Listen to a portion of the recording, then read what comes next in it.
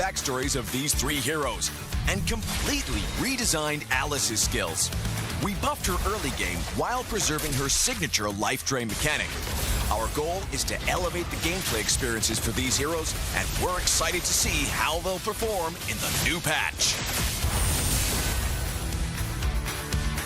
The annual map changes feature is also coming this patch. Each match will get a random new map mechanic. Each time the meta cube flips, the battlefield will be transformed, opening up new opportunities and challenges for even more strategy and tactics. The achievement system has been revamped. We've added all new season achievements. Based on your playstyle and match performance, you can unlock varying levels of prestigious flares to show the world your skills and abilities. Plus, the new Wall of Honor lets you showcase your achievements for all to see. Let's see who has the most elusive achievements. In this patch, we've refined the feel and responsiveness of the game's controls. Many of these improvements came directly from your feedback. Through these targeted optimizations, we hope to resolve many of your gameplay issues and deliver a more fluid and responsive combat experience.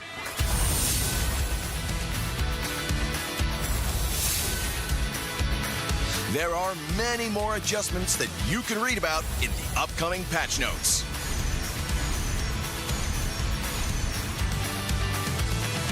That wraps up our Project Next patch preview. Project Next launches on September 17th. We hope everyone will enjoy the new content. And until next time, we'll be seeing you in the Land of Dawn.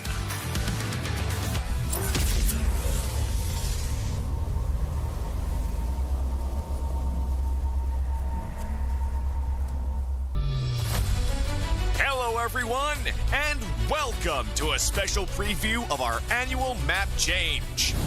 In this video, we'll explore more about this exciting new gameplay feature.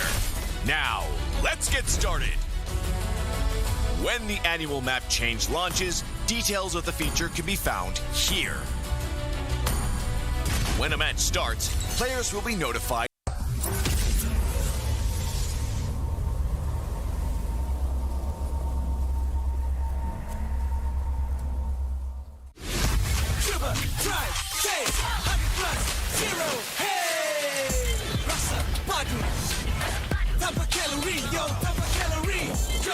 Kan harimu dengan 100 plus 0. Coba try taste 100 plus 0. Hey.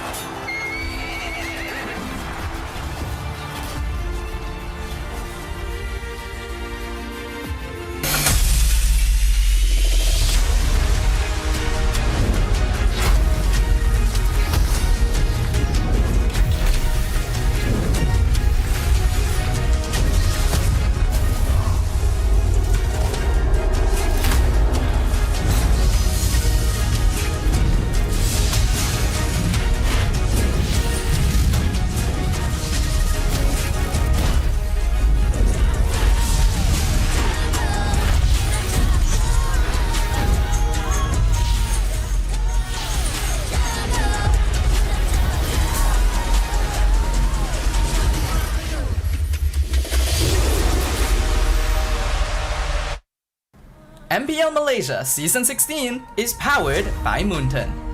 Presented by Celcom DG.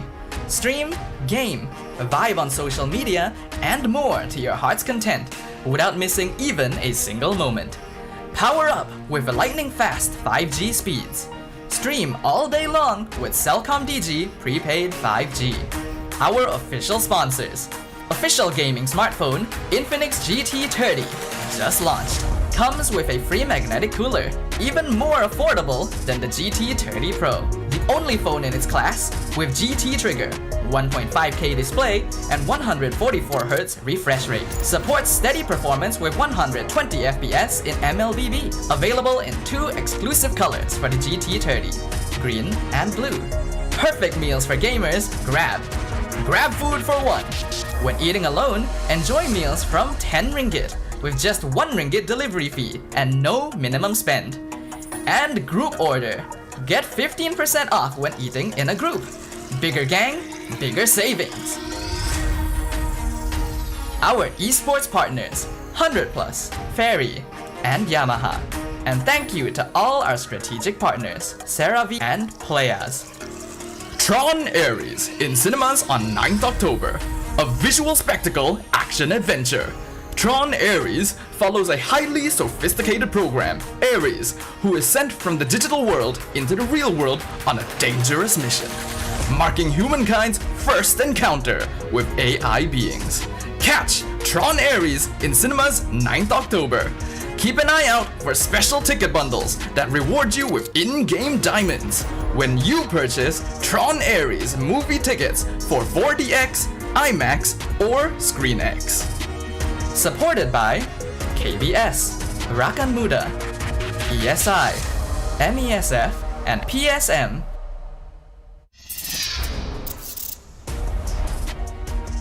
So tell me, do y'all love your sister? Cause howdy y'all, welcome to MPL Malaysia Season 16. Y'all watching the English broadcast. It's your boy, LaFell, and the guy that got that dog in there, woof woof, it's Husky. How you doing, Husky? Howdy, mate. No, you know what?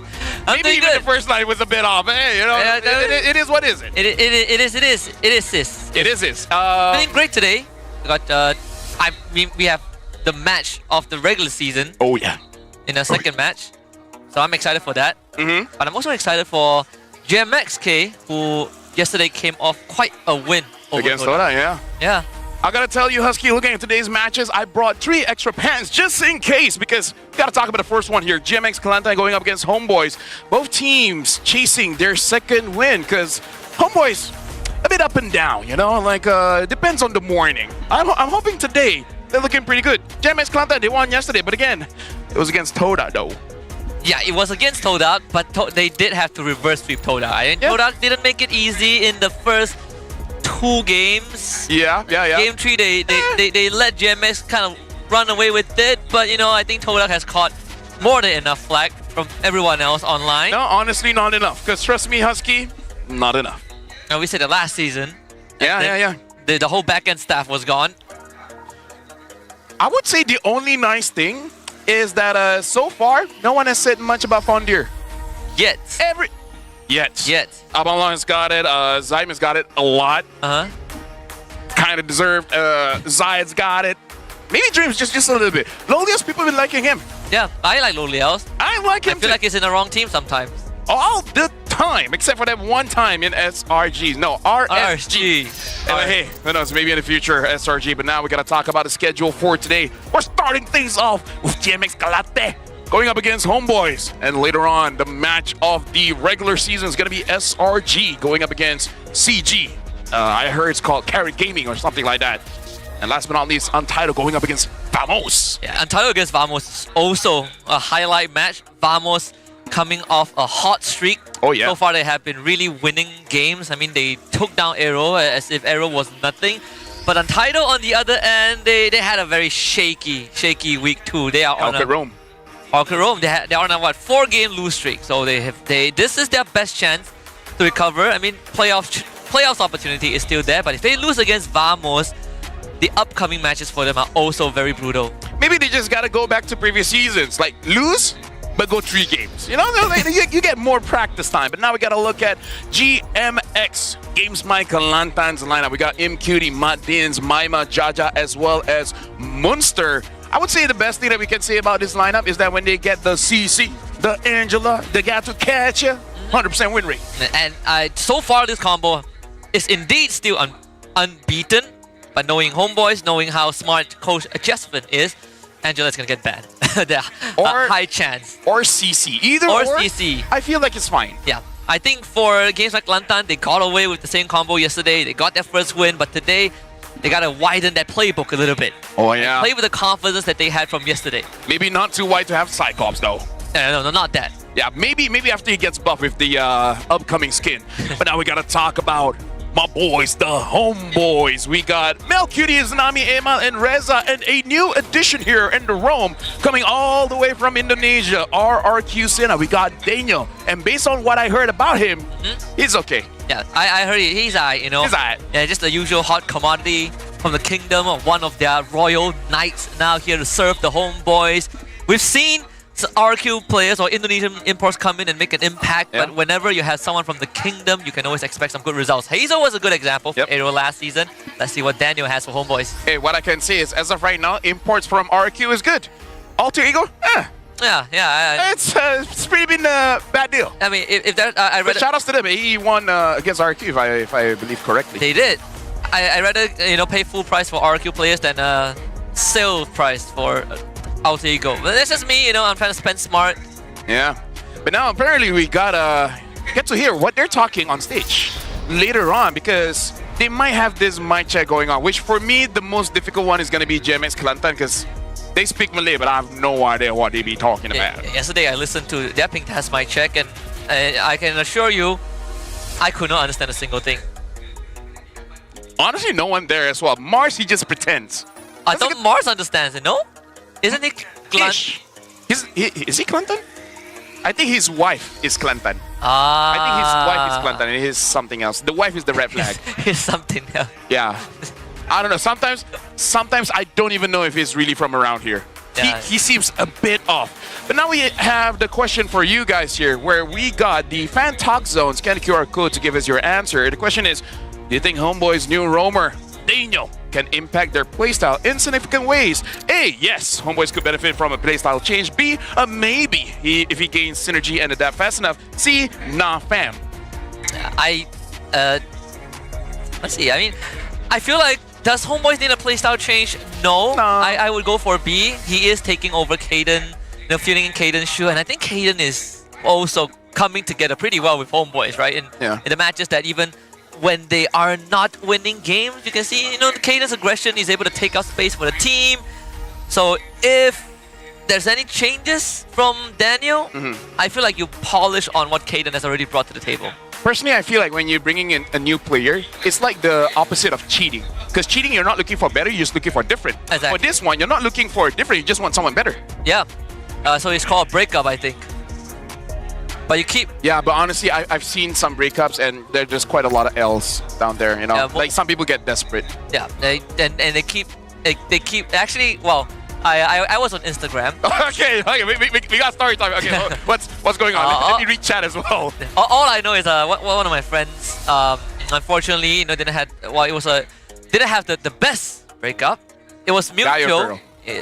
I mean, both are my friends. So both of your friends. I'm starting with the lady this time. All right, cool. I think the guy is kind of, yeah, but homoerotic. Okay. Yeah, try to keep. Basically, the guy's trying to keep her by emotionally gaslighting her. Ah. The L's. Guys, the L's. those guys. Don't do it. If you want to break up, just break it off. Out of context, block that person. Just say you rather date the same gender. Facts. I've actually known someone from my college that after a breakup went for the same gender. Is it still working out? The girl that broke up with him, yeah, she is still working out. Well, things are still working out for her. The guy, he became an online catfish scammer. So I kind of feel like at this point we gotta stop it here. Chat. Someone says anything inappropriate, I'm banning you. We're gonna be bringing in the players on stage pretty soon. In about a few seconds here. I kind of feel like in about 30 seconds. Facts, 3 seconds, we're bringing in the Marshals. Introducing our Marshals that will ensure fair play and professional integrity in the matches. Thank you very much, Rez, May, Nuna, as well as Izat, for your hard work on the stage.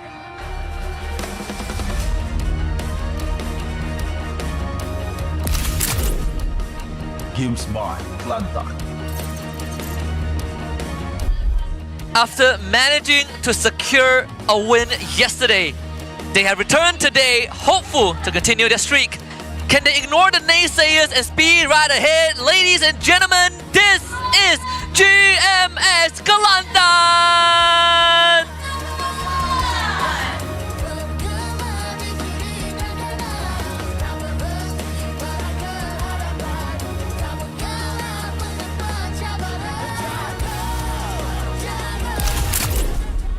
Homeboys.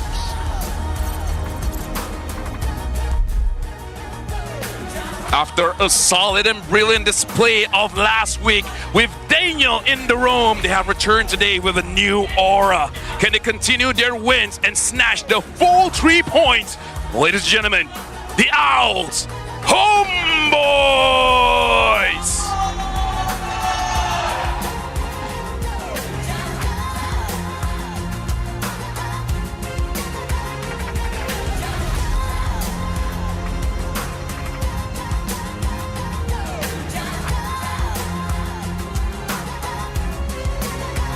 Introducing the head of League Ops, Franklin, along with the coaching staffs of both teams, the masterminds behind every game.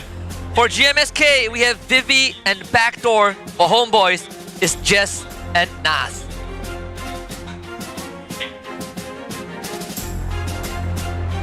Let's keep it going with fist bumps between the teams, a true sign of professionalism. This is how we roll. This is Malaysian sportsmanship. Iniga kita. This is MPL MY. Let the battle between Games My Kelantan and Homeboys begin. And now as we're about to start the battle, apparently we have a bot now. We got evening bot, but I kind of feel like I have to correct the bot where it's that this guy's high. It's a THESE, not THIS, you know? Just a bit of a grammar change. And it's no big deal. It's no big deal. But it's okay. I mean, you learn something new every day. Yeah. Not just about the game, but outside the game. Hey, you gotta get high sometimes. yeah. I like steroids or something. But either ways, do people get high? I don't know. I don't know either. I need more friends, all right? Now we got a quote from my boy Izanami. For that 3-fighter draft, we planned it for a long time because we all knew Mel Cutie could play fighter gold lane. So we were well prepared against JMX Kelantan. I want to see him Cutie because last season, he almost joined us. He performed really well during tryouts, but it just wasn't his fate to be with us. Yeah. Sometimes reunions happen in the most uncanny manner. And in this case, it's on that stage, but opposite sides of battle stations. Obviously, MQT has shown us some great potential with GMXK so far. Yesterday, his Lapu-Lapu performance in Game 3 was land-shaking, groundbreaking even, completely dismantling Toda with the help of Maima on that Angela. But once again, I don't expect that GMSK to be able to run the same composition like yesterday. Yep. So I want to see what the playbook of VV is coming into this series. Yeah, I really hope that they figure out a different draft because so far what really happened yesterday was just to make sure that the EXP laner was doing quite well. And I kind of feel like the reason why he could do it was because, well, Zai was on a Fredrin, you know, a tank jungler, and traditionally doesn't do well with the CC. It doesn't help that the mid really doesn't help out the jungler a lot as well. Like, I kind of feel like there's so many things that is wrong from Tora. And I agree with you. Even previous games, Homeboys, they do bat out that Angela. Yeah. They have the chance. Even if they do let go of the Angela, I don't think they will let go of the CC. You know? It was one of the, it's one of the, one or the other. Even in games where the Angela goes through, then we have to accept the fact that Izanami is going to be on the Angela, right? And then that burden falls onto the jungler. And then we got a quote coming in from the coach of GMX Kelantan. He said, in Game 1 and 2 against Tora, the players were still too hesitant to make plays. They had their own calculation, but if you only calculate without the courage to execute, it's pretty pointless. I hope that against Homeboys, they can be as brave as they were in Game 3 yesterday and play with more confidence today. And I agree, because Husky in my games, I'm confident. I'm just not calculative. Yeah, for me, I am calculative. I'm just not confident in my teammates. Guess I'm not queuing with you anymore. Either way, solo queue is where you build character. Right? Yeah. It's where you build character and where you build doubt. Yeah, and then it's where you build confidence in yourself, right? You trust yourself more than anyone. Of course, if you play with your friends and you still doubt them, then you probably should reconsider that friendship, at least in game. Either way, I sort of agree with what Coach VV said, because so far, for GMSK, it's about the rookies, right? And their spark. before yesterday, they were able to take one game off of Team Ray. Yep. Yesterday, they took their first match against Toda. And today is about the race to try and qualify for playoffs. They have 5 more matches to go. If they win against Homeboys, it's a very good chance for them to actually go to the playoffs. Sure, you have to depend on you winning all the time and maybe certain teams not doing so well. But hey, after winning 1 match, anything is possible. Winning 2 match, anything is possible-er. Yeah, and not only that, you look at the second, I think, like what, from 5th to 10th spot on the regular season standings. It is neck and neck. Yep. Like one game, like even losing one game, not just match, just one game could shift the standings. I think aggregate points is probably going to be our tiebreaker tool for the regular season. Only top 4 is sort of like solid, Yep. top 2 100% confirmed. So there is a lot of opportunities for both Homeboys and JMSK to make playoffs. Yeah, honestly, they're so close together that they even have their own WhatsApp group. I'm pretty sure they do. And I think Toda got kicked. I think Toda probably got kicked after yesterday. Yep. For, I don't know, maybe they were leaking their own strats. Who knows, right? I don't think they even have strats. There's nothing to leak. Hey, like what I said on broadcast yesterday, transfer window is open. Hey, throwing shades on Toda when they're not even playing. That's how we roll here. But now the drafting phase have started. Now we're going to be looking at the map here, and I kind of feel like for both teams, expanding rivers will really help them a lot because both kind of do want to play that double fighter. Ooh. But now the dangerous grass have been played. GMX Content has 100% win rate. Homeboys have not played this yet on stage. Yeah. And for, I think Dangerous Grass also is not that bad for GMSK because from yesterday's match against Toda, we saw the tendency that GMSK likes to fight. Right, they pick heroes with low ult cooldowns and generally are ready to fight at the drop of the dime. That's why the Angela was so important. You talk about the potential CC ban that comes out from Homeboy, so Coach Jess kind of fixed the problem. It's a 2-in-1, right? Like, Yep. you can have the Angela, but if you don't have a lane dominant XP laner, which Monster was on CC yesterday and completely dumpster the early to mid game, then that Angela draft becomes harder to run. Or they could just ban both of them out, you know, take out the components. I kind of feel like this is them really understanding that GMX Kelantan, they're playing off of comfort. They're the kind of team that, okay, we practice this in scrim. If it works out, we're going to be using it on game day. So maybe they're exploiting that by making sure they just don't get that draft and then like challenging Coach Vivi is like, okay, do you have plan B? Because if you don't, it's going to be 2-0. It's something that we saw last season as well, where Coach Jess and Erpang are the only coaching staff that is willingly changing their ban sequence depending on the teams they face. Against SRG, they were heavily leaning into banning out YouTube junglers. Against teams like Vamos, they were banning out assassin junglers. So I think these kind of adaptations are very important because you not only cater to the enemy team and make life hard for them, but you also open up agency for yourself. In this case, Yishunshin being banned out, another target towards Jaja, who has been consistent. Yeah, another Boxia has been picked up. We're going to see if Jaja is going to be using this one. No doubt that he can use Boxia really well, but it seems for the games with Toda yesterday, they really need that Lancelot to do really, really well. But now, as we're continuing our conversation, we got a fun fact here. Munster and Daniel have competed against each other before in MDL ID Season 10 and Season 11. Arcuseta defeated Onyx Prodigy 3-0 in the semifinal of MDL ID Season 10. So hey, a reunion here, just kind of like MQD with Homeboys. Yeah, a reunion of 2 different teammates. Of course, the roles aren't the same, but it's good to at least have that bit of an insight that Daniel once beat Munster in the MDL semis. Wonder what Homeboys want to go for, right? Like, some teams go for Lapu early, they have the chip as well, which is a big priority for certain teams that want to play macro. The Drusin also was a pick. I think the Barca broadcast brought up yesterday that in the second game it was ignored between GMSK and Toda, but no one entire day. The entirety, yeah. The entire day, people were ignoring Jushin. And right now for Homeboys, they're already setting up for their double fighter here because having the chip means that you want to fight at any moment. And Jushin can fight at any moment. She don't care. She's the kind of girl that throw it down, right? She doesn't throw hands, she throws you. Yeah, and having the Boxia, and they for sure is going to have at least one more front line, it's going to be much easier for Izanami to just pick people around. And now having the Matilda as well as the Kimi to kind of reply, I think they just need a very good early game. If they don't, then maybe lights out. I was thinking along the lines of like maybe you take a Lapu Lapu for yourself, because if you say Homeboys is ready to fight, Lapu Lapu becomes such a hard commodity, right? Oh, you want to fight? Drop the chip portal. We saw what Cram did yesterday when Yus was on that chip. every time shortcut pops, Cram comes through, Bravest Fighter kills the backline, rinse and repeat. I wonder if they want to go for an Arlet here, just because Arlet is a good combination with the chip. Not sure how Reza feels with the Arlet. They could also go for a jungler here, something like either go Assassin with a Lancelot, or go for a tank with a Fredrin, because I kind of feel like you can hide your EXP. So they go for the Joy, yeah, because Alright. you go for the Fredrin, then you actually lack damage. Yeah. And you probably need the Lapu and then a strong gold lane to compensate for it. I mean, they still have Granger, right? I expect gold lane Or to Harry. start getting banned out. Harry as Yeah. well. I know MelQT could play both of them. If push comes to shove, we have the Moskov as well. Not that I think about it. I keep trying. I have been looking for openings to see if Obsidia fits in any draft. Right? We saw what Navi did against highly mobile Dewa. drafts Dewa. against Dewa, right? No, there was one using it.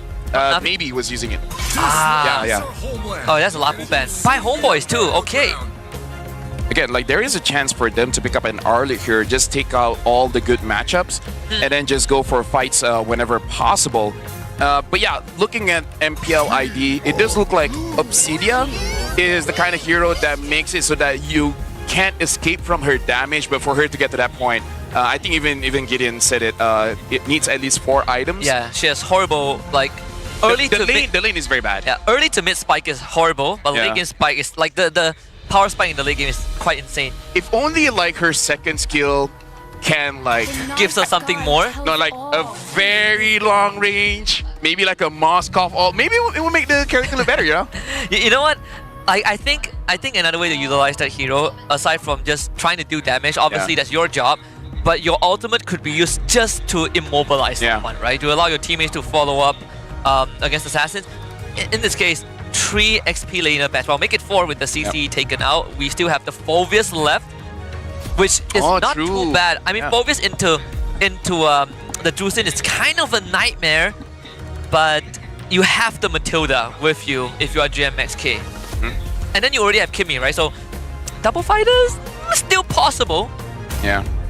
I kind of feel like for Homeboys, it's not worth it for you to hide your gold pick here. I think it's better for you to hide your EXP, because I just thought of Phoveus. So they pick up Arlet here, then the Phoveus is going to get picked up by GMX Klanta. And yes, they can fight back with the Jushin, but maybe Reza just wants a very easy time. Maybe just pick up the Harif here. Harif is good with the chip.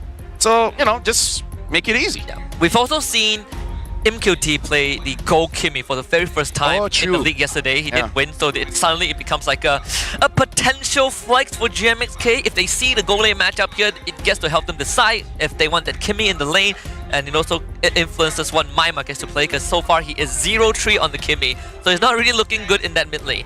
Yeah, so maybe even MQD is like, okay, Maima. Like, look, Hey. Maima. Like, coach, we can have the Kimmy, just let me use it. Maima, I love you, but you know, Yeah. So they pick up the Granger here, asking the question to GMX Kelantan, do you dare pick up a Irital? Because having the chip here, kind of no matter what marksman you pick up, is going to be very difficult, because the moment chip just jumps on you, there's not much that you you're can do. forced to take Purify. Exactly. You have to Purify out of it. Another option is Moskov Purify. There it is. We talk about the Phoveus. An extra dash for him to work with. You have to work together with the Matilda. Now the question is, what does Maima get? Like if a mid lane that can... Back then I would say Aurora, like, it's not the worst, right? Yeah. Big control into a chip comp. Vex is also not bad. Yeah, like portal in, just all on the portal. You know? Sadly, they're not meta right now. Maybe just not Valen. Yeah, I don't know. then No, I feel like Valen is a death sentence. Okay, they go Okay. for Ruby. So they are playing double fighter here. I would assume so. This is going to be Maima on that Kimmy. Yeah, but it's not a bad idea, right? Maima Yeah. gets lane prio. You have tons of crowd control for these dashes. You have a Matilda to help you out. GMSK, I mean, I'm liking what I'm seeing. As long as Maima doesn't, doesn't go like 0-4 in the first 5 minutes. If the game scales, Maima could do a lot of work with the amount of peel that they have. Now the question is, what is going to be the EXP layers? Because most of the... I kind of don't like Arlet here. Yeah, like the glue ban was so smart from Yeah. GMSK. They thought so far ahead. The other heroes that he has used before is Terizla, which I guess can still work. Not sure how his lane phase with the Phoveus is going to be. Haven't used Terizla for a while. I think it should be Uranus? fine. Uranus, Hylos, Milo's good too. Yeah, Hylos wins the lane against Phoveus. So honestly, maybe they can make a decision just to swap Yeah. But most probably Munster is going to be the one using the Phoveus. So going to have a bit of a hard time against Hylos. Yeah, because you can't put Phoveus in goal lane too. Yeah. He's going to have a hard time against Hylos, and on top of that, short card opens, Hylos comes through, puts down the carpet, and they run you down. So it's if, let's say, Munster, you know, he eventually is going to press us out into the fight, once he gets caught by the Glorious Pathway, he has to full commit. Yeah, looking at the draft here, it kind of looks like for GMX Kelantan, they actually drafted quite an aggro kind of draft, having double fighters, having the Matilda, having the Boxer as well as the Kimi. At any point, Homeboys wants to fight, they're ready. But here's the thing, looking at draft coming in from Homeboys, they do want to fight. Even Granger, their marksman, the moment he gets level 4, he can already be involved. Sure, he wants 2 items first, but hey, we'll see how the tempo of the game is going to go through. GMX Kelantan, do you have the confidence to take down the Homeboys? Welcome to the Land of Dawn. This is game number 1, Homeboys against GMX Kelantan. And I'm already pretty happy that GMXK are leaning into what was mentioned on the desk yesterday by our good friend Gideon, where GMSK picks heroes with low ultimate cooldowns, are ready to fight anytime. Ruby, Phoveus, Matilda, Boxer, Kimi, they all are not super dependent on their cooldowns. Every time, if you want to take a fight, they are ready to respond, and that means that even with the chip portal, when it opens a shortcut, GMSK will have some means of fighting back. Yeah. Right now, looking at how the movements have been going in, Jaja is alone. In early game, I think he can still survive, but still taking quite a lot of damage. He might go down actually. Ran into 4 members of GMXK. We said that Hylos wins the lane against Phoveus, so Munster is not going to make it there to back him up on time. And with the Boxer going down on level 2 like that into a Joy, that is not good. The one that I thought he was going to survive because the Matilda was there. Having the Inspire, I thought the Guiding Wind was going to be there, but I guess such a long cooldown is not enough time. Yeah, and yeah, it kind of hurts Maima a bit too. Because if Jaja didn't die, you can free up that middle lane for Maima, right? Which is getting pressure, and Maima can't take that recall unless Jaja is here. And even then, needs to be able to shove out the way as fast as possible so that Maima can go home, which means Jaja spends a bit of time, but this is going to make up for it with the Guiding Wind. Yeah, the bad thing here is that Amal, not only did he get a kill, but he's been free farming. But we can see Jaja here on the box, always having to help out the mid. So Homeboys right now, just by applying pressure on one lane, kind of disrupting multiple lanes here. EXP disrupted, the jungle is disrupted, mid is disrupted. Munster's going to hit level 4 in just a little bit. The Homeboys know that, so they're not going to commit to that fight. Obviously for Homeboys, as long as Izanami has mana, they're going to be able to rinse and repeat this again and again and again. Amao is not going to reach 5 from that skill lizard, so that's why GMSK feels confident to go for this turtle. We see that flicker coming out. Daniel from behind. Reza is down low. Now finally drops the Glorious Pathway. Amao good with the Retribution. It's Jaja just trying to tank up everything. They do take down Reza though, and Maima is just shooting away Amao, trying to run, but Maima catches up. Izanami picks up the kill on the Jaja. Amao now is going to get burned down, but before he takes 2 with him, a double kill for Izanami in the process. MLQT joins the fight. MQT late. And even trade, but turtle for Homeboys. I kind of feel like there was a lot of mistakes coming in from both teams here. Maybe it's just, you know, early day jitters, because in terms of targeting, I kind of feel like Homeboys, they could have executed that a little bit better. Reza, we can see he was waiting for his level 4, just waiting for that tick to come in, but a little bit too late. Munster was able to get onto Amal. Amal was still able to get the turtle, but again, he used all his skills to actually go in and not enough to actually chase after Maima. Maima having free hit there kind of destroyed Homeboys a bit. Yeah, we saw the power of this Dusin 2. Izanami was basically doing free work. Maima at least got 2 before he went down, so that is consolation prize. I think Maima didn't even use his ultimate that fight, not that I remember. Yeah. Still, Jaja a level behind Amao, and GMSK now switching the focus a little bit. Something that I didn't notice as well, Mel is already 1-0-2. This is good news coming in from a marksman gold laner that you're already having a pretty good start in the game. Homeboys with 1,000 gold lead here, they can really up the tempo. Though I kind of feel like the 1,000 gold lead is mostly on Jaja not being able to get the farm. Yeah. He was trying to go for attempted invade too, but Amao unfortunately was on the camp. GMSK, do they get the read where Homeboys is at? Because Daniel, he's already positioning himself very deep inside the bottom jungle. Unless for GMSK, if they want to go onto Izanami, he has the flicker to work with too. So with the next turtle spawning, GMSK, they're going to make their move bottom. But they have no idea that Daniel is there. Yeah, if they can get onto Maima, oh it's going to be big. Maima most likely is going to go down. They drop the shortcut. The whole team comes through. Maima straight up dies. Killing spree for Izanami. Circling Ego used by Muddins, but no angle to engage. Yeah, and right now, Homeboys, they do have control over the turtle here. Muddins having the flask of the Oasis. Looks like Homeboys, they're not really going to contest because Amo just really wants that buff. Can try Monster trying to hold back Amal, but Amal still gets into the pit and finds the objective. Muddins now flickers to safety, but unfortunately, it's easy for Homeboys to keep up with him. Amal runs him down with a hop, skip, and a jump. Monster trying to do the same, but it's a bit more heavy. Mega kill for Izanami. Maima back into the fight, tries to find a couple kills with the help of Monster, and GMSK gets 2 bodies. Yeah, right now it looks like Homeboys, they really don't have enough damage just for the fact that when Amal goes in, he actually takes a lot of return damage, making it so that he cannot commit for a very long time. But I think it's fine because later on, Amal is gonna build either the Blood, what was it called again? Blood Wings, to actually get an extra shield to stay longer in the fight, or hey, maybe even get a concentrated energy just to make sure that, again, sustain longer in the fight. Like, I kind of feel like Homeboys, without Melcutie, they don't end the fight long enough for the fight to look good, I guess. It's been 2 4v4s, right? Both MelQT and ImQT have been uninteractive with the shortcut. We haven't seen this Ruby in a fight just yet, and even then GMSK sort of made it quite close, right? If Maima didn't get caught out, I think that would have went in the favor of GMSK with Monster being able to hold the front line for longer than the Homeboys would have liked. But still, Daniel, he's hovering around the bottom side again. This is the 3rd time he's doing that, and the target is Monster. Another Sky Piercer stack for MelQT. Yeah, and again, this is why you want to delay your EXP pick later, because Phoveus is a good hero in the right circumstances. Against the Hylos, you're already losing lane, and now because Homeboys have scaled up to almost 3,000 gold, making it so that even Phoveus goes down pretty quickly when 4 to 5 people just ganks on you.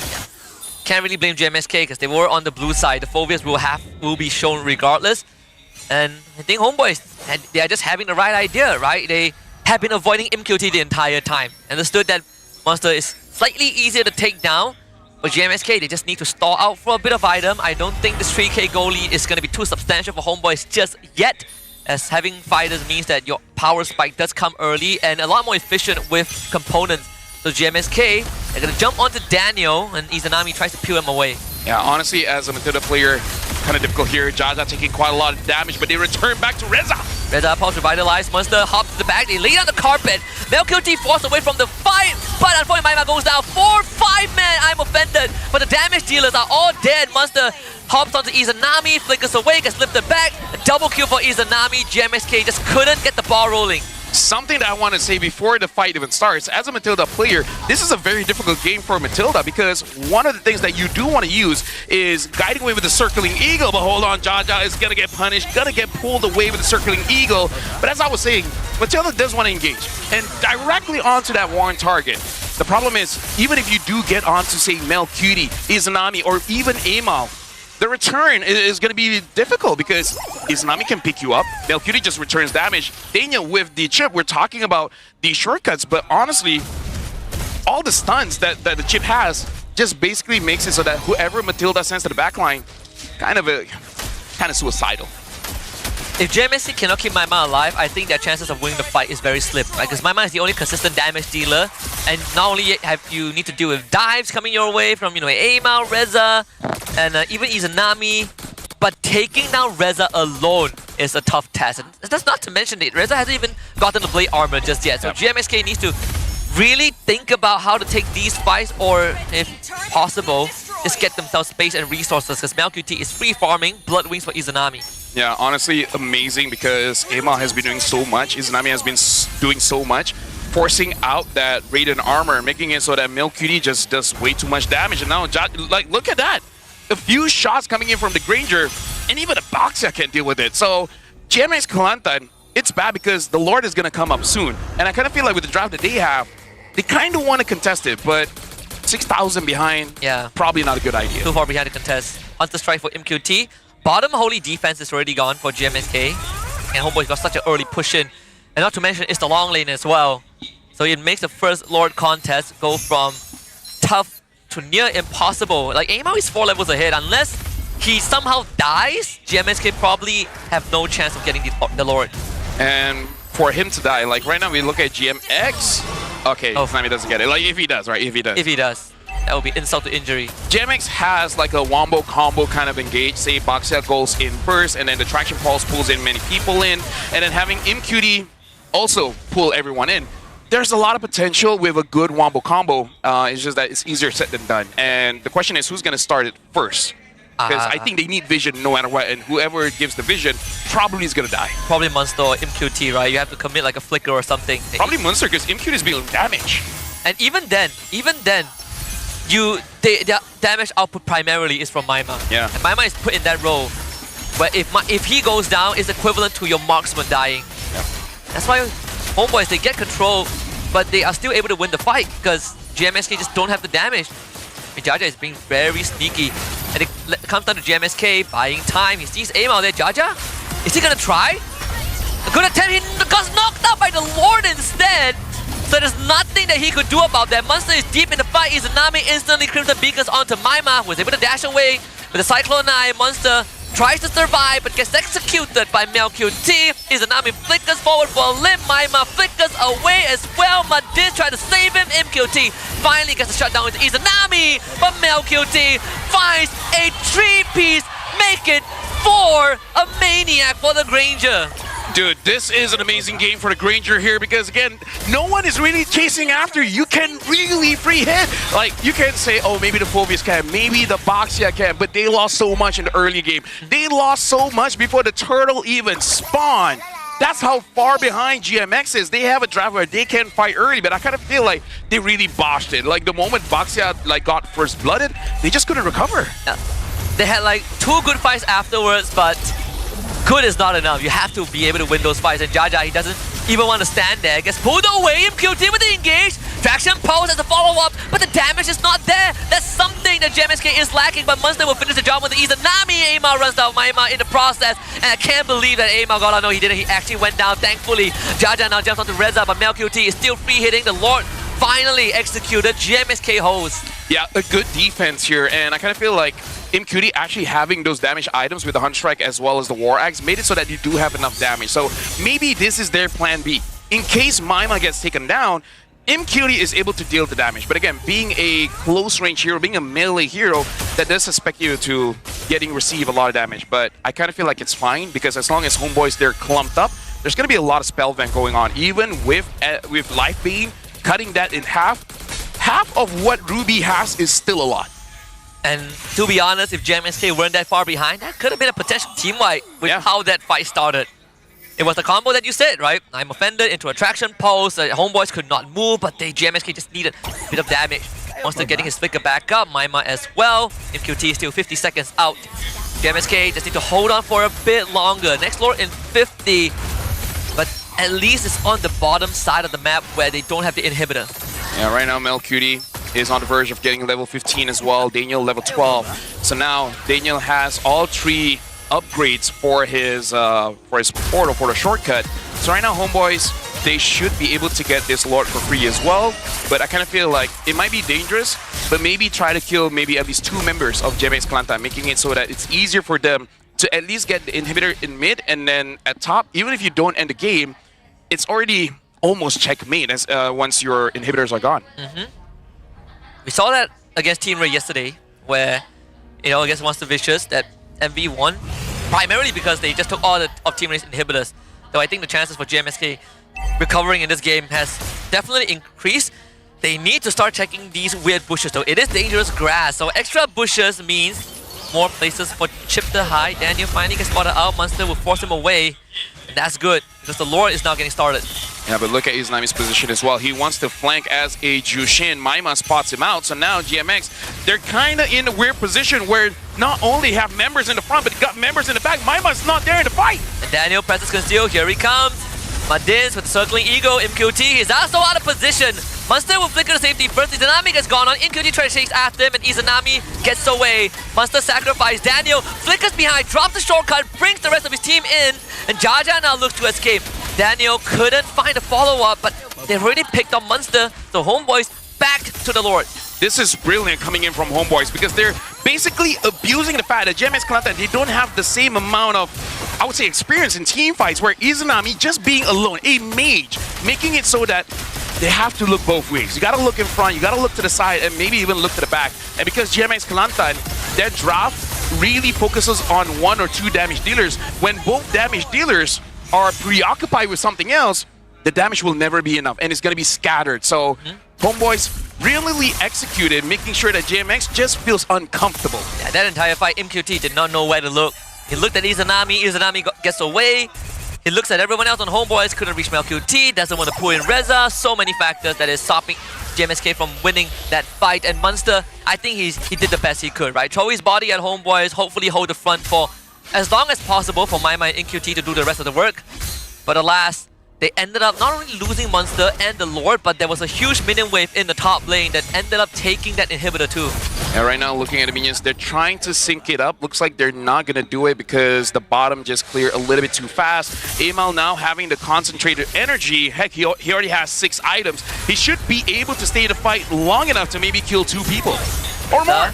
With the red carpet and shortcut follow-up from Daniel, MQT into the midst of things. They're looking for Daniel first, and Daniel finally goes down, but the Lord is still there. Daniel comes back to life with the immortality. Homeboys, they just give MQT another triple kill. Winter Crown just to stop himself from dying. Homeboys with a perfect game 1. Right now for Homeboys, they understood how to deal with GMX Kelantan, making it so that what do you want to do? Give the question, overload them, and then that's what we see. A lot of teams, they're having problems with decision making, and Homeboys just exploited that. Very smart play. Yeah. JMSK had, again, good ideas, good concepts, but execution needs a bit of a fine-tuning. I wouldn't say that their execution was poor, but they definitely were put in an uncomfortable spot where, like you said, they were confused, they were blindsided. So many smokes and mirrors from Homeboys that is making life pretty hard for GMSK, who haven't gotten used to being in these situations, which is something that Homeboys is very good at, right? Very creative with their approach. So it's back to the drawing board. I think Vivi needs to start scratching his head a bit more alongside backdoor to figure out what is the plan for game 2. Yeah, because they basically pinched them into someone else's home, right? One side you got Daniel, one side you got Izanami, and from the front is the rest of Homeboys. I don't know if it's this draft specifically, because I don't know many other mages that can do the same as the Jushin. Maybe something like a Farsa, someone that has a lot of mobility just to make sure that you don't get caught. But either way, if that is the entire game plan for Homeboys, I'm not entirely sure what GMX Kelantan can really do against that, because it's about adjusting in the mid game. Yeah, I think if you want to talk about mages that's like Jusin that has self-peel, no, Jusin is like the best, right? Deals damage, has mobility if you have Crimson Beacon online, even more if you have Flicker, and you can peel for yourself, right? You don't need to rely on your teammates to save you, you can toss people away with your Lantern Flare. No other mid laners can do that, and that's what makes Izanami so independent in these fights. Yeah, and that's why Jushin should really be a priority, because it makes the roamer's job easy as well, because you really don't have to take care of your mid so that you can do something else. So I kind of feel like maybe the Baxia first pick is a very strong pick, but maybe not the right one. But again, Baxia S tier hero, but after watching that game, either ban out the Jushin or maybe prioritize the Jushin. Yeah, I don't think Baxia is the problem either, right? We saw the match against like CG, it was by MV as well. They were... Oh, is it Untitled? I think it's Untitled. SRG used Baxia yesterday and just completely countered enemy's draft. Exactly. Yeah. So I don't think Baxia is the problem. I just think JMXK needs to polish things. Yeah, now Melcury being the MVP, getting the Maniac, and honestly just free hitting, making sure that he does not get punished at all. The ordinary marksman here looks like they were hyping up, saying, oh, maybe he's going to be using a fighter in the Golden. Nah, fam, I got a Ranger, I'm happy. And that's more than enough, right? I'm up against a double, triple fighter comp, but I get my marksman that can buy Sky Piercer ahead. That solves all the problems. The front line, bang, goes down. He has max stacks of Sky Piercer, so even if you're a Monster or Jaja, you see him and you're like, I don't really want to be in front. I kind of feel like for the upcoming game, they really have to consider that Amal is really good at assassins, right? Making it so that if you only have 1 damage dealer, or maybe even 2, it might not be enough. So maybe GMX Kelantan, they just need multiple win conditions. So in case Amal, doesn't matter if he uses Lancelot or Joy, if he targets 1 person, you're not completely out of the fight when it comes to damage. So maybe Maima being the sole carry just not enough. Maybe they just have to go traditional and get MQT on a Harif or just any other marksman. I think if you want someone that's ready to fight, I still feel like the Lapu was the choice. Yeah. They could have picked it third instead of the Kimmy. That's what I personally feel for GMSK, because they picked Kimmy third instead of a Lapu. Yeah. But it's small things, right? Like, even this draft can work if they weren't so far behind. Because we saw some good combos, they were just lacking items and damage. Yeah. But look at those kills, man. 9 to 23. I would say yesterday we were so used to seeing low kill games because people were just playing macro. But Homeboys, it looks like they're the kind of team that they can play macro. They just don't want to. That, and also the draft allows them to do two things at once. And they keep drafting like this, man. They keep drafting like this. One of the few teams that, you know, plays the chip, prioritizes the chip, and does it well, right? And not to mention dangerous grass. We saw GMSK not checking the bushes properly. How many times has Daniel bring a gank to the XP lane, and how many times has him and Reza sit in the orange buff jungle without GMSK knowing? That's the degree of dominance that Homeboy has macro-wise. That was a very feels bad moment, but again, like you said, they were first pick. They just had to have a blind pick, and there's not many EXP laners that have very low, I guess, counters. Yeah, Homeboys executed very well. I was worried that Homeboys might pick their EXP laner in Red 4 so that GMX can counter. So it's a good thing that they just pick up the Granger, and then basically they just won the draft. I like how, like yesterday I was saying that people probably don't pick much Hylos anymore due to the state of the meta, but in this case I think it's an isolated case, right? You win the lane against a Phobius, you do extremely well into a GMSK draft, and I think he's like the sole sandbag for Homeboys. And that's fine, like him and Daniel basically tank everything. It's so hard to take down these Hylos. Yeah, I would say there's a lot of situational picks, and it actually just makes it better if a lot of those picks were banned out, because we got to put this into context that there were a lot of XP laners that were banned out this game. Even Glue, where we don't see a lot in terms of pick or ban, but Glue has been banned out, the Lapu has been banned out, the Esmeralda has been banned out, the CC has been banned out, so there were really not a lot of options. One of them is Arlet, but Arlet can get countered by the Fovia, so good on them just to wait until the last pick here. And now we got to look at Melcutie being the rich guy as well as the carry. 888 lucky number, gold per minute, and a 90,000 total damage dealt. Jaja being the Boxia did take the most amount of damage, and Daniel with all those shortcuts is the best wingman. Yeah, 100%. And just to put into context how dominant the game was for Homeboys, Amon reached level 15 very early. Yeah. It was 5 levels ahead of Jaja. The game ended and Jaja still hasn't hit 15. And let me just say, this is Daniel's debut, and he had 19 assists. Now, he's a fantastic debut on this chip. Yeah. Absolutely incredible. From the early game onwards, obviously, it's a bit of a whoopsie from Jaja, you know, dying at level 2, because usually as a Boxer, you don't expect that to be the case when you have a Matilda and Kimmy on your end. But Daniel's focus on who the target was great. They completely dodged MQT's lane. They're like, we don't need to deal with the Ruby. Let's shut this Phobius down first.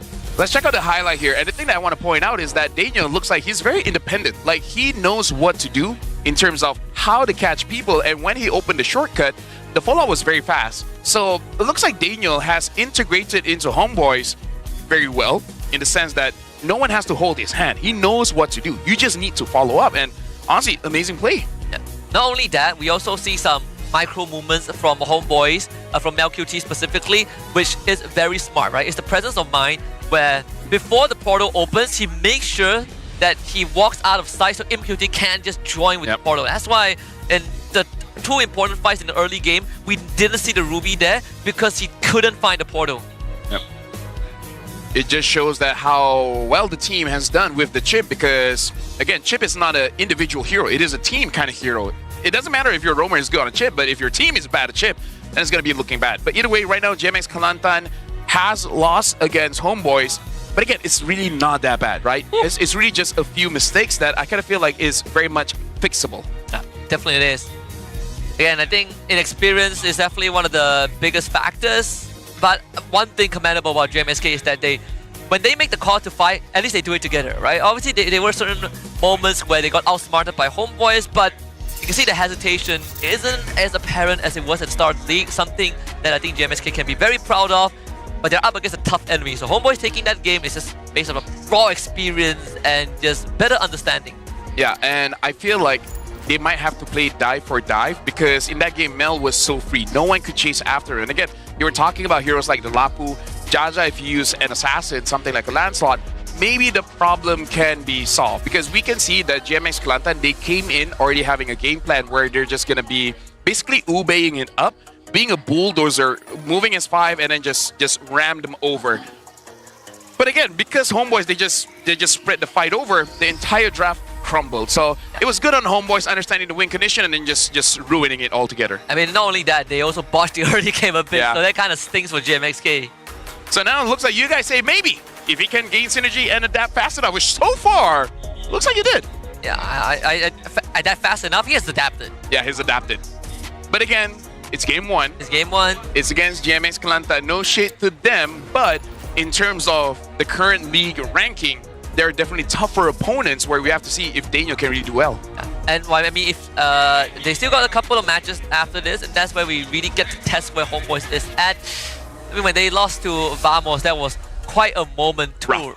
That was incredibly rough loss, and that was also we start to question. Okay, like where is Homeboys at? Yeah. Because they got dropped by SRG, they got dropped by Vamos, but this could be the turning point for Homeboys where they start winning games again.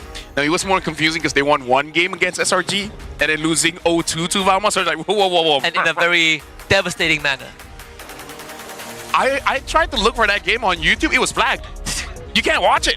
Yeah, It went to a different site. Yeah, you need if you're under like the age of 12, you need parents advisory or something. Yeah. Like that. The site I saw, it was like orange and black or something like that. But Yeah. it was a... I ended up not watching the video and then just browse through. But either way, GMS Kelantan, yeah, I just kind of feel like someone needs to go to the back line. Like you said, maybe pick up a Lapu early.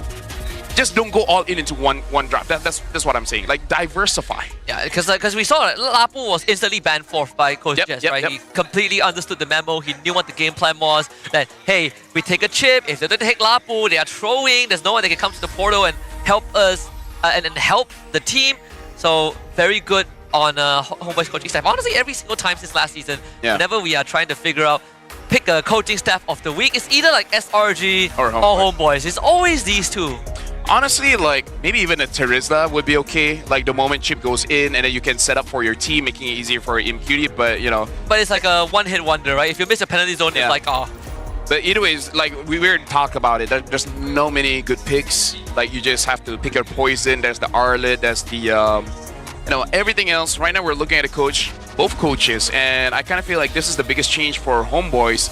Ever since their very bad season, it's just that they got a good coach, right? They got Jasmine. They did amazing last season. And this season, maybe a bit slow, but they're getting to the point where they want to be again. I think even like last season, a lot of people, I mean, all of us were giving huge credit to Erpang, but even Erpang says that Jasmine is the one that is really like figuring out this draft from behind. He's the brains, and for Erpang, he's looking at the mental, he's looking at the macro more than the draft itself. And now he put Jasmine in the head coach position alongside Nas. They did take some time to adjust to the draft and to the state of the league, but once they get the ball rolling, you can see that Homeboys, they're back into the comfort zone with a roster that I think even they themselves admit it kind of was a bit of was shaky, right? Because we had Ivan, Vel, and Erpang, it was easy to communicate. They had to restart that process. Something I can say about Homeboys that is hard for me to say about any other team is that Homeboys, they have an identity. They really like to fight. They like to draft a lot of fighters. They like to get scrappy. Screw macro. You can't clear waves if you die. Yeah, macro is a byproduct of us winning fights. Yeah. Something like that. Or they won their first dangerous grass game. I think Jackie Chan said something like that. Yeah, I think Chris Tucker said a follow-up. Yeah. Like what's his name again? What's Jackie Chan's name in the movie Rush Hour? Dude, the last time I watched that was on a plane a few years ago. I have no idea. I'll figure that out. What is this game again? Was it something racist? No, it wasn't something. No, it was a Chinese name. I just don't remember which Chinese name. There's a lot. There's like Lee. Yes. Lee, It is kind of racist. The easiest one. It is one of the biggest Chinese families in the world, so I don't blame you. It's factual. Yeah. Shout outs to the Myanmar fans, by the way. Shout out to the Burmese. Yeah, shout out to the Burmese. Lee.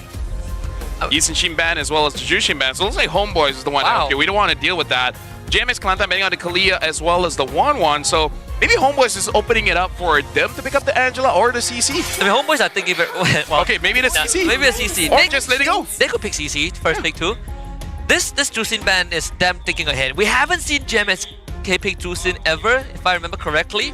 So Homeboys, they have a good idea. They definitely have an idea. What am I talking about? It's Coach Jess. But banning out the Angela and Drusin is going to set them up for a draft. They could go Baxia if they want. They could go CC if they want. And then you go CC, you essentially win one lane for yourselves. And GMXK, they're being forced to play basics. And I feel like it's something that Homeboys learned from SRG last season, where SRG is beating teams not by playing fancy. They just force you to play the most basic of MLBB.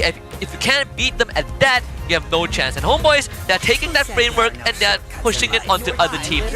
I was thinking whether they do want to ban out a chip, and they do. Now again, Homeboys has the chance to pick up the Baxia here, but it just feels like a very un-Homeboys pick, because even if they do pick up the Baxia, I almost kind of feel like it might be for Daniel rather than Amal. Not Baxia, there's CC. If not CC, there is, I would say Lancelot if it was like way back then. Not Frederick, not your first pick material either.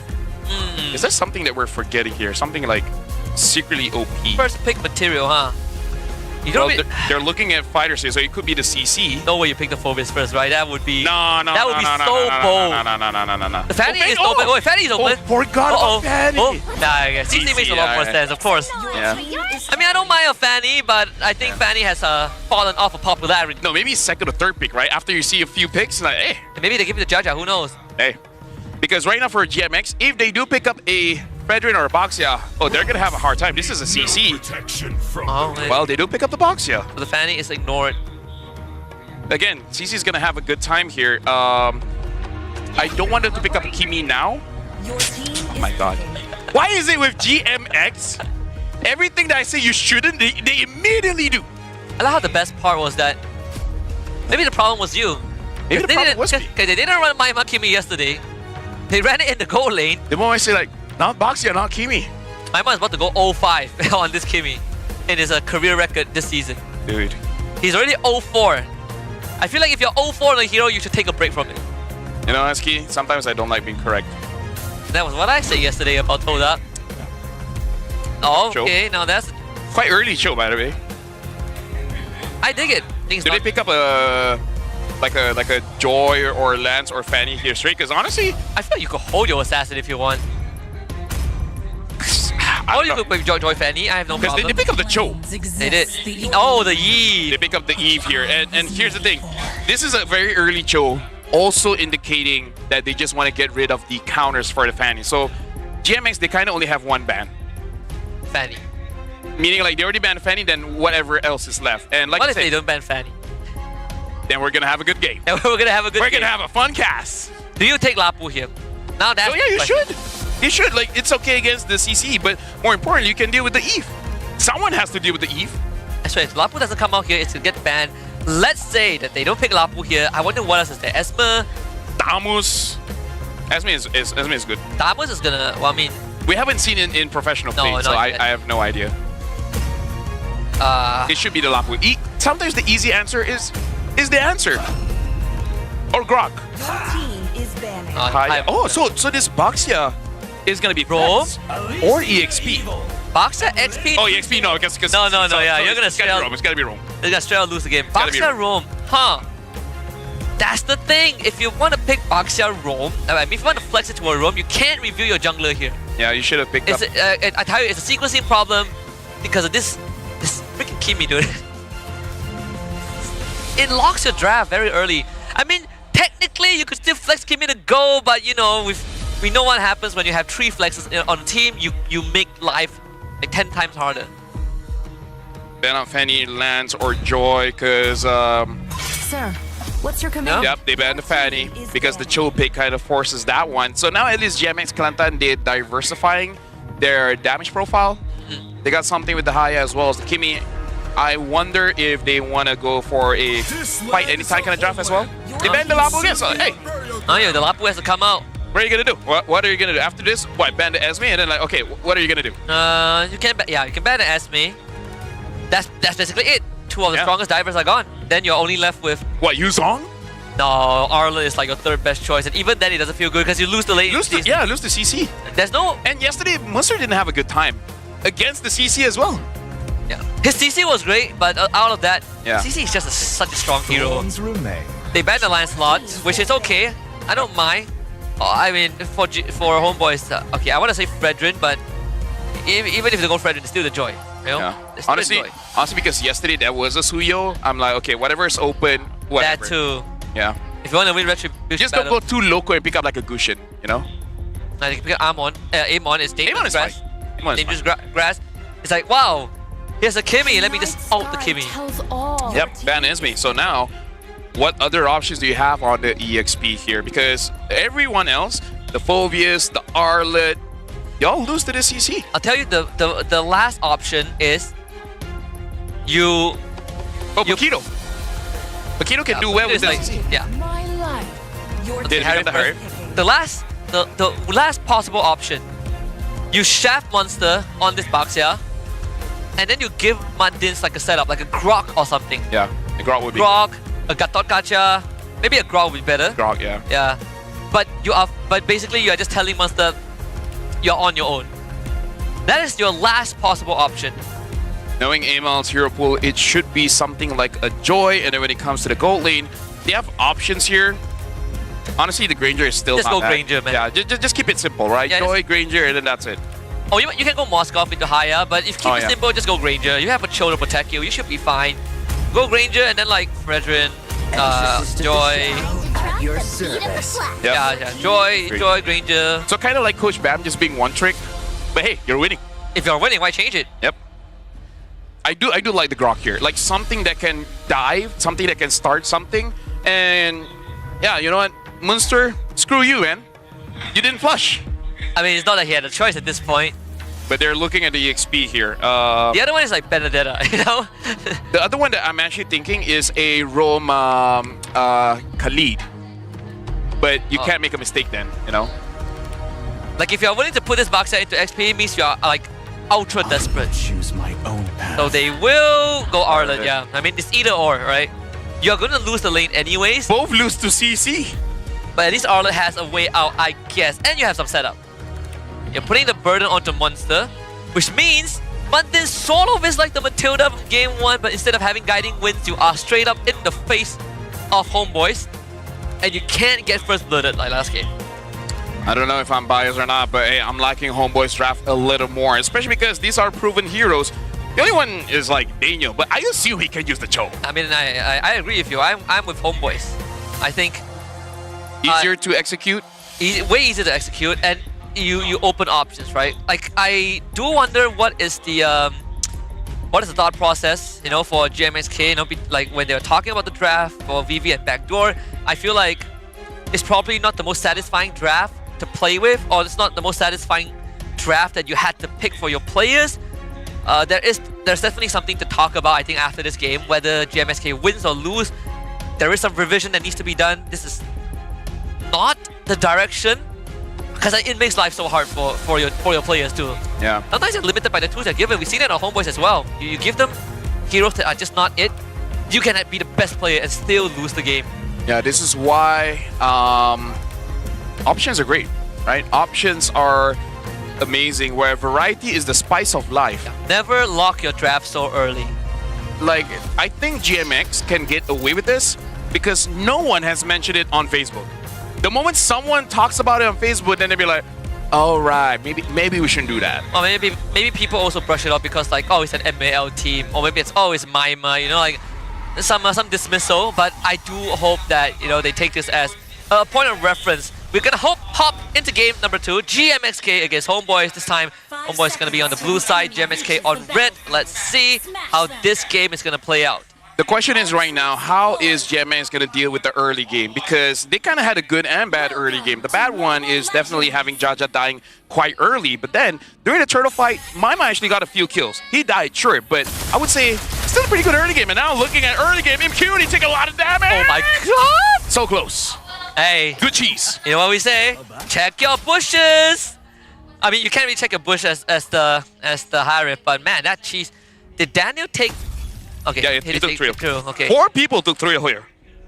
Only Izanami took Inspire. Oh my god, if MQT went down, that lane is straight up over. I mean, it's already half over. You miss a full wave. And, oh good god. Oh, are you gonna miss the... Oh, he got it. He got it. He got it. But still, look at how delayed the level 2 is. This, so delayed. That game, that lane is already over. Yeah.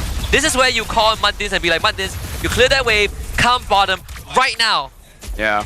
At that point, after seeing what Daniel did, I think MQT is just side-eyeing Madin's bit. It's like, you never did that for me.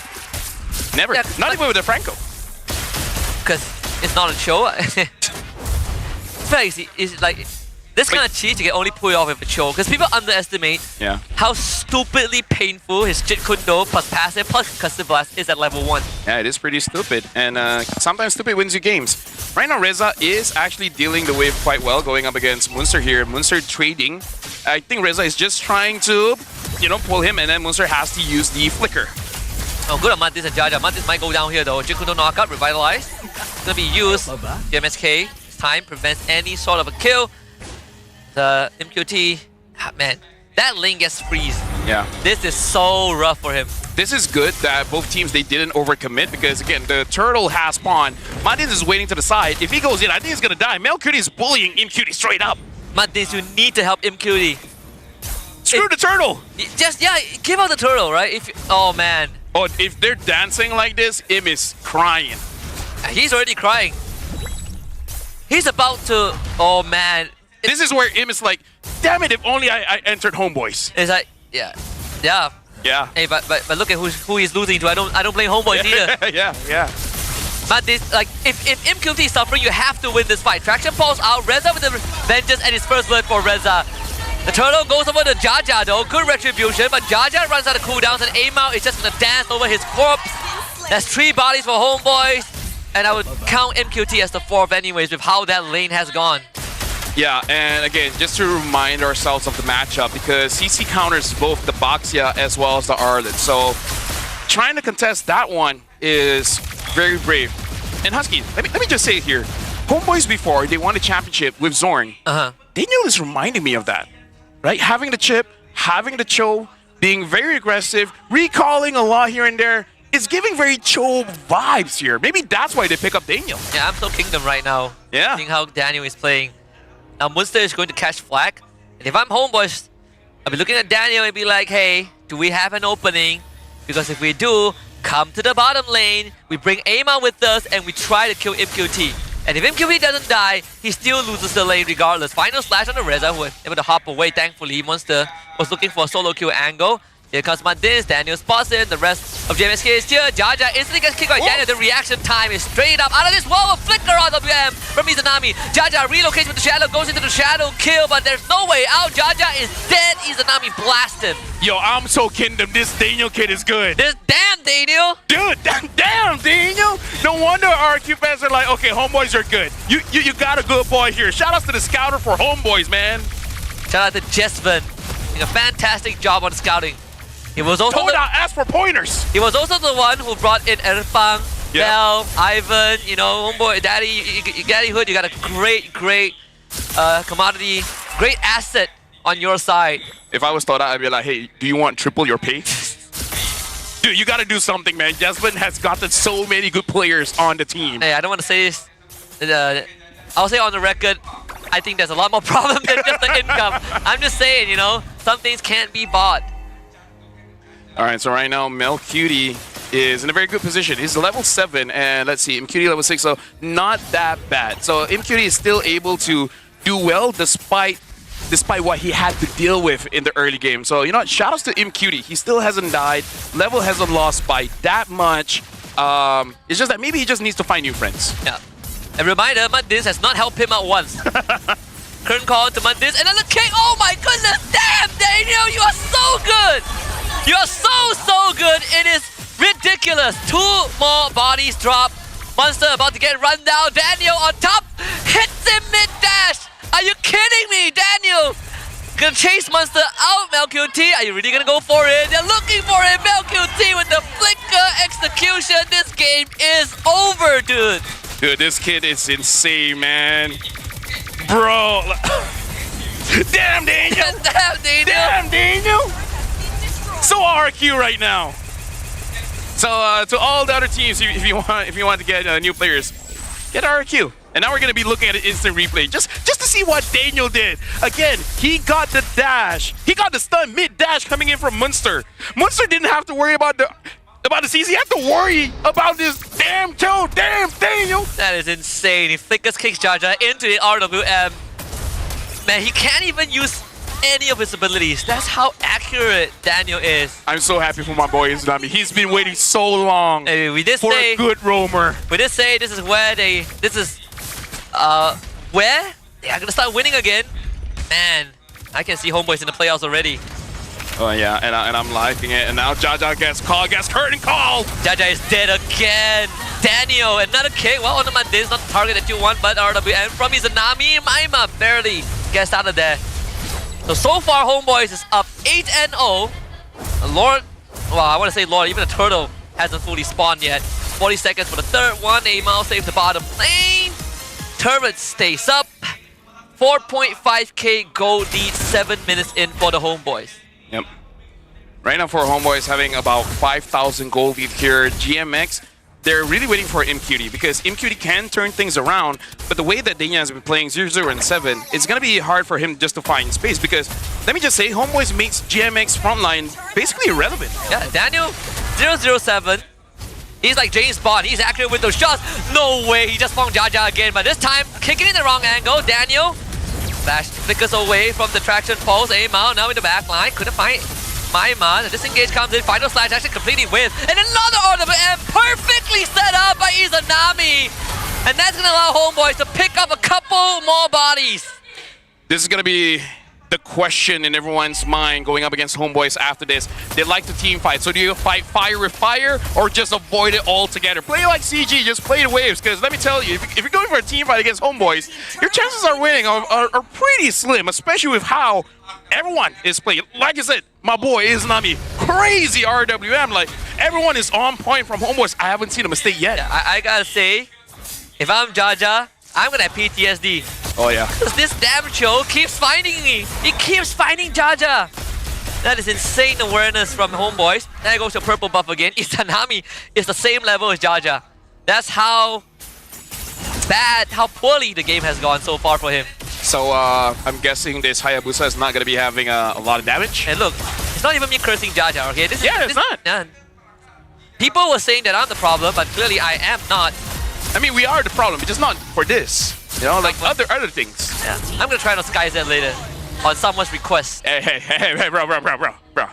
Someone issued me a challenge. He's like, do it on Sky Z. Well, right now, Maima, even clearing the wave, proves to be difficult.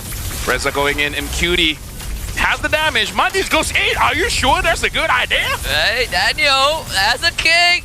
Oh, no way. Monster this time becomes the victim. He straight up dies. Daniel is in angles that JMSK can't even safely check. Oh, now even Amal's feeling it, throwing those recalls here. I will see if I curse it. It's 12-0 right now. Someone from Homeboys has to die, right? Someone. I don't know. It's gonna be damn Daniel. Don't think it's gonna be him. He has immortality. This game could end with one Lord push if how things are looking. Yep. So right now for GMX, in terms of wave clear, I would say they are okay. But again, the biggest problem is the front line. The front line can't really set up for a team because all the while, either the damage from Homeboys is just too much or they just get picked off. Look, even Mel is just recalling here. This is Zorn vibes, man. Like, Daniel is an influencer. How could you reach them? I don't even know how they are gonna get to the backlines of Homeboys. Hey, we'll try to deal with this Lord first. Daniel, another flicker kick! He still finds it into the RWM! Jaja was able to get away. Good final slash. Homeboys needs to get out. Daniel waiting on cooldown. And he escapes though, thankfully burned out by Maima. The first death on the side of Homeboys. Yo, right now, the Prime Zorn allegations is showing up. We haven't seen that kind of Cho play. Guys, check the players on the stage. You sure? We haven't seen this in ages, Husky. Not even from Zorn, not even from you. I'm checking the player cam. You sure that's Daniel playing? You sure that's not Zorn back in Homeboys? Dude, that engage was insane. But again, I cursed it. I say that someone's gonna die, and someone did die, and it was damn Daniel. So For a good cause, you know, like. yeah, but you know, caster curse. I just want to check if it works. Hey, it works. It would have been nice if they got the inhibitor. They Let's do that for SRG. He still caught Jaja. Bro, that was insane. And honestly, the follow-up coming in from Izanami was good. It's just that, you know, unfortunately not enough damage. Yeah, but, you know, whatever. Must have got a decent final slash. Yeah. So, all things considered, the inhibitor stays up, so GMSK gets slightly more playtime. Not that Daniel is going to slow down. His presence is so in. Wow! Wow! Pressing conceal like that? Yeah. So, you know, like other teams were like questioning why you do that, but here's like, okay, that's straight up aura. Look at that. Look at this guy. RWM. Okay, Mondays, good night. He is straight up dead. Executed. MLQT, monster kill. MQT dancing at RWM. Final slash comes out from Monster. They will take care of the inhibitor first. Reza using the Vengeance to stay alive. Homeboys now retreat. Next door in 15. Yeah, man. Like, here's the thing. Homeboys, they're having fun. And I like that because it's been a while since Homeboys had fun. I'm happy for my boys. Win or lose, they're really good. No, the Flame Boys have a new icon to worship, and that's Daniel. Yep. And right now it looks like it is going to be a pretty easy Lord here. They're not even going to wait for 12 minutes. Honestly, they could. They could, but they didn't. why wait? Daniel wants to go home. The post get. We better get Daniel on the stage. Come on, Rose. Get Daniel and maybe. Just vote for him to be the MVP, man. Yeah, it's for him to be the MVP. Just vote him to be the MVP. He deserves it. After that gameplay, if he's not the MVP, good debut, man. You know what this reminds me of? What? When Rizal first joined Homeboys in season 12.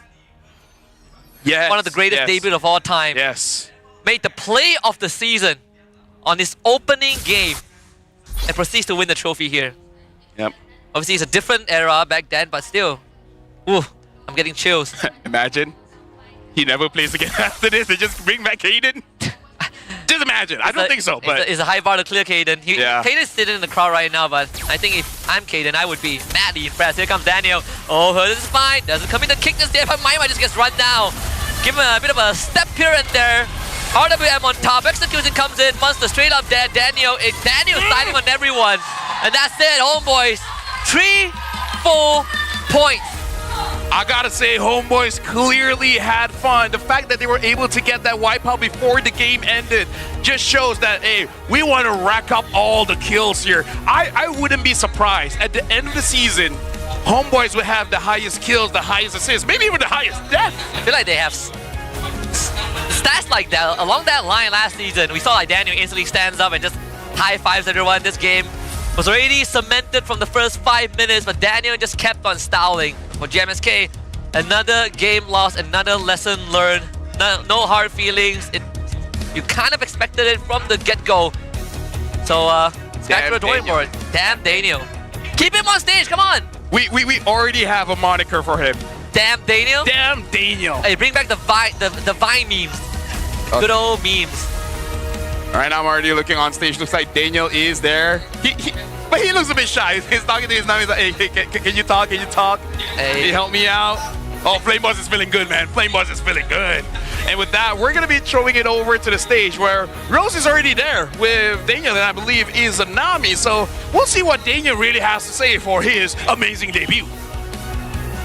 Dua babalas 0-3 mata penonton Homeboys kali ini. Congratulations kepada Daniel dan juga Izanami on a very, very convincing win. And of course, Daniel, selamat datang ke MPL Malaysia. How are you feeling right now? Aman. Aman. Ini adalah debut Daniel di MPL kan? Ya. Best gak sih main di atas pentas? Apa? Best gak main di atas pentas? Atas stage, ramai tengok. Flame Boys, mana Flame Boys? Best gak? Best. Okay, now Daniel, Rose nak tanya, berapa lama dah sudah training bersama dengan Homeboys? Udah dari awal bulan kayaknya. Oh, awal bulan. Ya. Okay tak so far? Oke, aman. Aman. Dia malu-malu lagi. Daniel, Rose nak tanya satu soalan je. Kenapa suka recall? Gak tahu, itu recall sendiri. Memang dari dulu ya? Ya, udah kayak habit.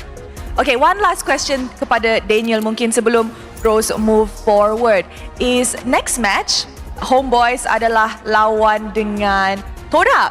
Di mana sana pun ada roamer daripada Indonesia kan, Dreams, yang main daripada musim 3. So, kiranya dia senior lah kan. Apa perasaan Daniel lawan senior roamer daripada Indonesia? Gak tahu sih, kayaknya nothing special. Lawan siapapun bantai aja. Nice, I like this kid already. Baru masuk. I like it. Very good, Daniel. Okay guys, tadi kita dah saksikan perlawanan yang sangat-sangat menarik, tapi hanya seorang yang boleh menjadi MVP. I nak tanya audience dekat Dewan Seri Putra dulu. Siapakah MVP anda? Okay, mari kita tengok MVP perlawanan ini in 3, 2, 1. MVP jatuh kepada Daniel. Ini adalah debut match yang sangat-sangat amazing kepada Daniel. Now, starting minggu depan, kita sudah masuk minggu diraja ataupun dipanggil minggu keempat MPL Malaysia regular season. Meaning semua tim tengah step up sudah untuk mendapatkan slot ke playoff. So, I nak tanya, untuk Homeboys, apa yang Homeboys perlu dibaiki untuk perlawanan seterusnya? Apa lagi? Chemistry kurang ke? Disiplin? Banyak sih, dari in game masih banyak mistake gitu. Mungkin ya step by step kita perbaikin lah pelan-pelan. Step by step, tapi confident gak lawan Toda minggu depan? Overconfident. Flame Boys semua suka. Thank you very much, Daniel. I hope you enjoy MPL Malaysia. And of course, Izanami pula. Izanami, tadi di game pertama sebelum Mel mendapatkan Maniac kan, Izanami buat satu flank di mana GMX pun macam agak confused lah. Apa sebenarnya thought process Izanami sebelum play tu berlaku? Kalau play tu sebenarnya sebab kami memang sentiasa menerapkan lah macam tak kisahlah macam main role apa pun, yang penting at least ada yang kena ke backline enemy lah. So sebenarnya tadi game yang main Zuxin tu saya yang ambil job untuk tutup backline enemy. I see. And apa pula comms? Macam mana comms masa benda tu tengah berlaku? Comms dia saya just cakap lah yang macam ni saya dapat push untuk flank, so just work je. Fokus, disiplin. Now, Izanami, Rose nak tanya sebab sekarang transfer window korang ambil player baru. Tapi kalau kita tengok daripada musim lepas, banyak alasan tim bila kalah is chemistry problem. So, adakah Homeboys akan ada chemistry problem so far dengan kemasukan Daniel, ataupun you rasa chemistry tu tak ada masalah pun untuk korang as of now? Kalau bagi pendapat saya mungkin ya chemistry itu mungkin salah satu benda yang penting lah juga dalam sebuah tim ni, tapi benda tu tak boleh dijadikan alasan lah, sebab bagi pendapat saya semua player kena cepat untuk adapt lah walau main dengan siapapun ya. So far adapt dengan Daniel okay? Bagi saya okay je, aman. Very good. And of course, one last question kepada Izanami, sebab Rose dengar cerita that tak silap Izanami pernah cakap that dulu you guys actually try out MQT untuk masuk. So sekarang dah dapat jumpa dia di pentas MPL.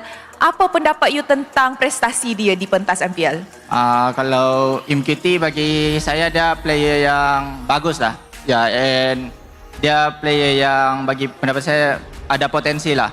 Ya, macam dekat games main ni pun MQT macam antara player yang perform, so teruslah berkembang. Alright, itu dia. Anything yang nak cakap kepada Flame Boys? Kepada fans-fans yang datang ni and fans-fans Kelantan juga, thank you sebab datang, thank you sebab memeriahkan MPL MY. Thank you so much. Thank you very much, Daniel dan juga Izanami. Ini adalah opening match hari ketiga yang sangat-sangat menarik. And with that, let us show it to the casters to analyze apa yang jadi di dalam perlawanan ini. Casters, back to you guys. Damn, Daniel! Like that was an amazing performance. That was an amazing debut. But hey, okay. It's just day one. It's against JMX Kelantan. We'll see how he does against Toda, where he's overconfident. Yeah, I mean, Toda... I would be too. His next opponent, 3-time local champion organization. If he can pull off this spectacle again, oh my goodness, we can't put him as the in the category of rookie of the season, but he could be one of the special mentions for roamer of the season. Who knows? Who knows? We have had imports that come on the stage and instantly shine after a transfer window. Look at Hazel. He's one of a good example. Yeah. Honestly, like, this makes other teams look so bad whenever the transfer window is open and then they get players and then really doesn't work out. Teams like Arrow, teams like Homeboys, they show that they know how to get these players. Like, yo, team, step up. Like, get them coffee, get them a pizza, and just like wait for them to spill the beans. Yeah, because a lot of people, I mean, at least the general consensus online is that why are we taking academy players? Why don't we take it for the big teams? But then you just have to find the right puzzle piece for your team, and it'll all work out. Look at this. People say, he's from the academy team. What can he do? Wow, he just crushed this game. At this point, we need a top ranking for scouters here. We got like Arcadia, and we got Jasmine. Whoever chose for Arrow, because I don't know if it was Coach Bam or was it the management. Honestly, like even going back to Indo, Dewa got Kin. Yeah. Adrian PH, and that dude basically solves all the problems for Dewa. Yo, scouters need more highlights onto them, you know? They definitely do. In fact, have we had a list of like top imports? We don't have that, right? We like, if we do, it's more like a podcast thing, like nothing official on MPL. But you know what makes it sad? There's that one team that always gets the bad import. Telling you, summer sales ain't always good, dude. I mean, like 1-2 seasons is fine. It's been years. It's years. I remember they were. It was like we need a full. The goal is full local on the world stage, and then okay, let's try imports. Maybe they work. It didn't work. Go back full local, and we're like, it didn't work again. Go back imports. Maybe the import region is the problem. Let's change the region. And, you know the drill. For me, it's just like, I think the formula is just find someone that's good. Facts. Because here's my problem. Okay, this is already a hot take. You know what? I'm gonna you're gonna save it later. Save it for later. Let's look at the damage numbers here, which, by the way, we have been here for a while. Daniel did take a lot of damage, so he did his job as a roamer for the team, even doing 15,000 damage, and most of it, like, GMX just, I don't know, man. Like this game, I think they were caught with their pants down, because even I didn't thought this show was going to be like that. Yeah. After this, Cho's second pick, hell yeah. Makes me happy to see Cho back, right? Yeah. And these kind of Cho performances is a very far few in between. The amount of damage he tanked is equivalent to 3 players on the side, 3 out of 5 GMSK players. That's how much it is. I mean, look at this guy, best wingman again. Twice. Game 1, he has like what? 19? Now he has 14? Bro, like, the debut, he's racking up the numbers. Hey, he's rising the stocks of everyone named Daniel out there. Dude, now, damn Daniel. I hope Yums takes notice. I hope Zorn takes notice. Because as of right now, looks like there's competition. But hey, hey, few more games. Let's give it 4 more games. Because after this, it's going to be thought as, who knows, right? It did make me wish that, you know, they haven't fought Homeboys or Vamos or SRG yet. Because I feel maybe the result would have been different, but playoffs, right? There is still playoffs. We're running double elim, so Homeboys will have their shot if they make it there. I like that it's been a while that the highlight has been the roamer, and by a lot. Especially when you consider Homeboys. Their lineup is pretty stacked as well. Ima won Best Jungler in Week 2, if I'm not mistaken. Yep. Izanami, the Prince of Mages.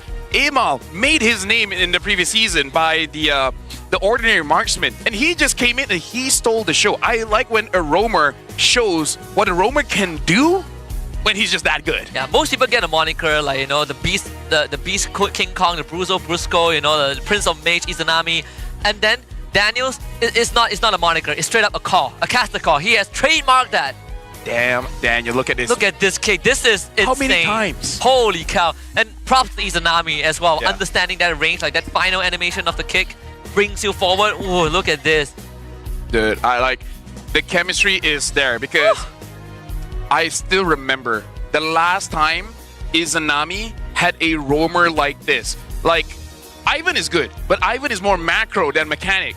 The last time he had this kind of roamer was Zakus, and that was like back in MSC or MPLI. Like, it was a long time ago with RSG. Yeah. It's been years, bro. I'm happy for my boy. Maybe this is the year again, right? He Maybe. made it to MSC last season.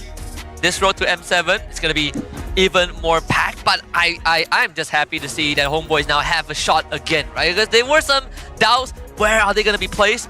Daniel rises those odds. I don't know how Homeboys did it. They don't have Ivan and Vel, and yet I feel like they got an upgrade with Reza as well as Daniel. And this time, if they go to the grand finals and beat SRG again, maybe They gotta it will get through be CG different. first. They gotta get through CG first. So right now, we're going for a hot take, and I have a lot of hot takes right now. And at this point, Husky, I don't know where to start. Right now, I feel like we gotta start with where's the scouters of other teams? Because look at Homeboys. They did it for 2 seasons. Look at SRG. They need just one good call to get Cram and Innocent into the party, and then now they're good. So for all the teams, maybe the answer is just simple. Get yourself a good damn scouter. So this looks like it's a big problem that no one can solve so far because, hey, SRG might still be the champion, but I kind of feel like now Homeboys, they're in the conversation. The other hot take, I know Adin is going to say that, hey, maybe local roamers are not strong enough. I feel like Yums and Zorn are still there, but because they've been there for a long time, Malaysia roamers, where's everyone else? Nova has dropped off. There's a lot of people that has dropped off. Zorn kind of dropped off as well. So if you're a roamer between the age of 16 to 19, play a lot of MLBB. It tells you a lot about our local demographic. Most people just don't like to play role. Hopefully with this change, a lot of people want to play Rome. If you can play Fanny, you can play Rome. So play Rome. All these, the Natalia players, Yeah. Hellkurt players, The Kadita players. Kadita players, Snow, I'm looking at you, the filthy Kadita spammer. Filthy. He's been winning games. He's on a win streak. Last I checked. I believe him, man, the way that he plays that Kadita. Hey, you know what, Malaysia? We need roamers. So if you're playing those god-awful lanes like the gold lane, like the jungle, like the mid, trash. They don't win you games. Roamer, though. Yeah. They win you games. Hey, you wanna get the rights to flame your teammates? Play Rome. Play Rome. Play Rome. Free goal. Play Rome. You can always say like, hey, it's your fault you didn't follow up. Yeah. You level up by seeing your enemies. You don't even have to do anything. Just need to see them. Free goal. Play Rome. Take execute. Play Rome. This is not Angela. Play Rome. Play a real hero. Like Angela. Shut up. Play a tank. Play Cho. Badang. Cho, Badang, Grok, Kufra, Tigreal. That's a real man's hero right there. Gatot. Hilda. Hilda is a good shout, yeah. Hey, pretty good Gatot, man. Hylos, Ruby, Florin. Oh, you freaking Florin players. So anyways, we're going for a break, but after this, it's going to be one of the greatest matches of the day. It's going to be CG going up against SRG. See you guys then. Ghost nika guys, Ghost nika guys. Ghost semua guys. Kimi no figure. Pove Ghost. Target. Dari Pove. Nice. Ghost lagi nih. Ada. Oke, aman. Ayo masih dulu. Aku tes lagi nih. Pove Ghost. Pove dulu. Pove Ghost. Siapa air kita dua aja. Ya, kita dari depan. Pove no figure. Aku lupa dulu, sorry guys. Lagi guys, Kimi guys. Sama ni. Ini untuk kau. Nice boy, rata. Boleh atas tau. Minit Roman. Tiba-tiba minit tu. Kalau aku tak siapa tu? Ya tu. Tak lihat atas. Portal lu ada tak? Dah. 2, 3. Ayo. Aku stand Ruby. Rata. Ruby aktif league. Aku tank turun. Dari Ruby. Rata. Menang ni. Enable guys. Dari orang dulu boleh. Orang dulu boleh. Nice. Savage sudah man. Aduh man. Kita kali berdua tu. Boleh. Bertiga ke? Untuk Berempat ke? Untuk aku tolong. Kok bisa itu kalau lawan gini ada? Serius. Respect. Game tak habis gini. Bagi nanti boleh tahu mana. Bagi nanti. Gila dah. Gesek. Aman. Depan yang kedua. Aman. Salah. Dia pasang guys. Granger flicker guys. Jauh dulu. Granger flicker. Jauh dulu guys. Let's go, selesai nih dorong ni. Tengok ya. Kelas Daniel. Ayo. Tu tak kelas lah jauh. Jauh sangat lah. Cover gua. Mati saya. Gua nggak mau mati. Nah, lu termakan. Ya udah, kalau nggak mau so, turun aja. Tawa ya, guys. Ayah di kiri gua pegang. Ayah. Sebit. Kena ikat tu. Boy.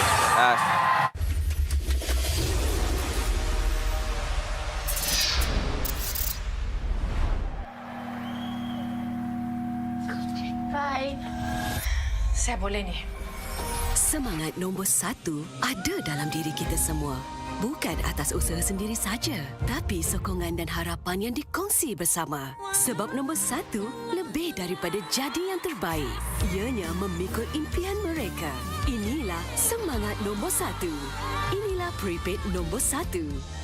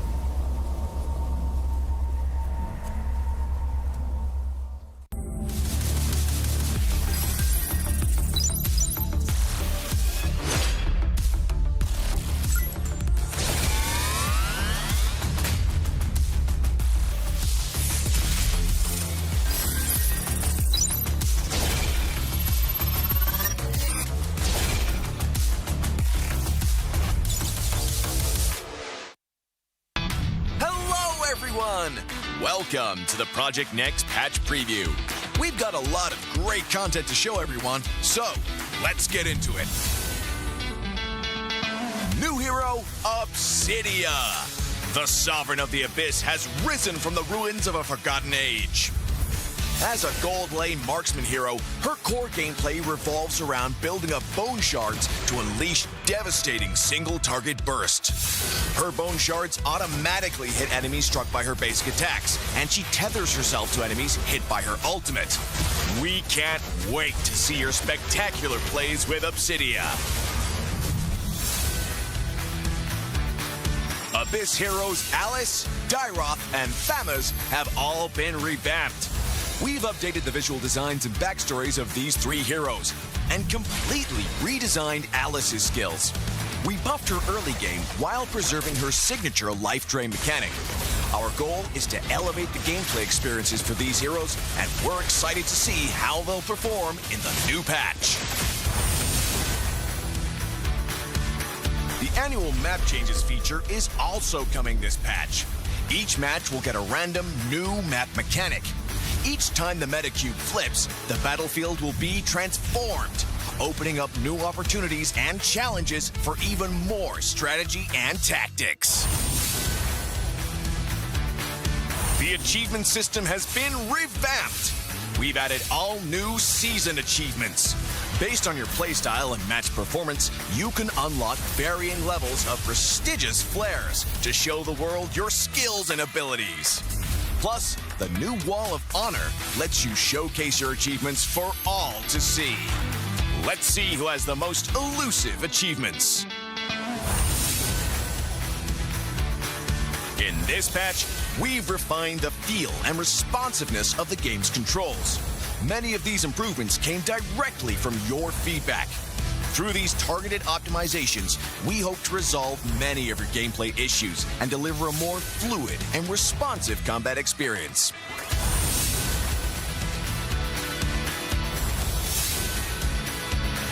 There are many more adjustments that you can read about in the upcoming patch notes.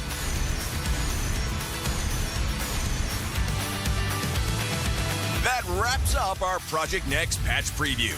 Project Next launches on September 17th. We hope everyone will enjoy the new content. And until next time, we'll be seeing you in the Land of Dawn.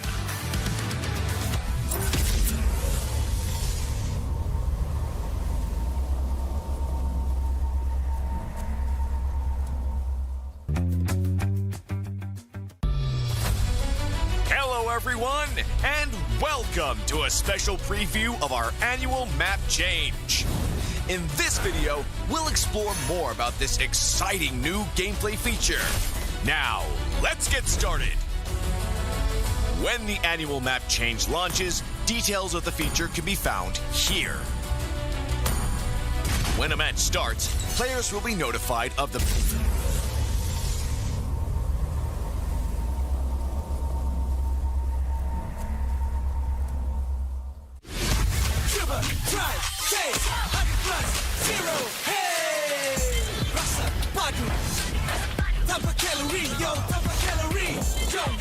harimu dengan 100 + 0.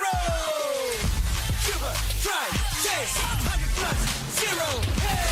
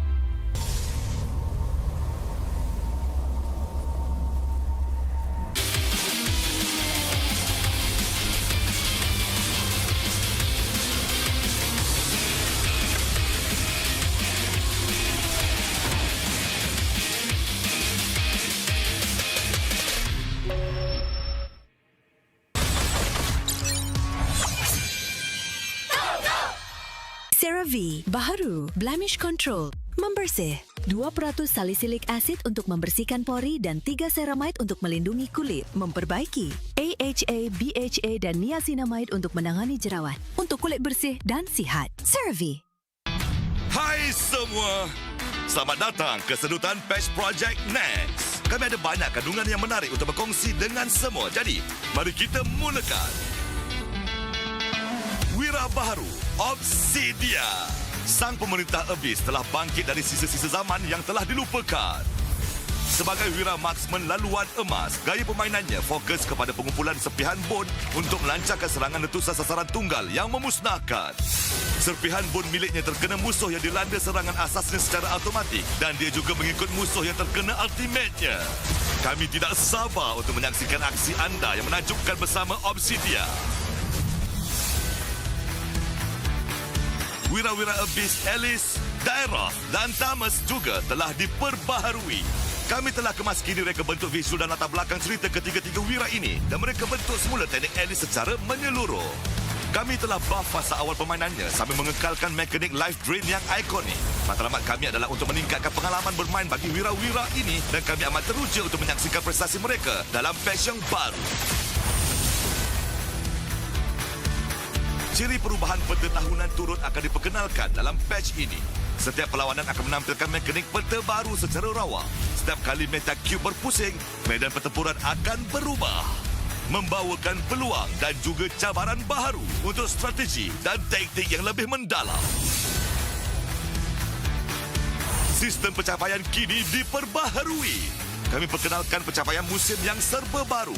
Berdasarkan gaya permainan dan prestasi anda dalam perlawanan, anda boleh membuka pelbagai level gaya yang hebat untuk menunjukkan kemahiran dan keupayaan anda kepada pemain lain.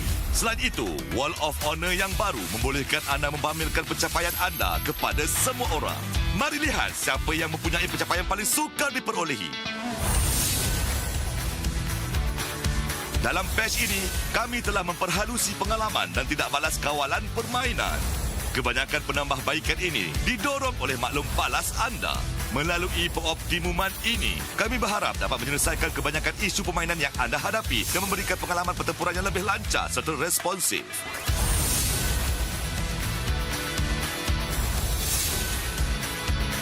Ada banyak lagi peningkatan menarik yang bakal anda temui dalam nota patch pada masa akan datang.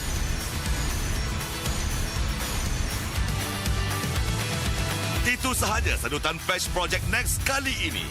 Projek Next akan dilancarkan pada 17 September. Kami berharap anda menikmati semua kandungan baharu.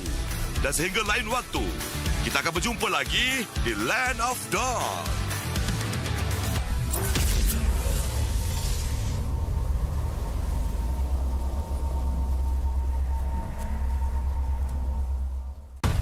So much talk of AI and tech today. Virtual worlds, what are they going to look like? When will we get there? I would like you to meet Ares, the ultimate soldier. What are you?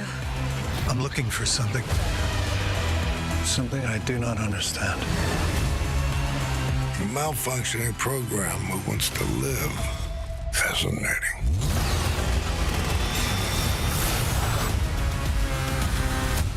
What's up, MPL MY viewers? Getting to you here with another report from last week's games. Now, the NXT patch had already dropped in, and big changes have come to the Land of Dawn. One of the few changes happens to be Bane Gold, with the change to his skill 2's force multiplier. His magic multiplier has increased, and it looks ridiculous. Here's a simple example here that we can see specifically from SRG facing up against Todak Innocent with no completed items whatsoever. Maybe a component at most. We see that Dreams loses 50% of his HP. You see in the game itself, because multiple MPL regions have already given this a shot. Maybe not with the Fanny Realm specifically, but hitting level 2 early definitely skews the lanes, especially when we're talking about the gold or even the EXP, which is a lot more volatile in comparison to the jungle. Now, out of the big changes, our 4 annual map changes also come into play, and I specifically want to talk about the broken walls. In this example here, we do see Kodak facing off against Untitled. Now, most of the time, these fights usually happen on this side of the river.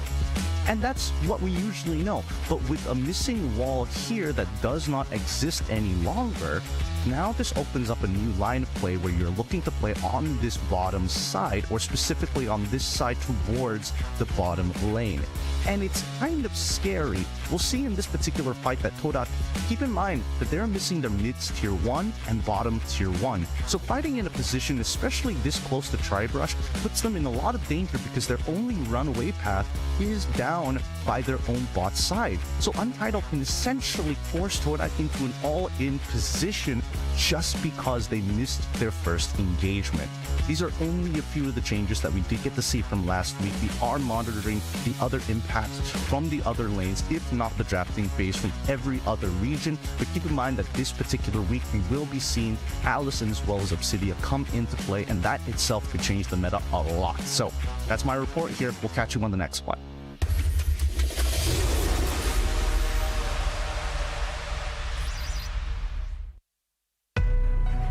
I see desperation.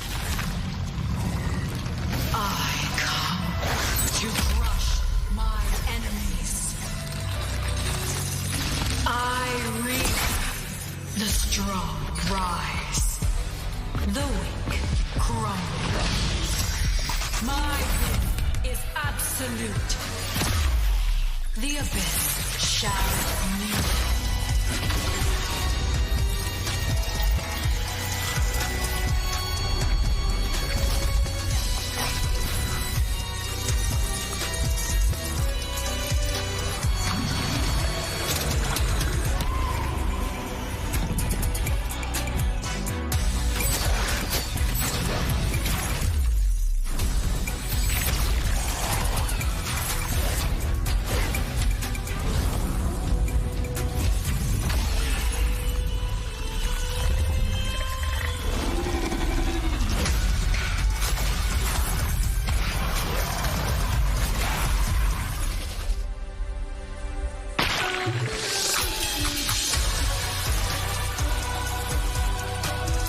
Gaze upon me. Become me.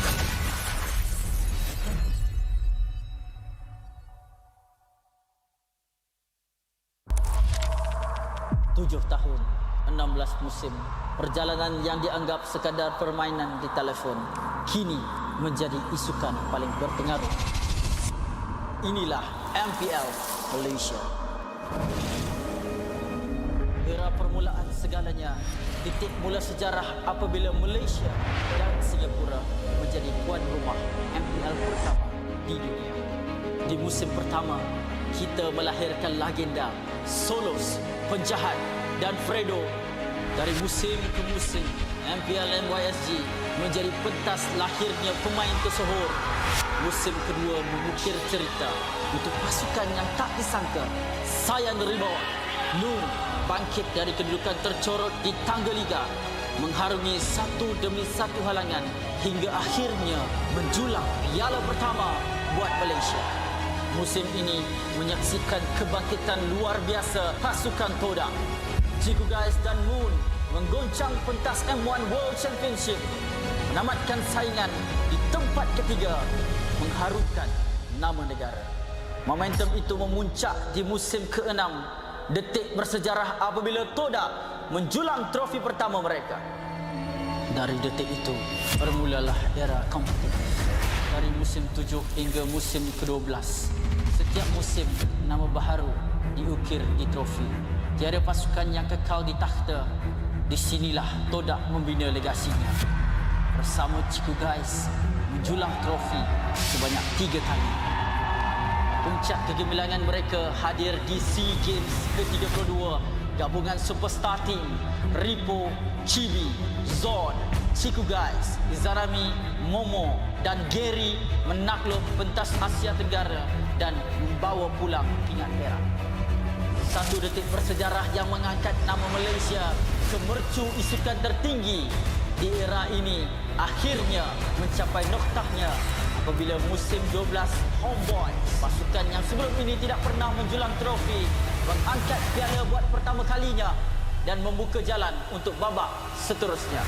Sorakan peminat bergema bukan hanya kerana nama, namun kerana SRG menjadi pasukan Malaysia pertama menjulang MSC 2024 dan mara ke Grand Final 2 tahun berturut-turut. Sekaligus menyemarakkan api harapan baharu untuk MPL MY. Era ini diterajui oleh Cram, Stormy, Yums, Skies dan Innocent. Bukan sekadar juara, SRG menulis sejarah daripada dominasi di peringkat liga sehingga ke detik terakhir mereka mempertahankannya dengan penuh megah. Musim ke-14 mereka terus membuktikan kekuatan, memecahkan lagi sumpahan menjadi juara bertahan. Musim ke-15 repeat bersejarah yang menebatkan SRG sebagai pasukan paling dominan dalam sejarah MPL MY dengan barisan pemain yang sama memperoleh kemenangan demi kemenangan. Tapi musim ini pentas akan digegarkan. Wajah baharu muncul menerjang gergasi. Wajah lama kembali membawa dendam membara. Medan tempur terakhir sebelum segalanya berubah. Pantang mengalah. Menuju perjalanan ke era baharu MPL MY musim ke-16. Hanya yang gagah kekal juara.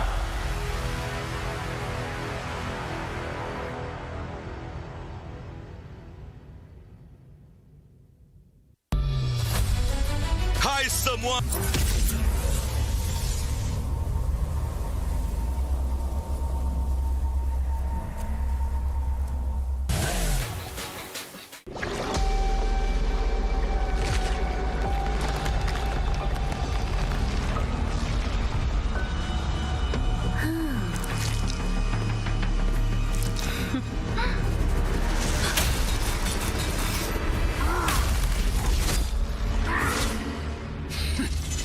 Does the Lord of Lava also crave the Sovereign's blood? Fool! The tyrant's remains will only bring doom. Their brutal dominion, our warriors were corrupted into foul bonds of decay. Sovereign of the Abyss, Obsidia. The curse still flows within the Sovereign's blood.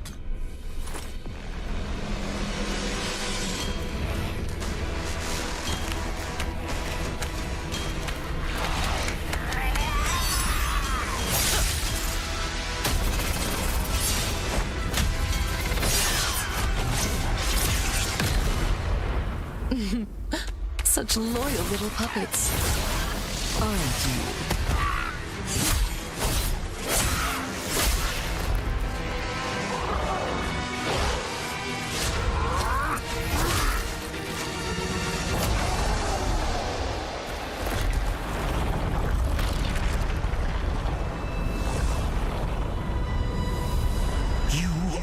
Merely a puppet, no different from my spawns.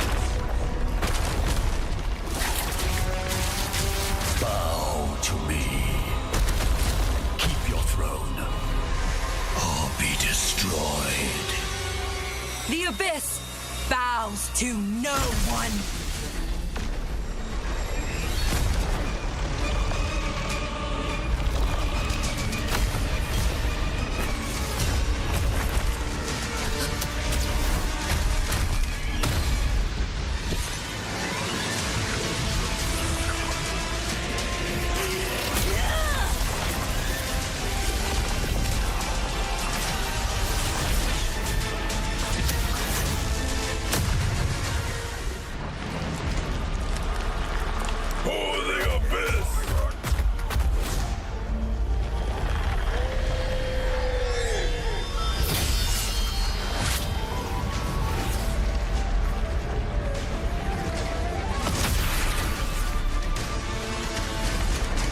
These ratchet spawns reek of its corruption.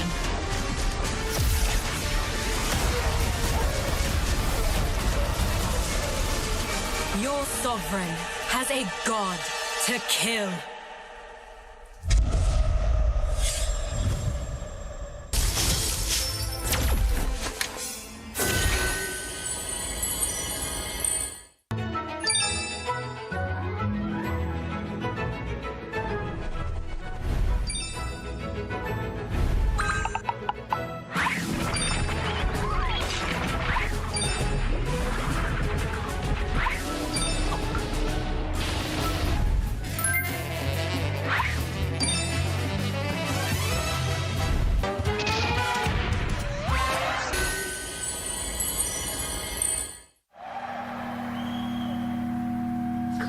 Bye. Saya boleh ni. Semangat nombor 1 ada dalam diri kita semua. Bukan atas usaha sendiri saja, tapi sokongan dan harapan yang dikongsi bersama. Sebab nombor 1 lebih daripada jadi yang terbaik. Ianya memikul impian mereka. Inilah semangat nombor 1. Inilah prepaid nombor 1.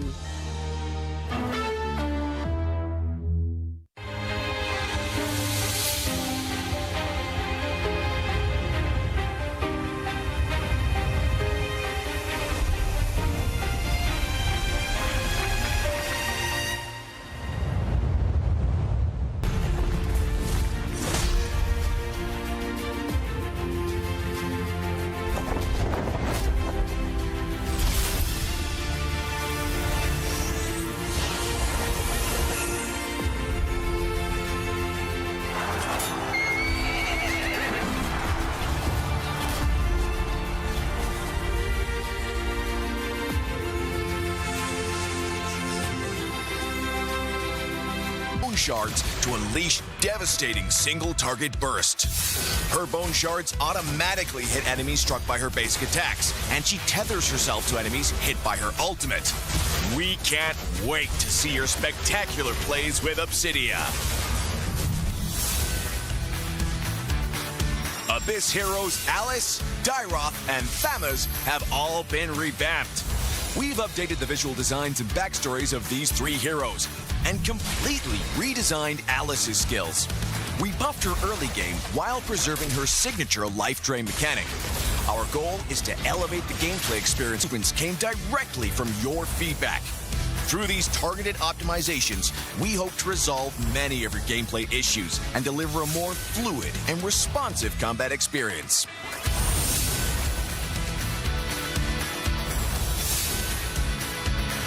There are many more adjustments that you can read about in the upcoming patch notes.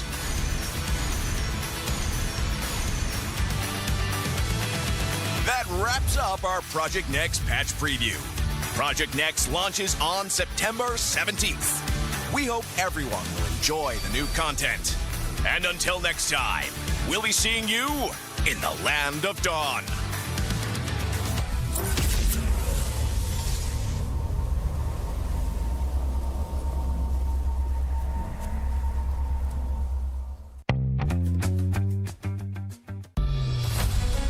Hello everyone, and welcome to a special preview of our annual map change. In this video, we'll explore more about this exciting new gameplay feature. Now, let's get started. When the annual map change launches, details of the feature can be found here. When a match starts, players will be notified.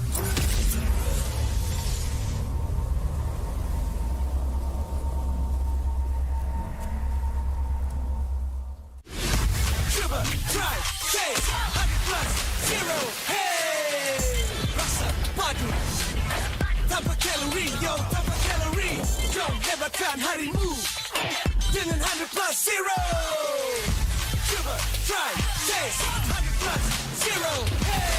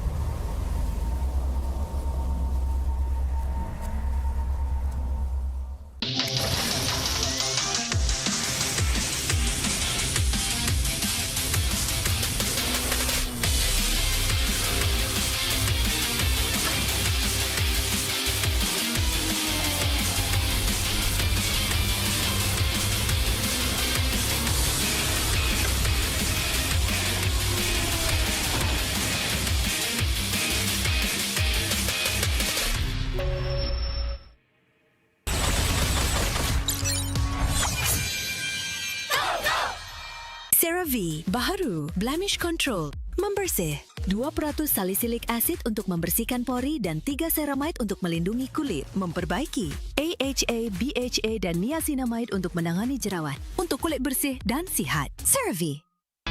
Hai semua, selamat datang ke sedutan Patch Project Next. Kami ada banyak kandungan yang menarik untuk berkongsi dengan semua. Jadi, mari kita mulakan. Wira baharu Obsidia. Sang pemerintah Abyss telah bangkit dari sisa-sisa zaman yang telah dilupakan. Sebagai wira marksman laluan emas, gaya permainannya fokus kepada pengumpulan serpihan bon untuk melancarkan serangan letusan sasaran tunggal yang memusnahkan. Serpihan bon miliknya terkena musuh yang dilanda serangan asasnya secara automatik dan dia juga mengikut musuh yang terkena ultimate-nya. Kami tidak sabar untuk menyaksikan aksi anda yang menakjubkan bersama Obsidia.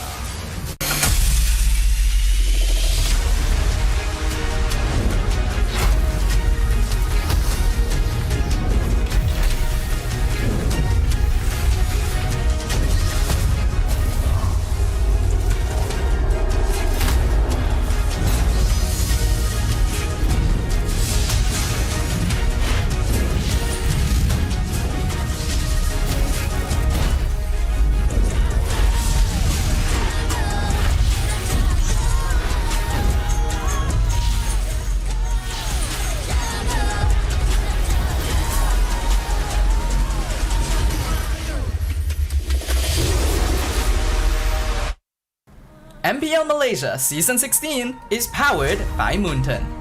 Presented by Celcom DG.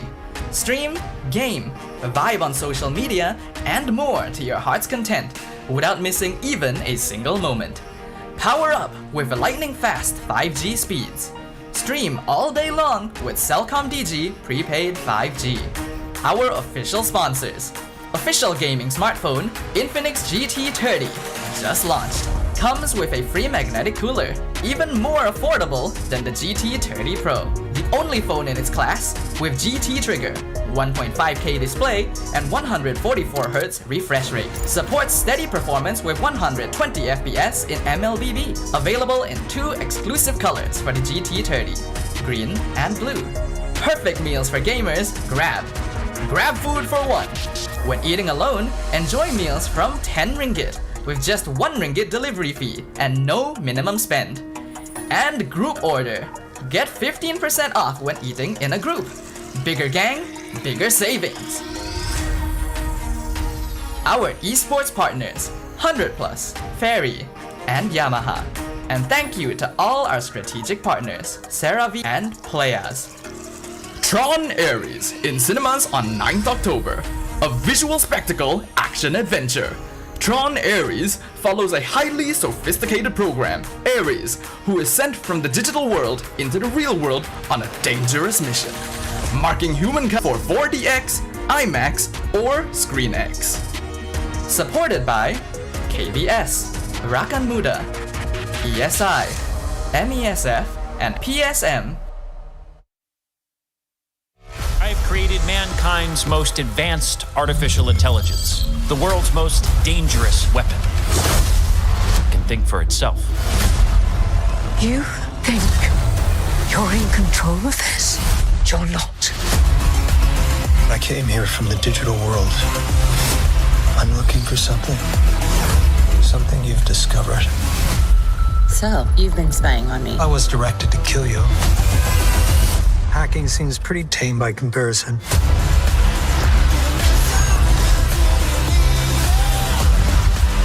My world is coming and they are going to destroy yours. Oh my God, there's hundreds of them.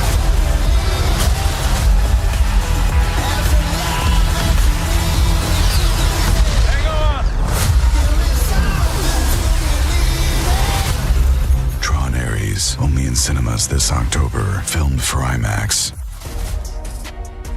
Hello semua dan selamat kembali ke MPL Malaysia musim ke-16, minggu ketiga, hari ketiga, match kedua. Nama saya Rose, host anda sepanjang musim ini. Tapi sebelum kita mulakan match kedua untuk hari ini, Rose actually ada satu special announcement yang I'm pretty sure semua audience yang tengah tengok dekat Dewan Sri Putra ataupun online akan suka. Now, kalau kita tengok daripada dulu, setiap year end kita ada satu special anugerah yang kita sampaikan kepada players, coaches ataupun even talents, iaitu Legenda Award. Now, Legenda Award ini adalah satu form of appreciation untuk mereka yang ramai ingat seperti pencapaian, legacy mereka, love for the community, and of course macam mana diorang tolong build the ecosystem of MPL Malaysia. And of course, like I've mentioned, anugerah ini involves banyak form of people, talents, players, potentially even coaching staff. So untuk musim ini, kita ada beberapa kriteria untuk masuk ke long list. So korang kena dengar betul-betul Kriteria pertama, ini adalah syarat yang wajib, is pernah menyertai MPL Malaysia sekurang-kurangnya 10 musim dan ada international appearance. And kriteria kedua yang tidak wajib ialah local achievement ataupun personal achievement. So of course, I know ramai peminat yang nak favorite player dorang ataupun favorite personality dorang mendapatkan Legenda Award ini. Dan dengan ini, Rose ingin menjamput pemenang Legenda 2024, Ciku, untuk naik ke pentas to announce the long list of nominees untuk tahun ini. Hai Ciku. Hai. Ready? Ready. Okay, silakan. Okay. Siapakah? So dekat sampul ni ada nama long list. Oh. Sekejap. Okay.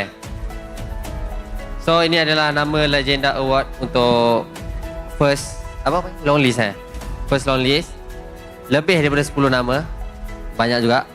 So yang pertama adalah Zon. Yang kedua Smooth. Yang ketiga Momo. Yang keempat, Chibi. Yang kelima, Izanami. Yang keenam, Lolius. Yang ketujuh, Kuja. Yang ke-8, Long. Saya tak tahu Long ke Long. Sorry kalau salah sebut. Yang ke-8 adalah Moon. Dan yang ke-9 adalah Ripo. Yang ke-10 adalah Zaim Sempoy. Yang ke-11 adalah Lapel. 9? 10? Okay. Yang ke 10, 11, 12. Yang ke-12 adalah Lapel. Yang ke-13 adalah Gideon. And yang last sekali adalah Karakuri. Alright, thank you very much, Chiku. Last question yang Rose ada sebelum Rose send you off for your match adalah ramai-ramai nama, banyak-banyak nama ni. Betul. Siapa yang you rasa memang deserving untuk menjadi legenda untuk 2025? Ada satu nama tapi tak kat sini. Saya agak sedih sebenarnya. Tapi dia tak cukup kriteria orang kata. So yang kalau ada nama kat sini, saya rasa semua layak lah kot. Tapi based on apa yang netizen undi lah. Okay, thank you very much, Chiku. Good luck for your next match. Okay, dah boleh prepare untuk match. Tak ya? Sorry guys, tak rehearsal dengan Chiku tadi. Okay, now bermula esok sehingga 2 minggu seterusnya, anda semua boleh undi di official website MPL Malaysia untuk memilih calon shortlist Legenda Award musim ini. Of course guys, suara community paling penting because your vote shapes our legacy. And of course, kepada semua orang yang tengah tengok dekat rumah juga, jangan lupa untuk isikan kod Ini Gaya Kita di dalam MLBB anda untuk mendapatkan hadiah in-game. And sekarang adalah masa untuk perlawanan SRG OG Esports menentang CG Esports. Dua pasukan yang masih lagi win streak. Siapa yang akan rasa kekalahan hari ini? And selain itu, kita pun akan saksikan dua teammate yang akan bertemu sekali lagi. Yums and Chiku, the clash of legacies. Two-star player kembali di pentas yang sama dengan jalan berbeza. Chiku dalam CG, pasukan veteran baharu yang started from scratch daripada MAL with solid results so far in MPL. And of course, Yums bersama SRG OG, pasukan yang 3-peat champion di MPL Malaysia. Kedua-dua pasukan akan rasa kekalahan hari ini. Dewan Sri Putra, pick your side. Is it going to be CG Esports? Or is it gonna be SRG OG today? The crowd has spoken, the players are ready. Dewan Sri Putra is ready. Dalam malam ini ada win streak yang akan tamat. Siapa yang akan kekal undefeated dan naik ke tangga teratas? With that, let us show it to the casters. Ramai yang tanya saya, macam mana nak repair basikal ni? Saya tak tahu, saya tak reti naik basikal. Ramai juga yang tanya, macam mana nak kalahkan SRG? Saya tak tahu, saya bukan Chiku. Ya, aku rasa CG boleh je kalahkan SRG. Sebab dia cakap semua orang startup je dekat MPL. Kalahkan SRG? Ya, startup. Bro, mimpi je lah bro kat piala tu. Kalahkan SRG, CG. In case y'all didn't catch it, that was a video where Aiden is like, how do you beat SRG? I have no idea, I ain't Chico. And then Karakuri is like, oh, but aren't all the players the same? You silly goose. Welcome to MPL Malaysia Season 16. You guys are watching the international broadcast, and now we have to answer the question that everyone has been asking. Are you straight? But the second question is CG or SRG stronger? Welcome, my name is Rafael, alongside with me is Husky, the guy with the dog in him, the woof, the diggy doggy. What do you think?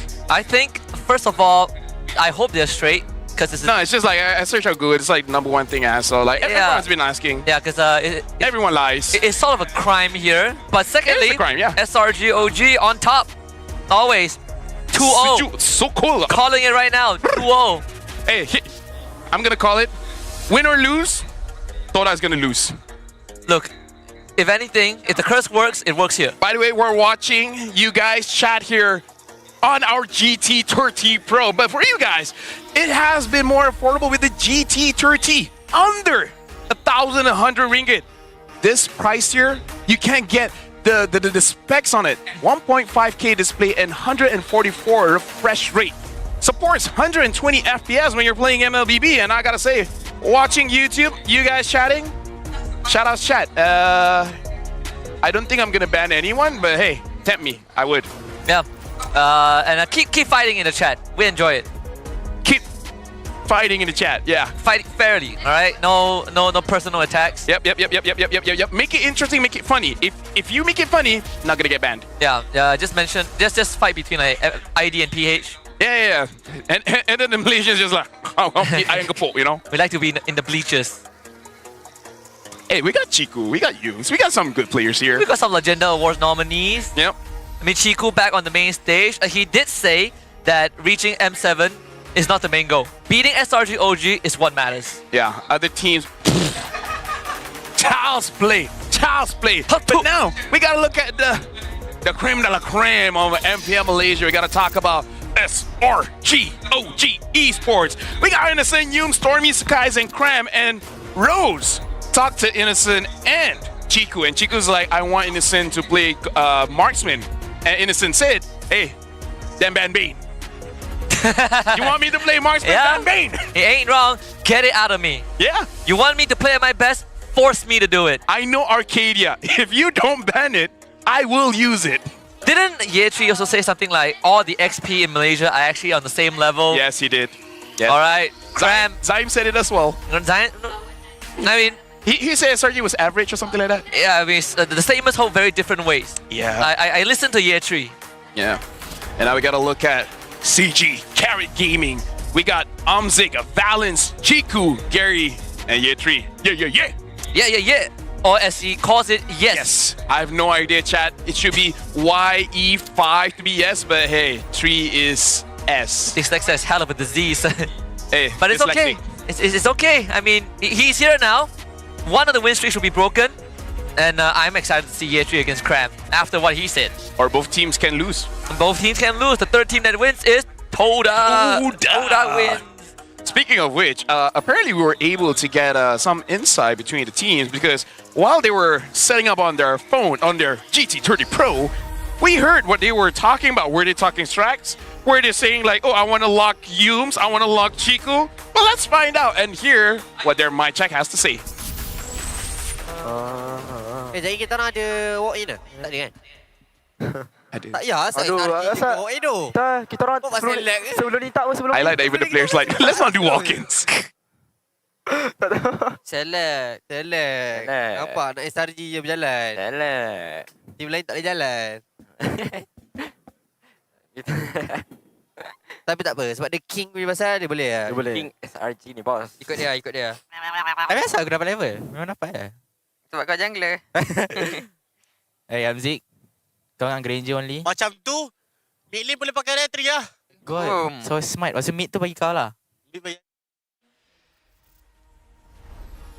So I heard two things. I heard Nathan jungle and I heard Amzik. I mean, is it a declaration? He is up against the half man, half beast. He is the rookie, by the way. And he is a prime candidate for the Rookie of the Season award with his performance. His average KD, high kill count, low death count. Yep, he's fresh meat. Young blood. It's a young blood. He might be fresh meat in Innocent's eyes, depending on the result of the game. But for now, he ain't that yet. The game hasn't started. The biggest match of the week. Two teams with unbeaten stakes. Streaks. Unbeaten chops, as I call it. Legacies collide. The old and the new. Speaking of which, we're gonna have a graphic for that. So nice setup. We went a little bit too early here, but now we gotta talk about this. Streaks on the line. Who will remain unbeaten? Yeah, look at that. The four players we talked about, Yetri and Cram, the big portrait in the middle. We got Innocent and Amzik. Ooh, some nice matchup. But also we got the YSS on SRG. Yum, Stormy, Sakai against the YSS. Against the CGV, the Carry, Chiku Balance. Ooh. Company names. They said out Chiku Gary Ventures, something like that. I'm looking for the Y in YSS because Yum's like, don't blame the opponent roamer. All roamers that I fight against, just be like that. And stop talking. Look at your trophy case or something. Yeah. At this point, I wouldn't be surprised if we asked Yums for one of the trophies. Like, honestly, I don't know where I put it. Yeah, it's somewhere around there. Oh, you want the first trophy I want with Todak? Hold on, it's I don't know. I donated it for charity. Did someone legit came here and said, Bahasa Melayu Kasta? This is English, chat. Betul. I mean, if you guys want us to speak Malay, we can do it. You want us to speak Tagalog, we can do it. But we might have to end the stream early. Yeah. Yeah, so I call it put a panzer in the mall. Put a panzer in the mall. It sounds a bit Japanese as well. Yeah, because it's a tank model. I'm sorry, chat. Most of my jokes might not be politically okay, so I'm gonna refrain from that. We have one more graphic, Clash of the Legacies. Clash of the Legacies. Yeah, you were much earlier for this one. Yeah, we dropped the ball. Oh no, we dropped the bomb pretty early. Boom. And now we got a Clash of Legacy legends carved on different paths. This is Chiku against Yums. We're in the same team before. Yums and Chiku, they won championships before. Yeah. Chiku had to go back to MAL while Yums celebrated at the top with SRG. Now, I think a lot of people even say that Yums is the next in line to become a Malaysian legend, which is one of his goals. And the only trophy missing from his trophy case is an M Series trophy. And he could be the second person in the entire world to achieve that. Yeah. The guy's a legend. He is. The guy's a beast. He's the Y in YSS. He is. Even when he was with Todak and Todak wasn't doing well back then, we know that he was something special. I feel bad. The players have been standing for quite a while here. But now we got to ask you guys, the Fan Talk Zone. Team Chiku, Team Yums. That's it. It's a tough choice to make. I'm telling you, there's no right answer. There's no right answer. It comes down to your personal beliefs. Yep. Do you feel like achievements is all that, or do you feel like there's something to be said about the impact on the scene? Because I kind of feel like, despite Yums being amazing, maybe not everyone knows Yums, but a lot of people knows Chiku. When you even same as Solos, I guess. Yeah, even when you look at like internationally, people still give credit to Chiku when he's not active. Like Kelra was a good example in the M5 when they pulled out that Layla gold lane. Yeah. First person he credits, Chiku. Yes. It's a long-standing effect, right? Chiku was the first that lost everything against Blacklist with the claw, and all of a sudden backdoor came. Yeah. But now both teams are ready. I'm looking at SRG OG, but for now we first gotta introduce the marshals onto the stage. The four lovely people that will make sure that everything goes well, or when there's a pause, they will help out on that one too.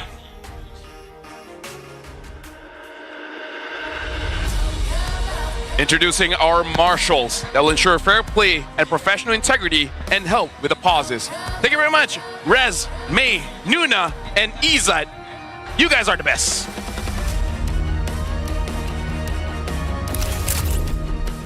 Selangor Giants OG Esports. After managing to tame their opponents yesterday, they have returned today for a hot match. Will this match challenge them as the conqueror of the throne, or will this embolden their legacy in the league? Ladies and gentlemen, please welcome God Among Men, Selangor Red Giants OG Esports!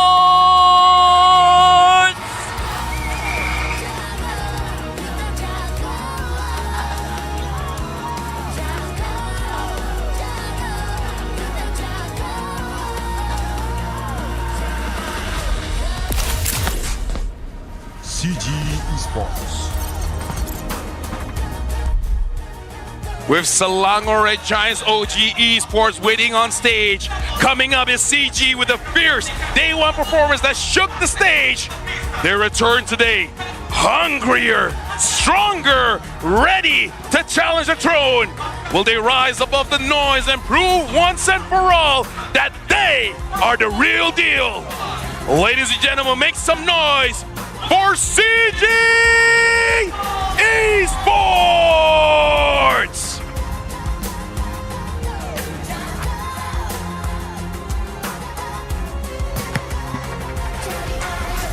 Introducing the head of League Ops, Franklin, along with the coaching staffs of both teams, the masterminds and tacticians behind every game. For SRG OG Esports, we have Arcadia and Azora Becky. And for CG Esports, we have Rain and Cody. Let's keep the festivities going with fist bumps between the teams. A true sign of professionalism. This is how we roll. This is Malaysian sportsmanship. Ini gaya kita. This is MPL Malaysia. Legacies collide. Let the kings and the gods duke it out. Best of 3 coming up is the series of the regular season. I really hope they go all 3 games, man, because it has been a few seasons where SRG, they just wait in the wings to see who gets that win streak. Yeah, and then they're just gonna drop it. And they just wait to see who can push them to the limit. Yep. And to be very, very honest, based on the 3 seasons that they have won consecutively, the season that they got pushed to the limit was season 14, and that was also the lowest point. Season 15, it wasn't even close. I don't remember season 15 anymore. I mean, the last time we had a 4-0 grand finals was Toda 4-0ing Team SFG in season 11. And Stormy was there. And Stormy was there. And the was Yums there? In Todak? I think Yums was there. I think so too, right? And I think Valence was there as well. Either ways, right now, we got a WhatsApp video here just to have a more feel about both CG as well as SRGOG.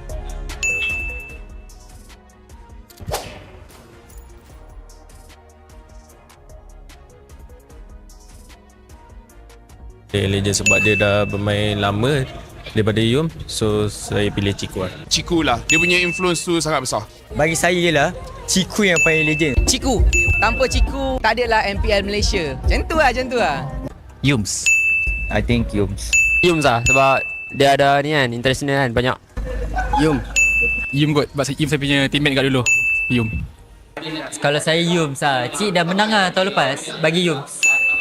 Saya tak nak cakap banyak, tengok siapa paling banyak.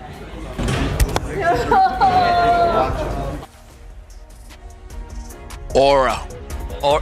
It's hard to argue against that. It's like saying, man, I got more chicks than you. And the person replies, hey, who has a master degree? Who's earning money? Where's a mansion? What color is your Bugatti? Yeah, that's the biggest problem because my Bugatti is still like, I haven't watched that for a while. Oh yeah. I haven't got the payment, so I couldn't watch the Bugatti, you know? It's okay. It's okay. I'm pretty sure Chiku feels the same. Yeah, he said, okay, it's true he has more trophies, but none of that matters for this match. What matters most is today's result. Respectable. I think that says a lot, Both right? Aura. It is Aura. Sure, you have a lot of trophies, but again, Chiku said at the very start of the season that beating SRG OG matters a lot more than just qualifying for international. It's the same as Homeboys last season. Sure, and Vamos the season before. Yeah. Sure, you made it to an international stage, but without beating SRG OG. And if you can't beat them, it means that you are not ready yet for the big stage. Chiku, he has his goals set straight, but I do wonder what the mentality, right? Is there going to be a lot of stress on CG side? Because we know SRG, they're chill, they're chill as always, but for CG, this is the true test. You know what happens for 3 seasons? SRG stops a win streak and they use a different draft. Like every single season, they have the same draft, but against that one team, something changes. By the way, I'm just going to say, if I'm part of this argument and people are like, hey, I have more trophies than you, and I'd be like, hey, shut up. That would be my comeback. Let's see how you recover from that. There's no recovery. Exactly. You just lose. The argument ends there. Flying Cloud, 100% for both. Yeah, well, I mean, they haven't lost all. Yeah, I mean, the SRG lost 1 game, but it was before the patch, so 100% win rate for both teams on all the maps so far. And you're right? When they beat Homeboys, when they broke Homeboys' win streak last season, it was so different. Xavier? Yeah, Xavier, yeah. All the shenanigans out. Let's see what they have. Juicin Arlen's ban from Arcadia, that is already a very different start. Kalia, I'm asking for Kalia ban. It's Rain, please. It has to be a Kalia ban. Rain, please, Rain. Bro, okay, if they don't ban the Kalia, what is the answer? Gato Kacha. Okay, box up, man. Oh, but here's the thing. Ban YSS. Kalia, yeah, YSS. YSS, Kalia, or let both true. I think letting both true probably would make the most sense now. You let both true, and then you see if SRG takes Kalia, hey, Gary YSS. Yep. And it opens out double fighters. So at that point, what do you ban? Like as in like a throwaway ban? I don't know. A Bane? Sir, What's your command? Oh, that's a fan. Fanny. All right, so Kalia or Yisun Shin. I kind of feel like for SRG, it's better just to take the Kalia, man. Yeah, I feel like Kalea is probably what they're comfortable with. Gives you lane prio, good contest for Little, great for invades, and once you start snowballing, I mean, they can play Beatrix, they can play Farsa. SRG has a wide pool that they just haven't found the need to show yet. Honestly, even the Bane, just pull him in and then just Bane just push them away. Yeah, I don't think that we have reached the point where SRG has to play carry. And now for CG, what will be the reply? Because one pick is going to be either Kalia or Yisun Shin. So what's the follow-up for that? Are they going to show like an early chip? Because Valence has shown his hero pool is quite wide. Maybe they can delay that for a bit. What about Cho? Or Yisun Shin though. Okay, so between Cho and Kalea. I think Kalea. Kalea. Oh, I mean, if Yus takes the Cho, I would be so ready for this. Okay, there's the Grok too, right? That's like, I think the support pool is quite wide. I don't honestly like Grok has a good matchup against Kalia. Yeah, I don't think CG is gonna take that Grok this early, at least not in the first 2 picks. You still need prio. There it is. Okay, never mind. So no Grok for them. They take Kalea, Lancelot. There's a direct challenge. Direct challenge. Now SRG, I'm just wondering what is Yum's gonna play, because he doesn't have to play much. He's been using Chip as well as Kalia. These are the only 2 heroes he's used so far. You know what they can do? They can pick a Lapu tree too. They can pick a blue tree Lapu and a Chip, and it will still work. Because you got Mountain Shocker for vision. Yep. You got the shortcut. Lapu is great when it comes to the shortcut and just starts swinging. The Esmeralda and Ruby, so they instantly take the double fighters. Wow. You know what this scares me a bit? Uh-huh. Whenever Stormy is the last pick, you know they got some secret. We're in for a surprise. We're in for a surprise. We've seen Xavier, we've seen Odette, we've seen Nana. You think Odette's good here?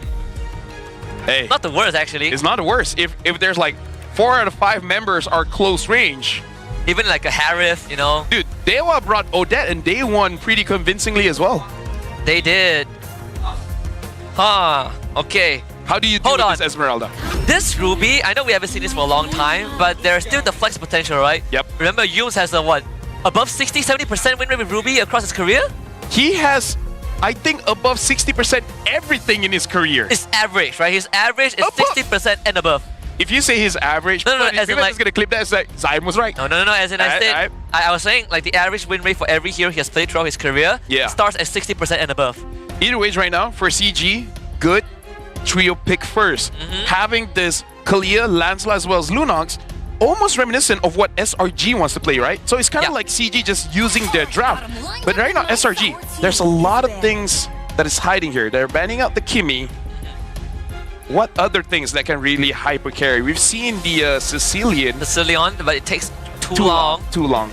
You need someone that can like stiff arm this Lunox, right? Like Lunox is great because she bursts you really fast, but the one thing that Lunox lacks is range. I have to open up the game because I'm like, okay, what else can Stormy possibly use? Because it has to be something we're not thinking of. Honestly, I want to say the Xavier. Yeah, Xavier's still good. Something that can really stop this Lunox, right? Like Lunox, she deals a lot of damage, but she's also squishy. She's also very squishy. Wait. They banned the Odette. Are they expecting like a... Why? Because they already have the Lunox. A Lunox goal? I don't know. What does SRG know? Like, is this signaling that this Lunox is not mid? Or Odette goal? I don't know. No way, right? No way. No way. Why would they ban I think someone that has long reach that can stop this Lunox. The Yeef is one. Obviously, that's the brilliance for Lunox, but Yeef is one. If you want to go crowd control, Vex is another one.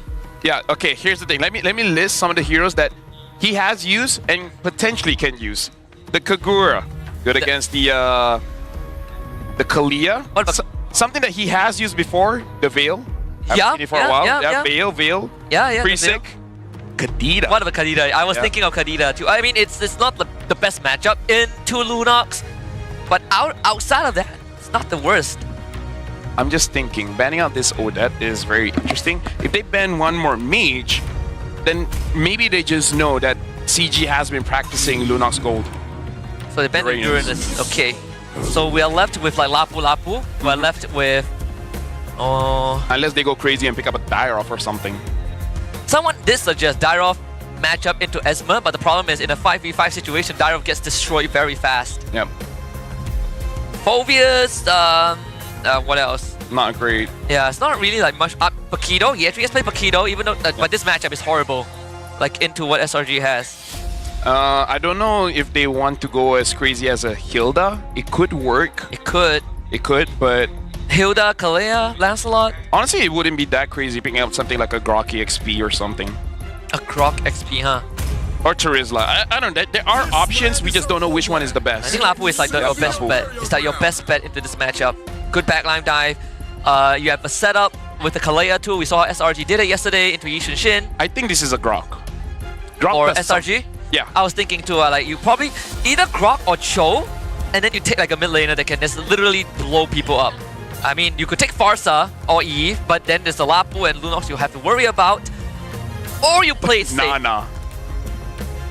To be honest, it's not the worst. If it's Stormy, any pick is that's so good. He can pick anything. I'll be okay. He could pick Cyclops. Maybe not Cyclops. They could pick Helkrit. Helkrit mid. Yeah, because Stormy has done that before. Yes. SMG days. Cycle. Nah. Honestly, too far. If you want to play for late game, Cecilion or Xavier. Yeah. Payback time. Farsa, so that's confidence. Yep. And a Grok. I mean, like we called the draft not as exciting, but I gotta say this is definitely a change of draft for sure. Not only that, it's a direct. It's SRG basically saying, okay, we'll play the. We still will not adhere to Chigu's request and play normal marksman. But what we will do is we bring you back to basics, because everyone has been saying the CG esports macro, their fundamentals are among the best. SRG is gonna put that to the test. Can CG use that fundamentals and their experience to overcome SRG? I gotta say, CG right now has one of the best drafts in terms of this current patch. Having Kalia Luna, super strong. Lance, even though got nerfed, is still super strong. Lapu, the hero of the day yesterday. And Granger, we've seen Granger pop off today. SRG, they basically have played double fighter all this while. Yeah, and at the same time, Amzig's most played hero is Granger, and is his most comfortable hero. He's literally on a win streak. I don't think he's lost a single game. Well, they haven't lost a single game, but you know, the highest win streak with Granger is currently Amzig. Well, ladies and gentlemen, this is the match you have been waiting for. CG Esports currently on win streak, not even dropping a single game. But SRG OG are here to remind them why SRG are at the top. Dynasties don't last forever. Most of them can be replaced, but it doesn't mean that CG cannot come back and claim what was once theirs. We got SRG on the blue side, CG on red. Of course, this Kalea into Grok matchup is going to be very, very interesting. Now, when we've seen this trade like yesterday, Valens is going to lose more than half his health, but does get the prio and reach level 2.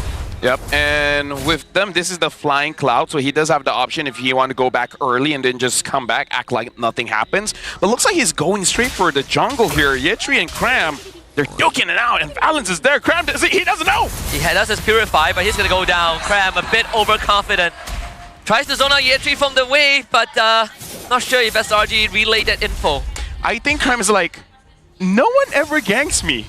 I should be fine. Oh, Yetri says that that we are all the same. Okay, I'll give him 1 kill, and then I'll crush him. All right. Although that does make me think like, oh yeah, why doesn't anyone just gank Cram? They just let him 1v1. I think this is just an EXP thing. It's like, bro, leave my lane. I can deal with it. All right. It makes it even funnier if he actually comes back from that, which he can. He's an Esmeralda. Once he has the Enchanted Talisman, it's all good. Valens so far has been good. Stormy taking a bit of damage coming in from Gary Humes. Has been using the wall very well to trap people in. This is again the Earthen Rampart. Earthen Rampart. It's been really babysitting Stormy, right? And that's, I think, very important. He needs it. Stormy needs level 4. Valens and Gary are on the bottom side, so there's a chance for CG to turn this snowball into an even bigger lead, but Yules and Sakai will be there to facilitate that. Yep. Bit of a knockback. Cram gets the XP grab, and he's gonna hit level 4 off this wave. Yetri has level 4 right now, so if he's gonna make a play, this might be a pretty big one. CG, small lead here. Gotta look out for Stormy. Stormy can't give the damage for free. CG has so many answers, and now Yetri goes in. Yeah, Deep Sim with the bravest fighter. Instant feather airstrike. Yetri swings the rating slash. Yums is not forced to take. Gets grabbed back by Valens. Yetri, great stun on the Sakais to secure the turtle. The turtle boat does land though. Chico goes into the brilliant. Sakais only collects one, and that's on Yetri. And so far, this is also pretty different from CG because they've been playing the lanes and letting opponents take the turtle. This time, nah fam, we want to fight back. And Yetri, he zoned out, forced out the ult coming in from Stormy. But because the ult was so far away, he could literally just only target Yetri. Gary was untouched with the feather airstrike. Not only that, the land shaker stuns Sakai, so no steal is going to happen. And the feather airstrike, Chico trying to force the brilliance out. Does it successfully. Yep, right now, Valens will see Yums. And Valens so far has been showing his chops as a roamer, actually punishing SRG for trying to fight back.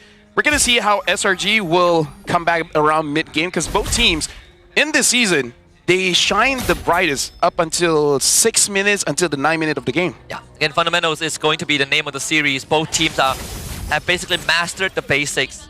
Of course, you look at CG, they peaked at what, 1.2k goal advantage, but for SRG OG is nothing to be worried about just yet, right? It's the next turtle that's probably going to turn things around, but the focus shifts towards the gold lane where Innocent is. Amzik has to be careful here because Yums can charge in at any moment. He still has the tectonic charge. It looks like CG does not give him an opening. SRG rotate S4, but so far haven't gotten anything just yet. SRG OG, they're very good at stemming the bleeding even when behind, and we do want to see SRG playing from behind. Another brilliance forced out. Great usage of SRG's abilities. The good thing about both teams, they understand how fast they got to clear the mid. Because Cram rotated mid just to make sure everything is cleared fast, go for a gank. CG, Gary and Chico come in, clear very fast, go for a gank. So it does look like both teams understand how to play that mid lane to make sure that both side lanes will always be pressured. And Gary got the War Axe. So there's some extra damage, a good stun into a knockback. Gary is still able to get away with the puncture, always making sure that the cooldown is reset. Second turtle now up, this time close to where Innocent is at. Cram making the first rotation. Yep, Innocent now having the War X as well, Chiku having the glowing wand. For both teams, we really got to look at the roamers here. Random execution in from Gary. Cram able to take out a bit of Yetri's health bar, down to 60% off screen, but both XP laners should still arrive on time. Balance in onto Yums, Innocent, threatening Gary too. A grab back onto Innocent, and now the fight breaks down. Tectonic charge as a response, Balance disappears. Yetri, Raging Slash, looks for Innocent, couldn't find him, but stuns Sakai's in the process. Yetri still survives as Gary gets the double kill. Phantom execution in, Cram needs to hold on, and Stormy, not enough damage to take out Chiku. CG, lose one for 3. Right now, CJ is looking very good, and we really got to shout out Yetri, man, because since day one, he's been performing on the glue, on the Lafu, on any hero that he has touched. He has done well, and now against Cram, not only does he does well in lane, but we got to look at the instant replay here, how the tectonic charge stopped them, but Yetri kept on pressuring. He made it so Innocent has to flicker out, and he's still able to stand out Sakai's, giving a lot of space for Gary to get those executions. Sakai's didn't have enough items just yet, so he could not eat through Yetri's health bar, even though when Yetri is at critical. And that's going to bring CG's goal lead up to close to 3,000. SRG OG, they need a bit more items to make it work. CG now will have such a great time. Gary 3-0-1, 2 levels up onto Sakai's, who needs space. Yums gets gone on, and the burst damage is here. Yums can't even get the tectonic charge off. Channel time doesn't complete. Yep, good catch by CG, and I gotta say, this is a rare stat. But hold on, looks like Yetri wants to apply more pressure, but he's alone though. The Land Shaker doesn't land with Sakai this time, but Sakai needs to buy distance with Gary around. Yetri hanging on, the passive doesn't proc. So Yetri gets shut down. Valens able to zone Stormy away. CG Esports will grab that mid-tier 1 as Cram looks to back off. Amzik peels for his teammates. I gotta say, someone has to tell Yetri to calm down just a little bit because they've been playing clean so far. He engaged when everyone else from CG has already disengaged. And let me just say, Husky, SRG, they're in a position that is very rare, where Stormy, first item in 6 minutes. I've never seen Stormy in this kind of situation before. Yeah, SRG being behind is something that we want to see. I think even for SRG themselves, they want to see themselves behind just so that they could, there's a challenge posed to them. Third turtle spawning top. Interesting here. Cram in this game decided to go for Oracle first instead of the Enchanted Talisman. So he feels like he just needs to sustain a little bit more because he just can't spam his skills to generate all those shields. I mean, Amzik is like free farming this game, right? He has Sky Piercer too. He's more than ready to fight at a drop of a dime. Yetris, Bravest Fighter. They're gonna wait out the duration, but CG's not gonna wait. Flicker again on the Stormy this time. The Purify gets popped. Sakai peels him away. Now Yetri rejoins the team. Cram is already down. Yetri getting gone on by Sakai, who's gonna assassinate him, but they lose Innocent. So it's a 1-4-2 in favor of CG. Yeah, and CG, like Yetri, yes, maybe overhit a little bit, but so far, it's better than him not doing anything. He went straight for Stormy. Even Sakai's had to react to it. And hey, I'll take that trade any time of the day. And now Chiku having the Lantern Flare as well, like, it's just gonna hurt. Yeah, Wishing Lantern, sorry. Malefic Roar. Yep. There goes your health bar. Now Flying Cloud's gonna allow SRG OG to get back into lane pretty fast. Yums is gonna spot out Chiku, who will try to take him down. Tectonic Charge connect Chiku. They get the safety. The guy comes in. Brilliance from Chiku to get out of there. So no shutdown. Oh, right now CG. Very convincing, I gotta say, Husky. Like, they're really living up to the hype here. SRG, I believe both Arcadia as well as Veki is like, okay, we got a game. I still think SRG is not out of the woods. Just like, they can still make it work. But the thing is, we really have to analyze this. It looks like Chiku, his main target, it really is just Yums. Yeah. It really is just Yums. It really is. I mean, without Yums, SRG loses majority of that setup at Pew. And Innocent alone on this Ruby isn't enough. I mean, Veki did say on stage yesterday after beating Arrow that they want to 2-0 CG and not leave any crumbs. But that could easily fall apart with the lead that CG has. 6,000, 45 seconds until the first Lord. This is something that I'm starting to realize, Husky, because in the games that Grok loses, it's always the Grok getting targeted. Isolated even. Hold on, Cram, he got caught. Gonna pop the Purify. The execution comes through from Amzik. Very well done. Again, CG Esports, they just have the map control. And right now, again, Yetri just aura farming at this point. My point really is, maybe the weakness of a Grok is that the draft kind of centers around him to be the front line and they engage. So the moment you're the one targeted, if the Grok dies first, maybe the entire draft just kind of loses 40% of its strength. This Granger is still untouched so far. Amzik, if you've watched any CG games this season, that Granger that he plays is on a different level. And I don't think SRG even has a chance of contesting this. But for CG, they can keep doing this. Balance again, pulls the trigger, brings Yums back. Yums flickers to safety. Yetri jumps on the Stormy again. A good pullback from Innocent into a Tectonic Charge. They finally take down Balance, but they need more than just that. The guy's now on the run, able to trace to safety. Gary on the chase, couldn't get to him. Amzik almost snipes him down. SRG have a chance. It's a good thing that was a bit of a heal, but right now Gary looking quite low as well. But still, CG very fast to the engage. Valence had a good eye going in from Yums, but almost better Stormy's reaction. He knew that Yums was going to get caught. Immediately opens up the better Ezra. Yes, he got caught, but almost looks like it was a good play forcing out Yetri to show his face early because, hey, look at this. Stormy still hasn't died. This fight could easily erupt again because of the Flying Clouds. Both teams positioned around the Lord Pit once more. Of course, CG, they're gonna try and rush down the Lord. A bit of peel, Yetri and Balance to the back line. Gary instantly gets the objective, and Yetri goes to work. With the support from the rest of his team, so guys, looking to find any sort of an avenue. Yetri is just too damn tanky. Innocent now needs to get out. Good block from Yums. No execution. CG not able to find a kill, but they get the Lord. I was worried a bit because CG showing a bit of a Chiku special after getting Lord go for a fight. It's a good thing no one really died. I thought Yetri was going to overcommit, but the moment that his Bravest Fighter form was done, he just dashes out of it. So far, CG has been playing beautifully, and the Lord is marching up top. But SRG, oh, hold on, Balance.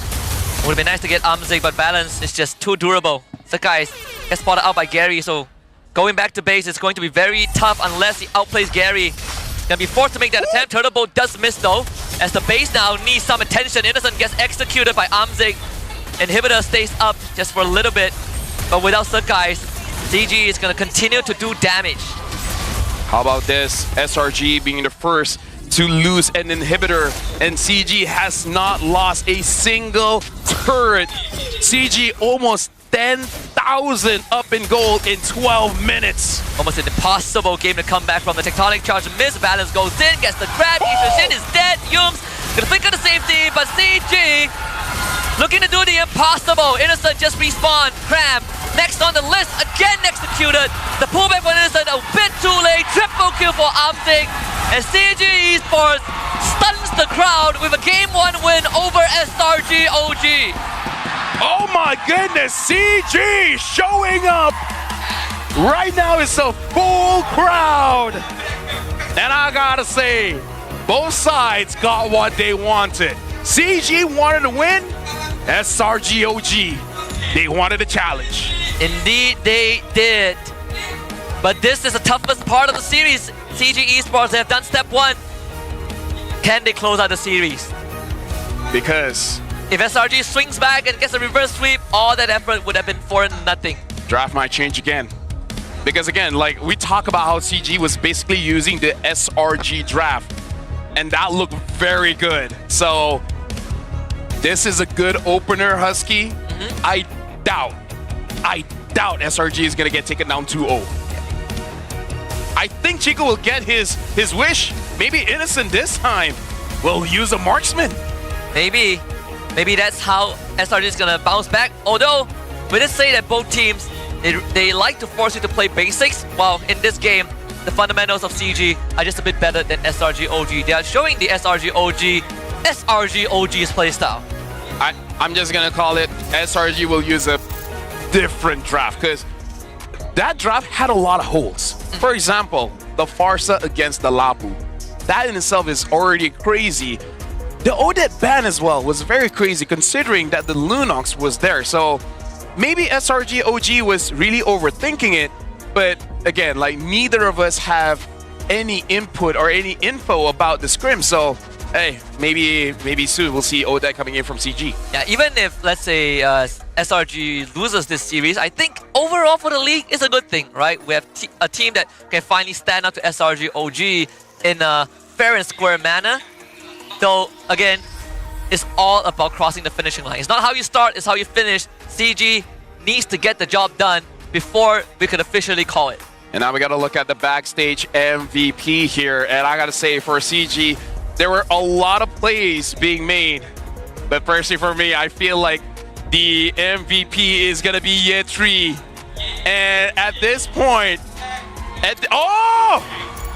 showing the guns. I would be that hype after I destroyed Clam. Did he destroy Clam?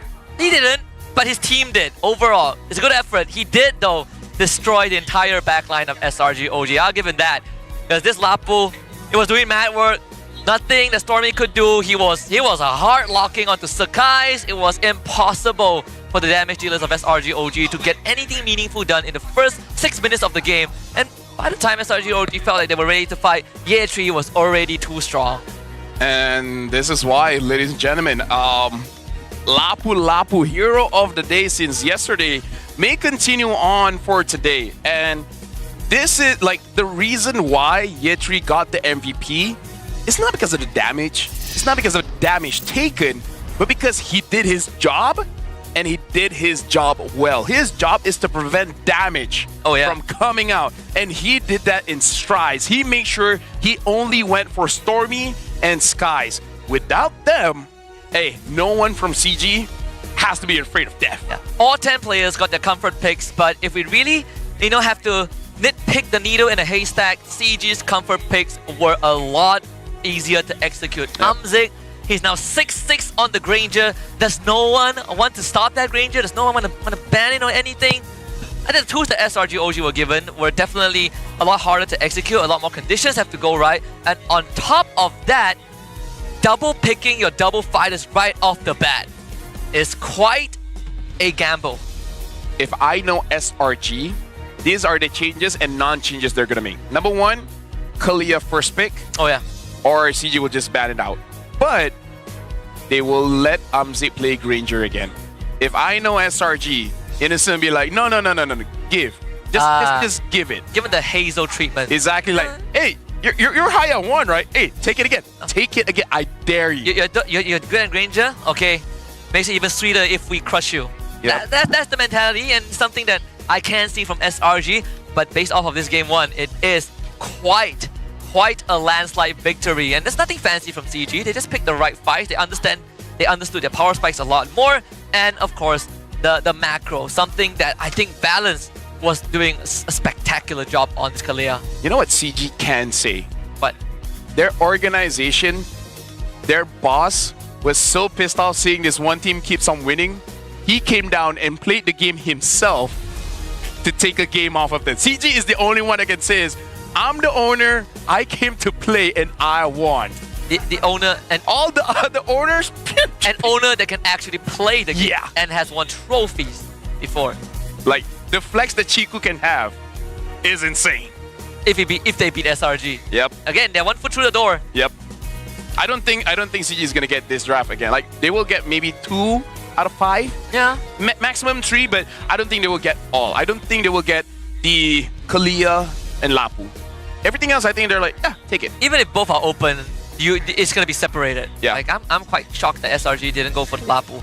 Let me give Innocent his normal marksman. Even I want to see Innocent back on the marksman because I think that's what makes it a lot more interesting, a lot more standard. Of course, Rich Guy, Amzik, Carry, Amzik, Cram as the sandbag, had a bit of a doo-doo in that level 2 first blood, and a Balance as usual, consistent in that room. Yep. Never let your opponents know what your next move is. Like I think they said, okay, you know what?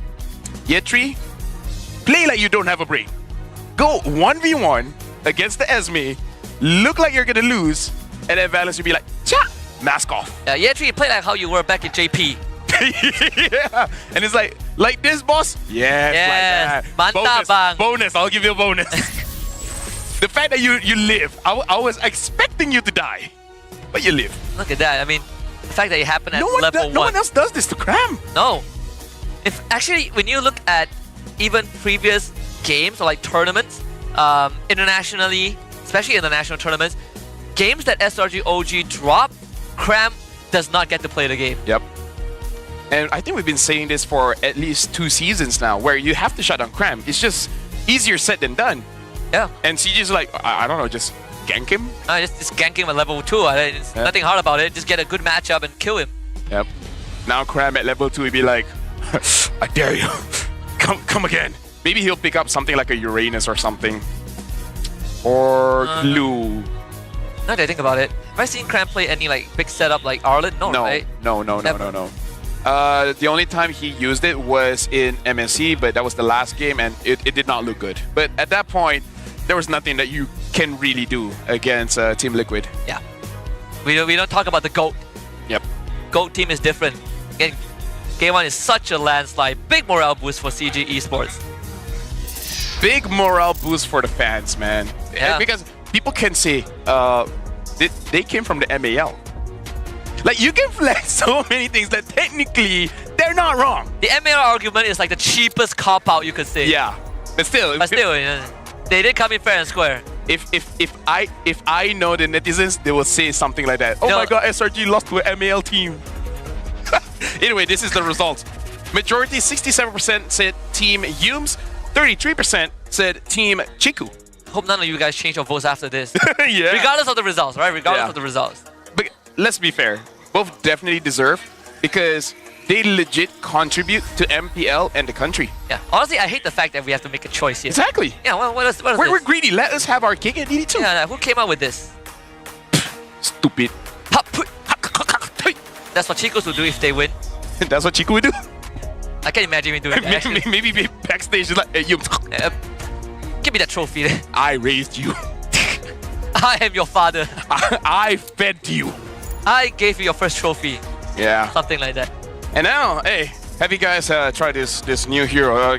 Marksman, very, very dark, very broody, very Alicey. It's Obsidia. If you guys haven't tried it out, in the gold lane, honestly, not a lot of good matchups. But in the mid game, you're still not strong. But But in the late game, eventually you'll be okay, where you can basically just target one guy and the guy tries to run away and you follow them back. Just be careful not to have this situation where you say to them, it's like, huh, you're locked in with me.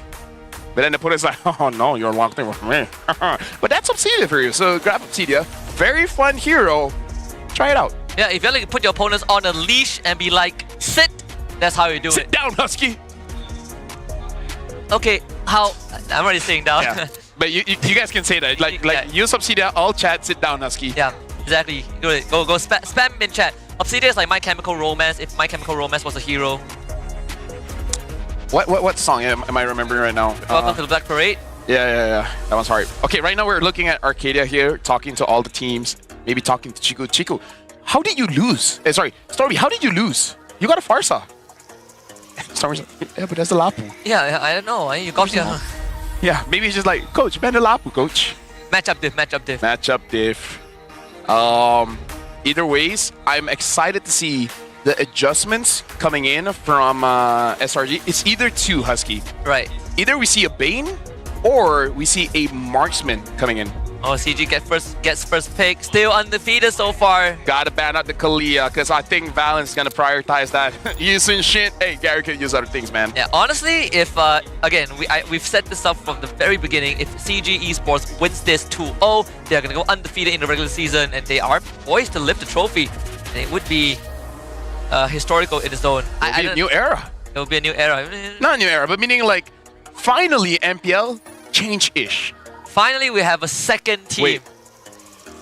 I just remembered one thing. Remember a playoff when SRG lost to Todak? Wasn't Chiku there? And Chiku came in when Todak was like basically almost out of playoffs, and then he came in and then got back into playoffs. It was the one in Johor, right? Chiku's there?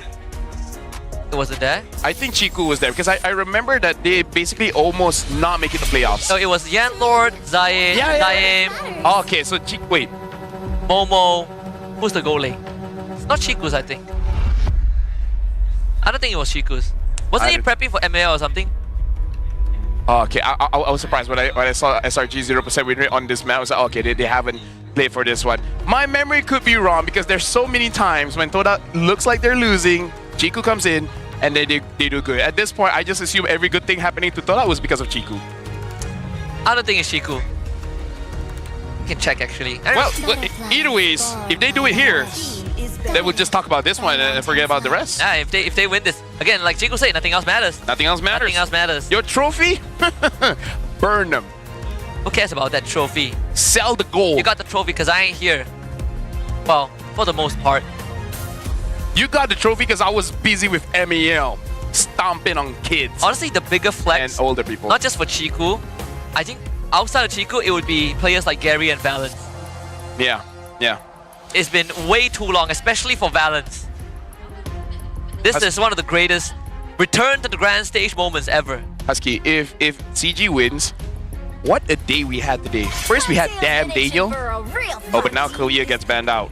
So I wonder if they are gonna go for that Yi Sun Shin. I think you can. Plenty of options. What other things that CG might be able to take away from SRG? Baxia. Oh, I mean, Baxia's banned actually. Even CC's banned. Harlot. Chip. Oh yeah, Fovi is still there. You can't. Yeah, you can't pick Fovi. You can't pick Fovi first anyways. Alright, that's a Gary Yi Sun Shin. Let's show the guys how that's done. Let's see here. I'm thinking of like something like Harif Chip.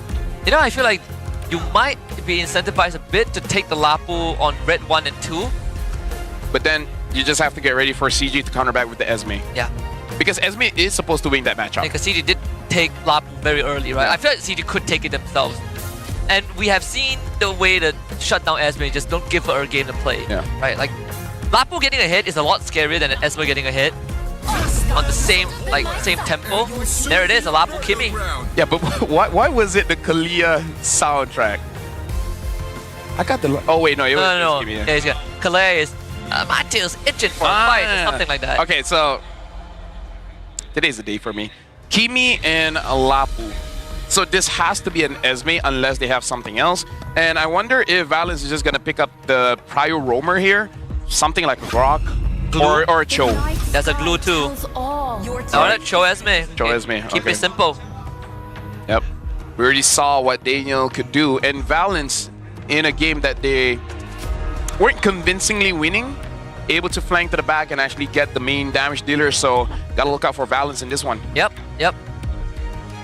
Dangerous grass, some more. So those bush checkers need to be twice as aware. Is it a Joy here, or do you want to go for tank jungle? The thing is, they went for Kimmy means that SRG OG still have the probability of playing double fighters. Yeah.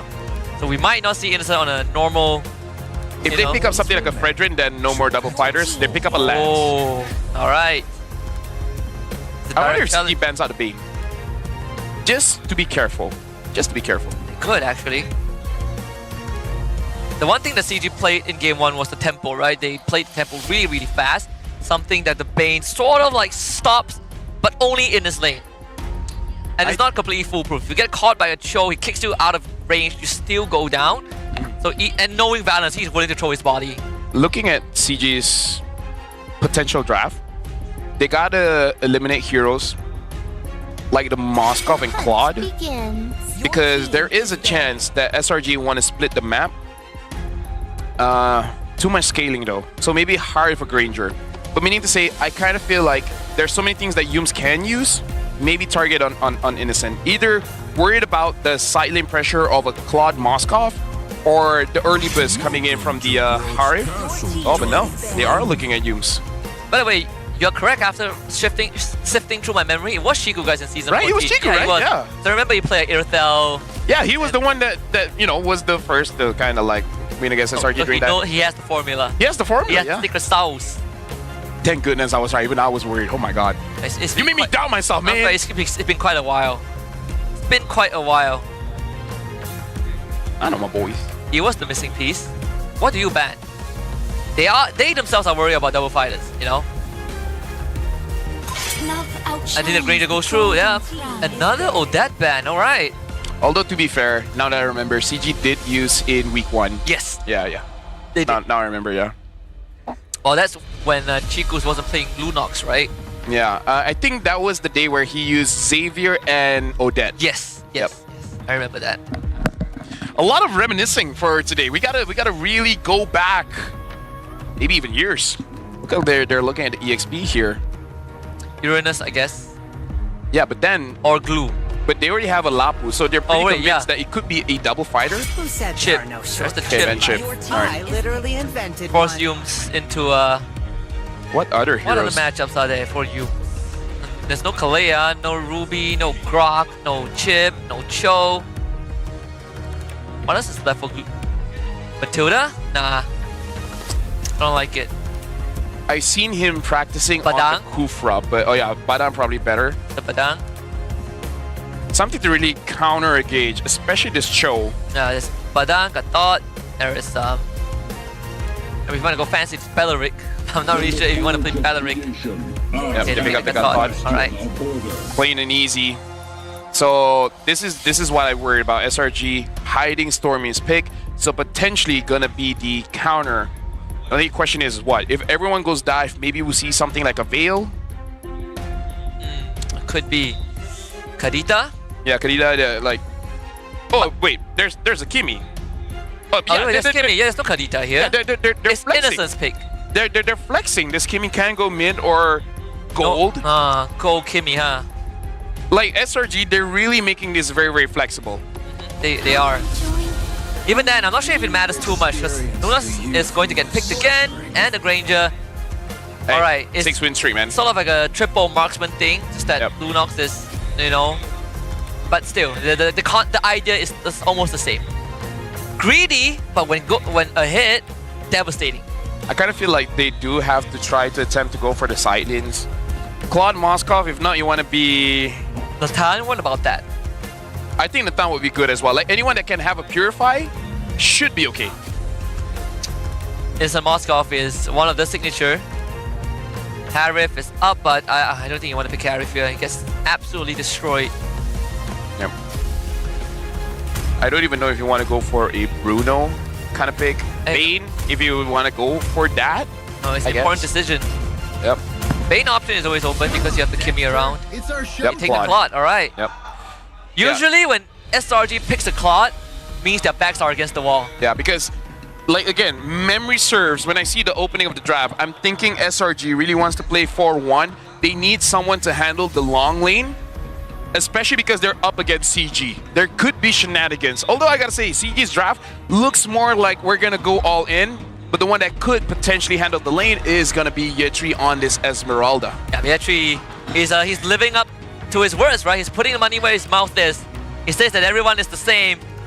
But if he overtakes Cram today, then he truly can say that he is on top. So this game 2 is either going to determine whether we go the distance or will CGE Sports just shut all of the SRG supporters up with this game. The thing is, Husky, this matchup will shake the MLBB world internationally, because not only will we have to announce that SRGOG has finally lost, we will also have to say Chiku is back. Yeah, Chiku is back. He is so back.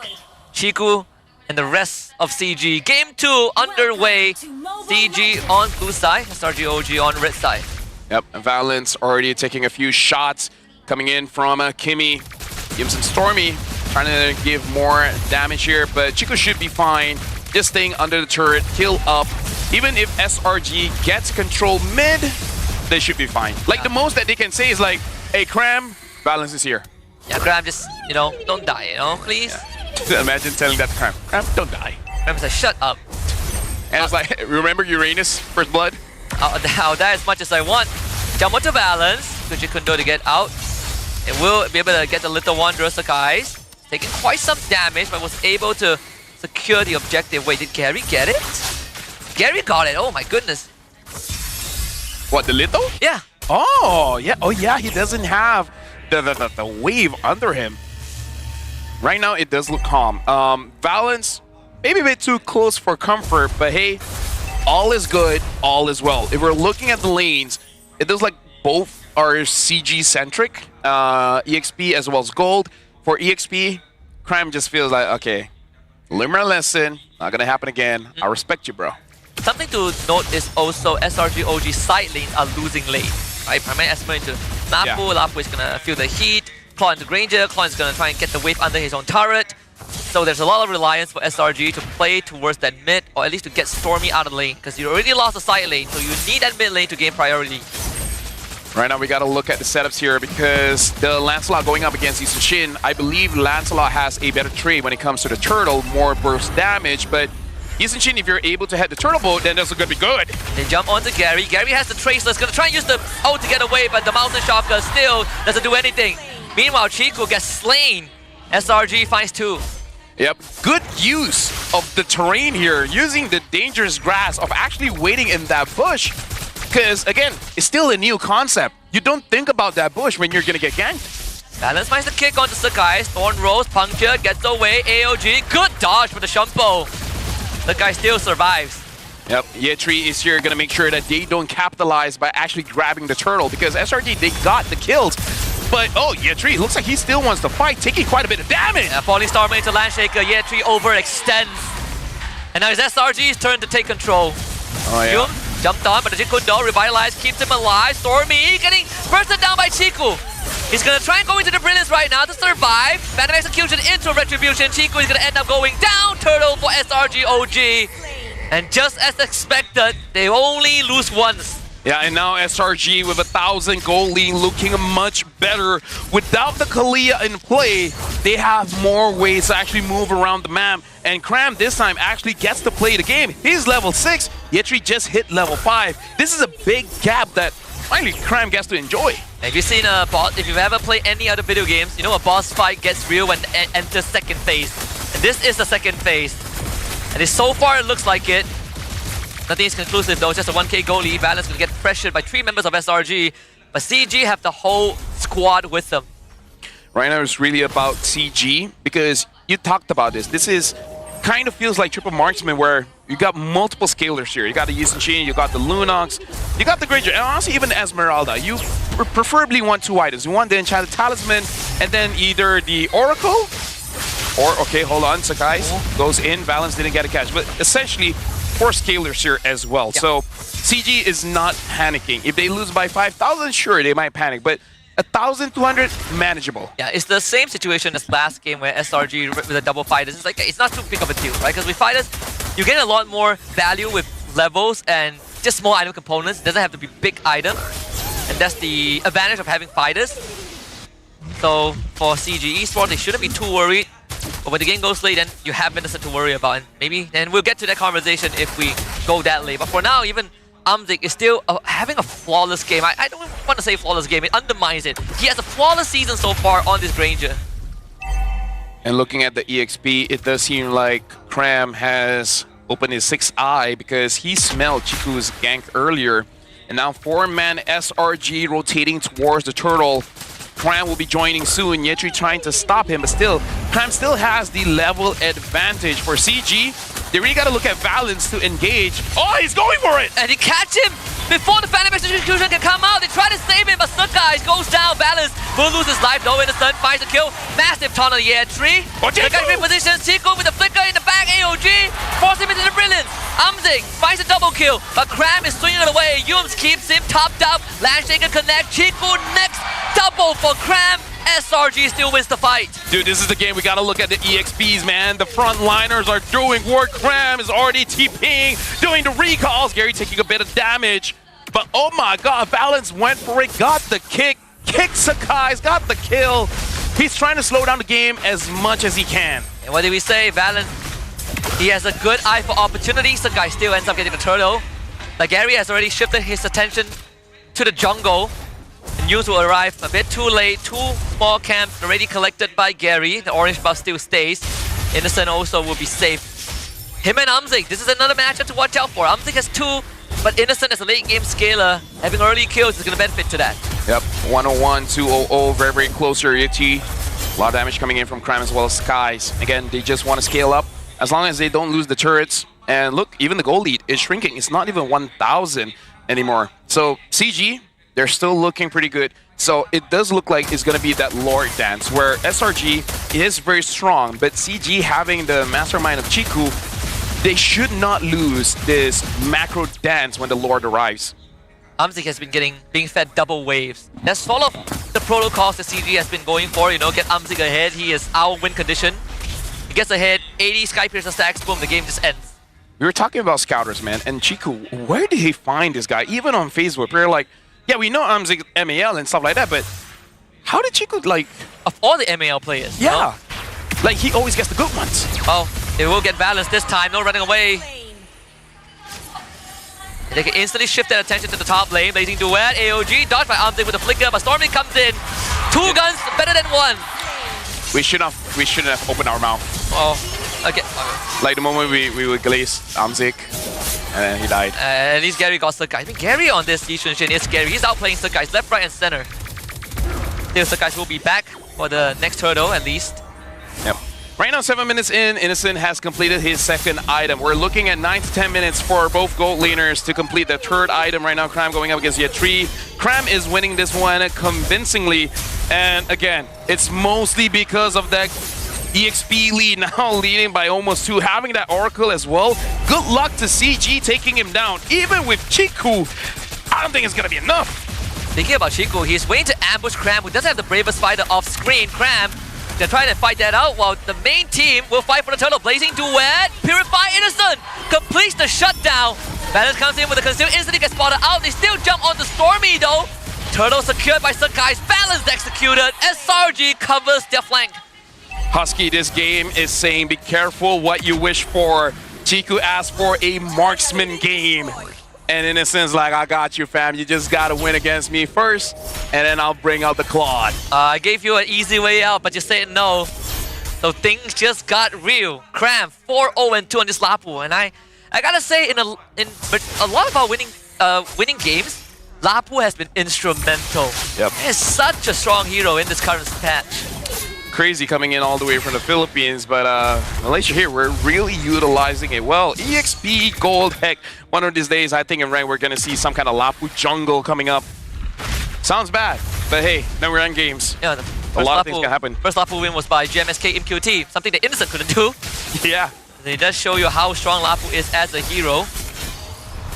And I'm looking at the gold here. Quite a big difference when we're looking at the gold laners, actually. 600 to 700 gold diff. But I kind of feel for the Granger, it's okay. You just need those 2 items, the Hunter Strike as well as Sky Piercer. Innocent completing the 3rd item will kind of put CG far behind. I'm saying going down is a big deal too because we rarely see him go down. Mountain Shocker gets used, so vision granted to CG. They were able to peel away in the bottom lane too. Golden Staff done by Innocent. Gary's been pushing top. Yetri trying to create distraction. Just escapes with the falling Star Moon as SRG OG prioritizes the bottom quadrant of the map. That's where Lord spawns. And look at this, CG is already going for plan B. All right, we can't take you on the fights. We're going to split the map. And this is where Chico is playing chess here. And not magic chess, but just the Land of Dawn kind of chess, where we're going to have a few people here while someone will sneak in and grab those turrets. So SRG, this is something that they have to realize that they got this Claude. They got to manage all the waves. They can't sleep on this. That's the macro supremacy that CG has been demonstrating time and time again. And not only that, SRG has been winning the fights, but you see the position CG puts themselves in, right? It's so much beneficial. Amzik, Lakers to get away. Valence now come in. Innocent, Yum, some targets to go for, but Valence will be patient. Yep. Amzik is gonna clear the wave, maybe get some spell vamp as well. Right now, in terms of the lore, again, you gotta be careful. Look at Yetri. Yetri is hovering, making the decision whether he wants to push, and right now he is gonna push because there's no action here, forcing for Innocent to respond. But Yums is taking a lot of damage, so SRG, game time. Lord, or do you want to go for controlling? Look at Valence, look at Valence! Oh, a good attempt. This time he misses his flicker, and that's gonna cost him his life. Yetri swings away with the Raging Slash. Look, guy gets gone on. Yums could not get home. Stormy! Solo kill by Chiku, guys. CG gets the mid-tier 1. Yums looking to escape, will be able to make it out, and now Innocent finds himself against Yetri, but cannot 1v1 him. In a way, I kind of feel like CG won that one because SRG got the Lord, but they've been managing the long side, and all the fights SRG has been winning. But CG, in that one, they look more dangerous because they're able to actually target one person at a time while they're attacking Yums. Chico just got stormed. Amzik doesn't have a flicker. Goodbye. Gary comes in with a turtle bolt, but the guys will be able to get away this time. Yep. Believing he does have the brute force because that was still quite a lot of damage coming in from Gary. Amzik is gonna revive by the time the Lord comes close to their base, so they should be able to defend this. But yeah, this is SRG. Yeah, take the Granger. We're just not gonna give you a good game anymore. Yeah, and they just took away the flicker of Yetri too. Taking turrets against CG is not an easy feat with how good they managed to waste, but SRG manages to take down the mid-tier 1 and now converts to a top tier 2. That's brilliance out from Chiku, starting to make CG bleed resources. But I gotta say, Gary against the guys has been an interesting one-on-one matchup in the jungle, and Gary has been doing phenomenally. I like that we're basically having 1v1s, and yet all 5 players, they play with each other so well. We got a lot of Stormy, Chiku, we got a lot of Amzik, Innocent, Gary, Skies, Cram, Yetri the entire game, and Valence Yums. Again, trading how they set up for the fight. I like that all are showing their individual skill. Oh, turtle miss. Gary gets away with the Traceless, not a problem there. Bravest Fighter is forced out, but has a very low cooldown, so Cram will get it back in no time. Ideally, they want to take this bottom tier 2 so that they can open up the jungle a bit more, but CG is not going to make it any easier. Yetri is on the back. Gonna get spotted out for now. Innocent works on the structure. Yetri now gets jumped on. Sungeist is here with the taunt into the AOG. Yetri is gone, executed by Stormy. Gary gets jumped on with the Blazing Duet. With some nature for Innocent. Gary still gets away with the Traceless. Cramp holds balance back with the Landshaker. SRG disengaged. It's so rare, but we were looking at both junglers playing at 110%. This is one of those games where they are communicating, but I kind of feel like, let me do my own thing for a while. Okay, can someone shot call the macro? Let me just focus on my mechanics. Let me make sure I can go in and out without making a mistake. And they don't call me the Sky Prince for nothing. Is what I imagine they would say. Oh, Chiku. Gonna be a brilliant for style balance. Oh! Good dodge! Into a kick. Cram still gets away with the swing. And Sakai uses this corpse to disengage. That was still a clean kick by Valence. It's just that no one was ready. And again, it was on Alapu. The dude's pretty tanky, got a lot of spell vamp, got a lot of dashes. Stormy is gonna purify out of that. Fight still is going on, Cram. Not able to recall. The AOG from Yum is looking for Gary, but Gary able to gain distance too. Amzik is coming in from the wings. SRG, they got the reset. Chiku spotted out by Sakai. Yep, Stormy now having a concentrated energy. Understand that this has to be a prolonged team fight. I'm going to go for a lot of bursts. Yetri getting the attention of everyone from SRG. Gary. Oh, Falling Star Moon, Mounted Shocker, Turtle Bolt. Only connects on the Yum. Revitalize, keeps Yum alive a bit longer. Sakai straight to the back for Amzik. Good! Winsome Nature. And Sakai ends up going down. Yetri flickers to safety. Balance and not the lockup. Chico now flickers in. The rest of SRG looks to escape. Innocent with the blazing duet. Up against Gary. Cannot get the kill. Stormy finds an execution on the Chico guys. But still, CG have won the fight. Can Cram make magic happen? Bravest by the backup. Cram! With the steal of a lifetime. Wisdom Nature out for Stormy. Cram swings away. No! And CG bites the damn dust. How did you call it? You say, can Cram make magic happen? Not only did he get the Lord, he's 6-0-6. He cleaned up shop. We got an instant replay here. By the edge of the sword, he stole the Lord. He stole the show. He stole CG's chances of winning this game. The captain of SRG OG has brought them back into the game. Chiku goes on a chase, gets taunted out, Flash Shaker, good night! And it's godlike for Cram. Cram took this personal. It's like, yo, you got me game one. You unlocked something in me that you guys are not gonna like. That's the series we want, series. He's the MVP, come on. We find a kill on the guys. Ooh, this time he gets away. Cram right in the thick of things.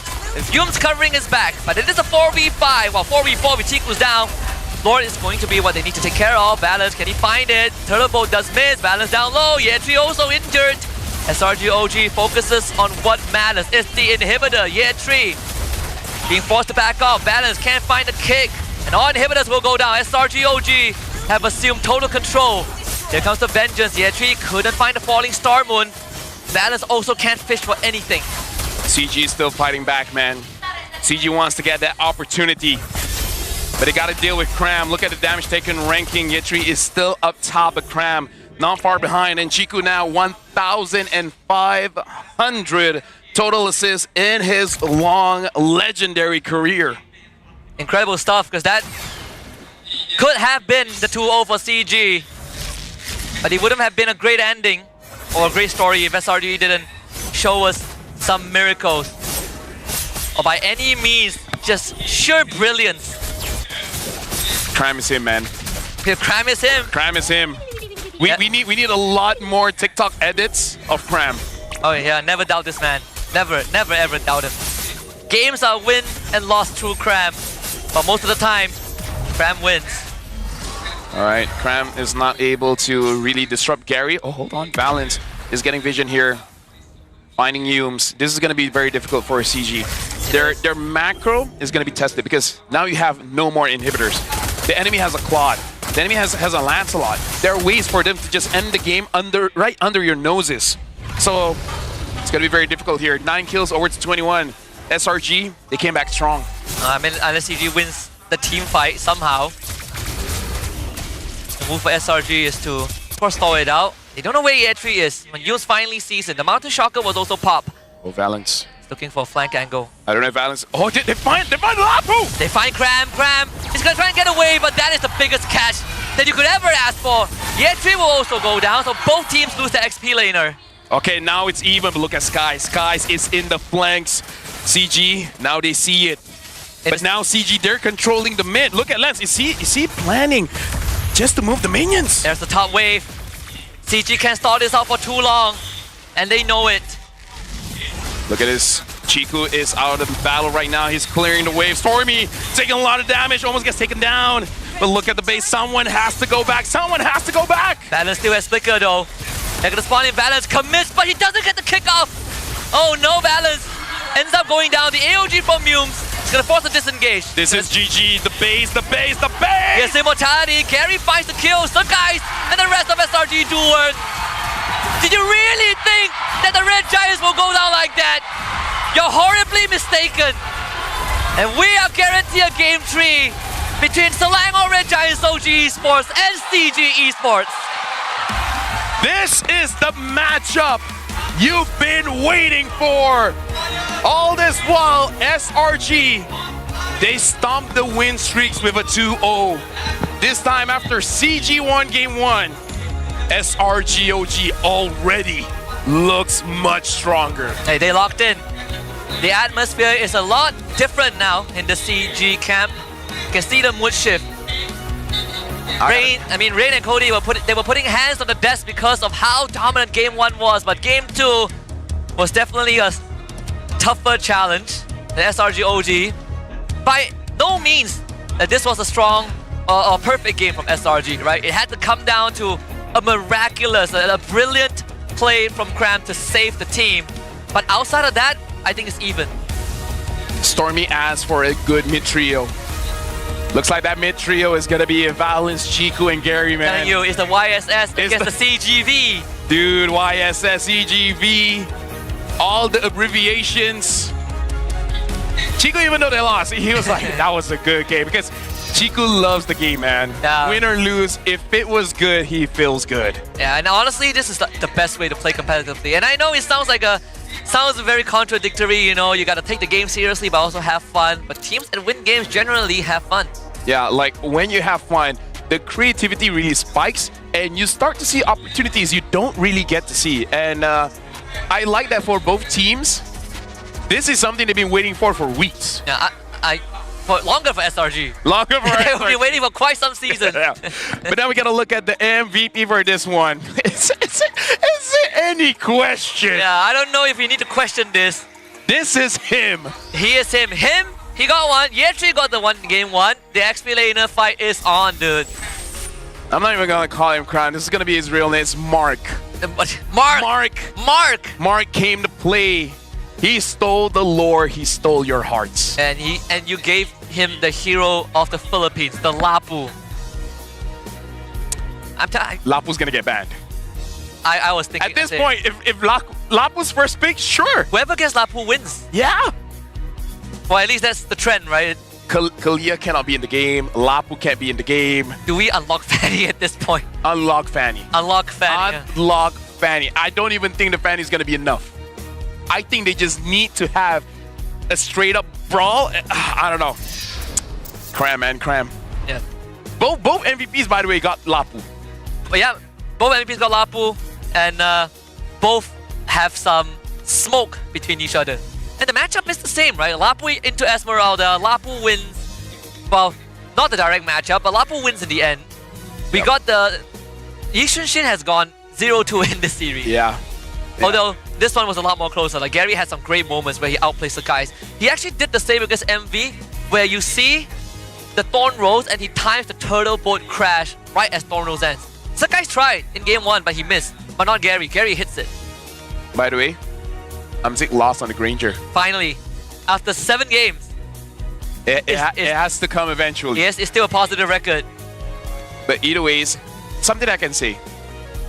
I don't think any CG hero plays cost them the loss. Oh. It really is just the outplay coming in from SRG.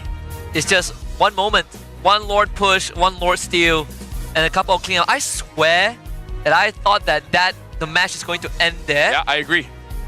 And somehow Stormy and Cram saved it. No, in my head, it could have ended for both teams. It could have ended for CG. It could have ended for SRG. That was how important that Lord fight was. If Cram did not get that, if Cram did not wipe the whole team out, dude, CG, even if they didn't end it, they would have gotten so much on the map.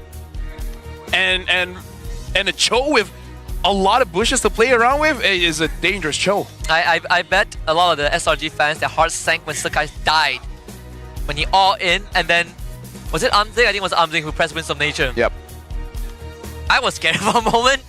I thought that fight was over, but no. Never say die. Yeah, you know what I feel bad for, Husky? Uh-huh. The match after this.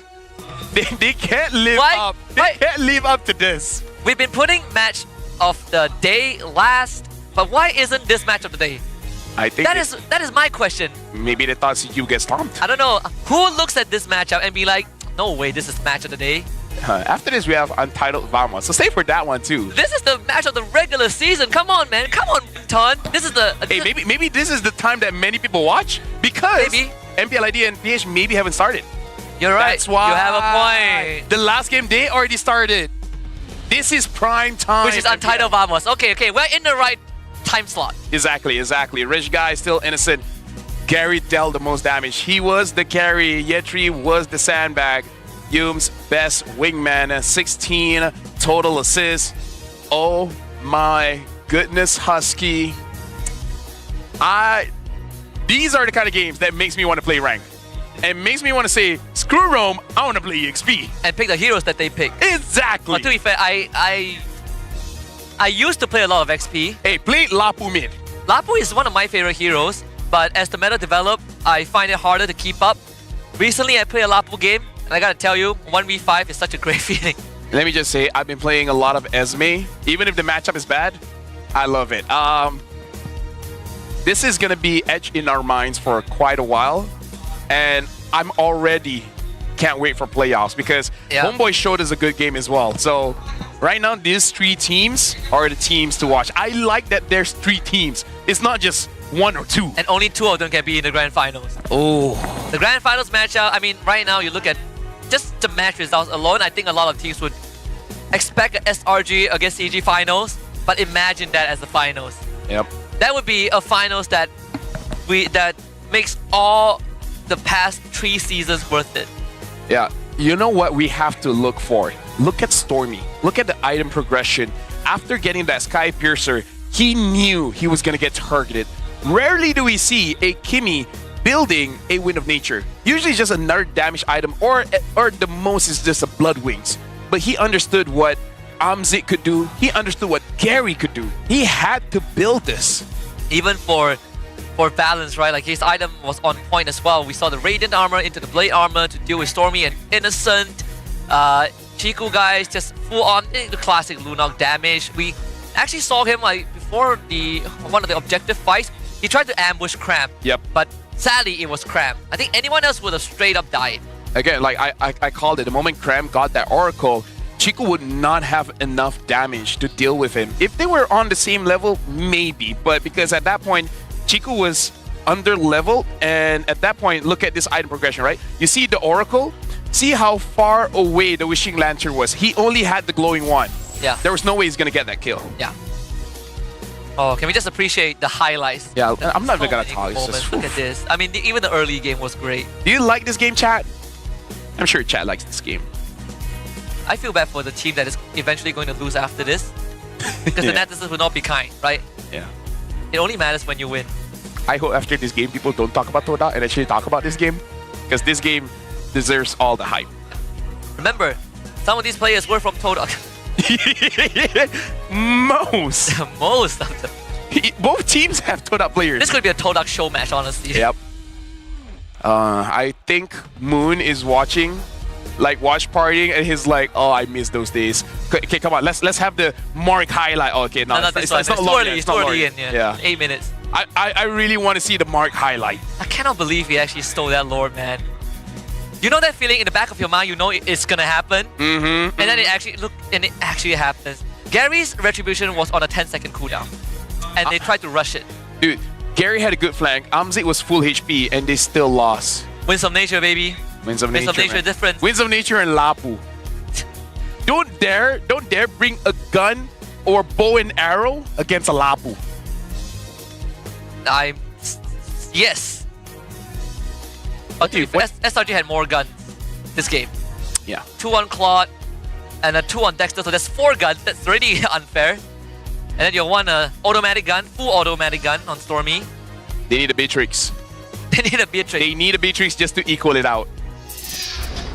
Oh, ladies and gentlemen, this is a match. Good thing we're working today. I'm getting goosebumps. I'm glad I'm not home watch partying. Actually getting paid to do this. Yeah. It's an amazing feeling, guys. Even last week when we were doing the schedule for this week. Yep. I had to check to make sure that to see if I'm doing this, and I'm like, I'm glad I'm doing it with you. Yep. Let's take off my jacket. It's getting ooh, I mean, it's getting hot. It's getting stressed. Someone in chat already says, ni semua salah Nafari. Games are amazing. Nafari fault. If I gotta be honest, I feel like Nafari is the only one you should keep. But that's just me. Speaking of which, if you guys are Chiku fans, hey, Chiku is fine. Chiku is fine. Hey, the Lunox is fine. The Quantum Polarity, the MPL skin for Lunox. Chiku has been showing off for 2 games and he's been amazing on both games. The new skin features a neon-like design that will shine bright. Additionally, the skill effects has the MPL logo. I personally have all the MPL skins, so I'm not gonna skip out on this one. Yeah, me. I think I missed the Benedetta one. I think that's because do I have the Benedetta? Do you have the Benedetta? I didn't get it because I don't play Benedetta. Yeah, I don't play Benedetta. But I got Kadita one. Kadita is my favorite. I got Kadita. I got the Matilda.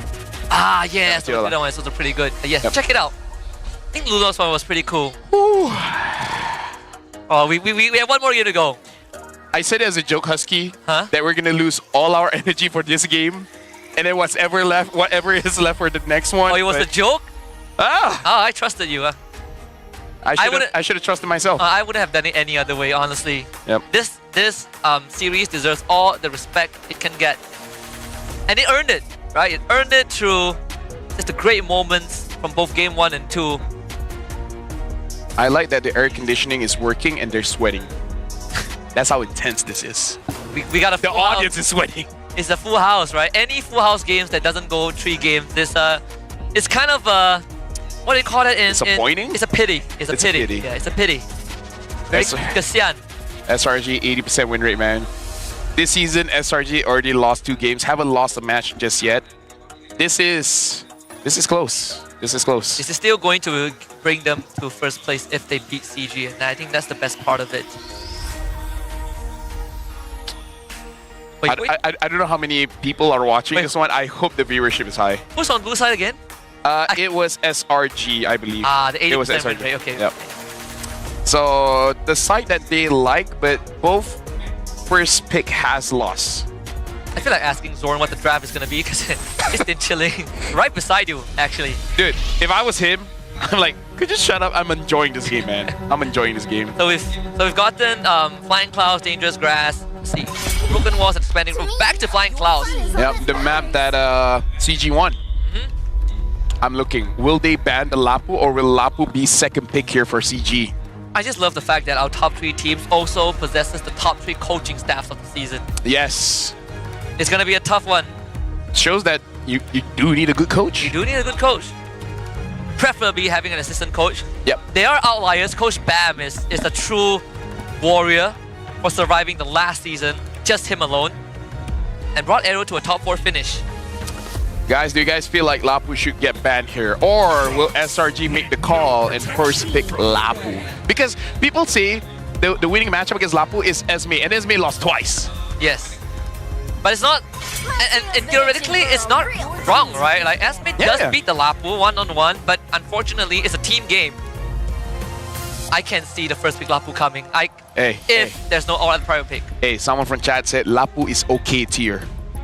Who said that? Who said that? Okay, time to ban Taharu Teraimana. You're gonna get a 60-second chat ban for spreading false news. No, I mean it's okay. No, that's a hot take. That's a hot take. Lapu is okay tier. Lapu is okay tier. A good follow-up to that argument, I'm gonna help you out a little bit. Sure. Is depends on the pilot. Yeah. The best hero could be the worst if the pilot ain't good. So the ban here. They're banning out the Jushi in the Baxia, and now they're banning out the Lancelot. So they're saying, hey, are you gonna let go of that Yi Sun Shin? I'm really sensing an early Lapu pick here. And if CG bans the Lapu, SRG gets a free Yi Sun Shin, and then CG, what else do they have? The Hayabusa. More importantly, if Yi Sun Shin gets let through, CG might just second pick Lapu. Yes. Tough choices. If you let go of it, what will be the throwaway ban here? Throwaway ban? Got him lined up in my sights. Kimmy. Okay. Shout out, someone in chat did actually say Kimmy ban, but yeah. Lapu Yisunshin, man. How It's a tough choice. It's a how very hard? tough choice. How hard do you want your own life to be? I would ask, hey, you can still use the joy, right, Skies? And it's also the win condition, right? Where do you want to place that? Where do you want to put the most weight on? I would always put it on Lapu I would too. I would too. compared to the Yishunshin. Unless they have a very, very hidden hero, because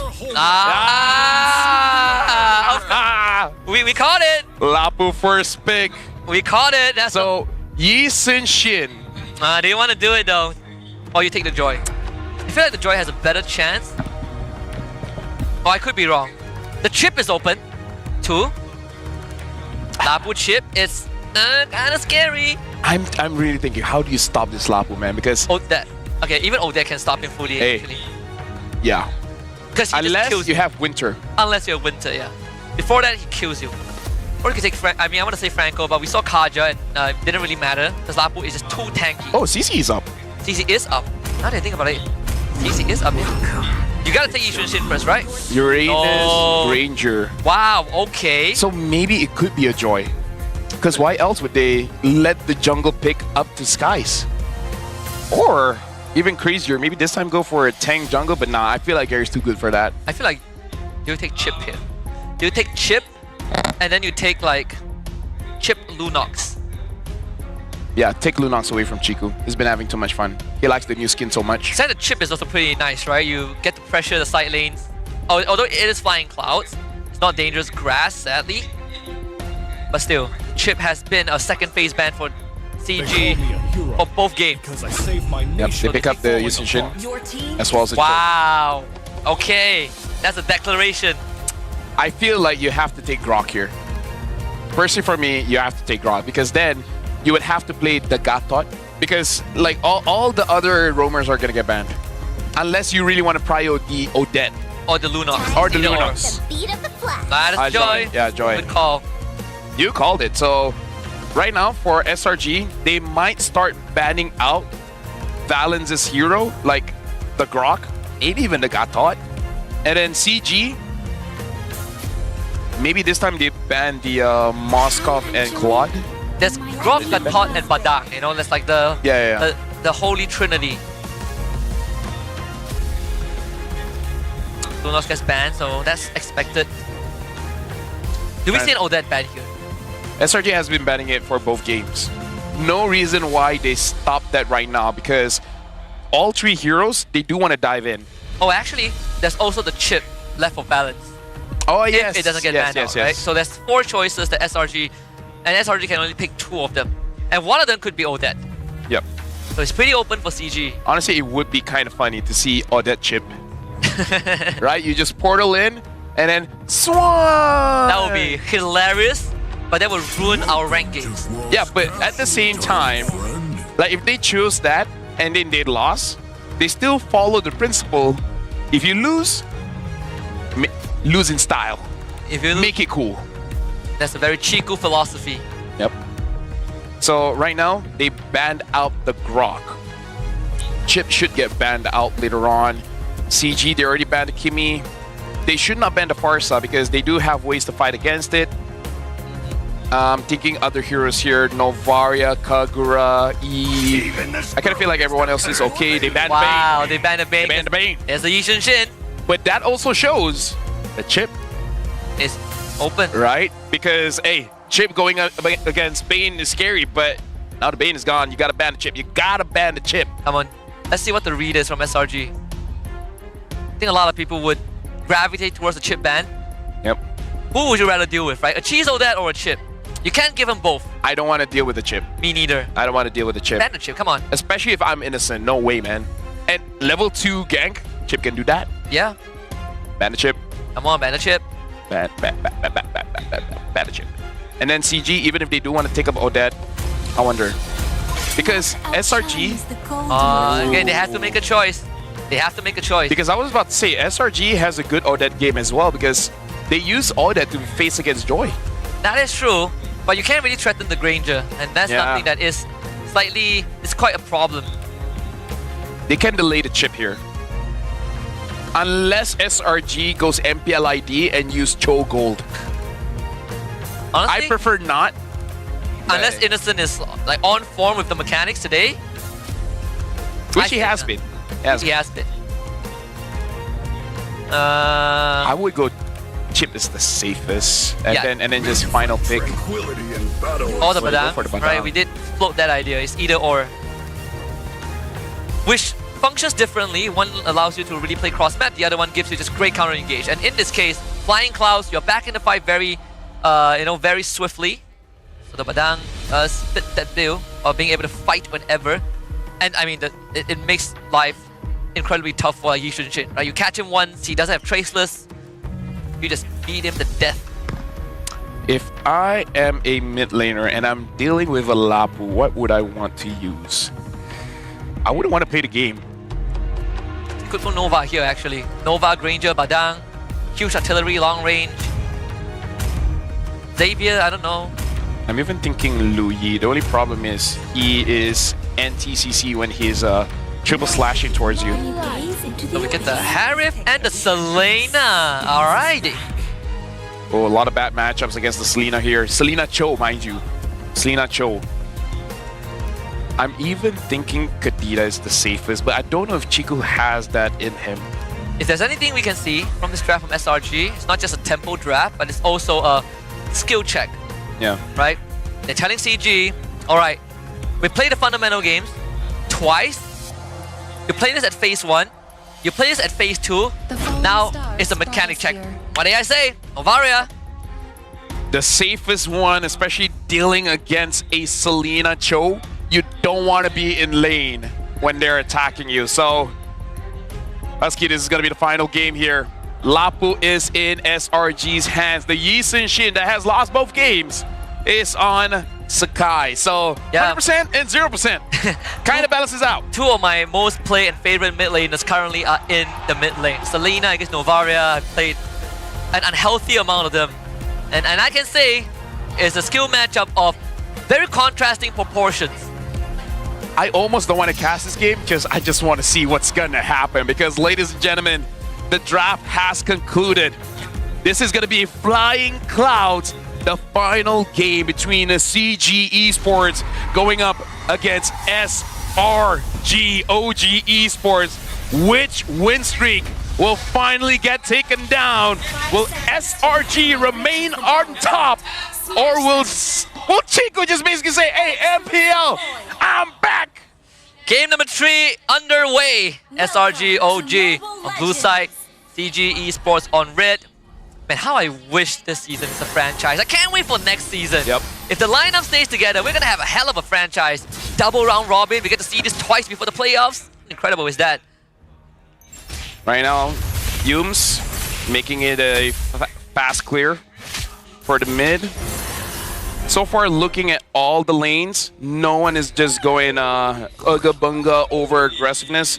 Cram is making sure that Yetri stays there. Oh, Valence though, they'll get stunned. Gonna try and one-shot him. Goodbye, first blood. I was just about to bring up the fact that SRG has a lot more crowd control. Yeah, Cho Selena, man. Cho Selena is something you don't want to deal either mid or roam. Honestly, even jungle. Oh my goodness. Oh, wait, what is Chico doing?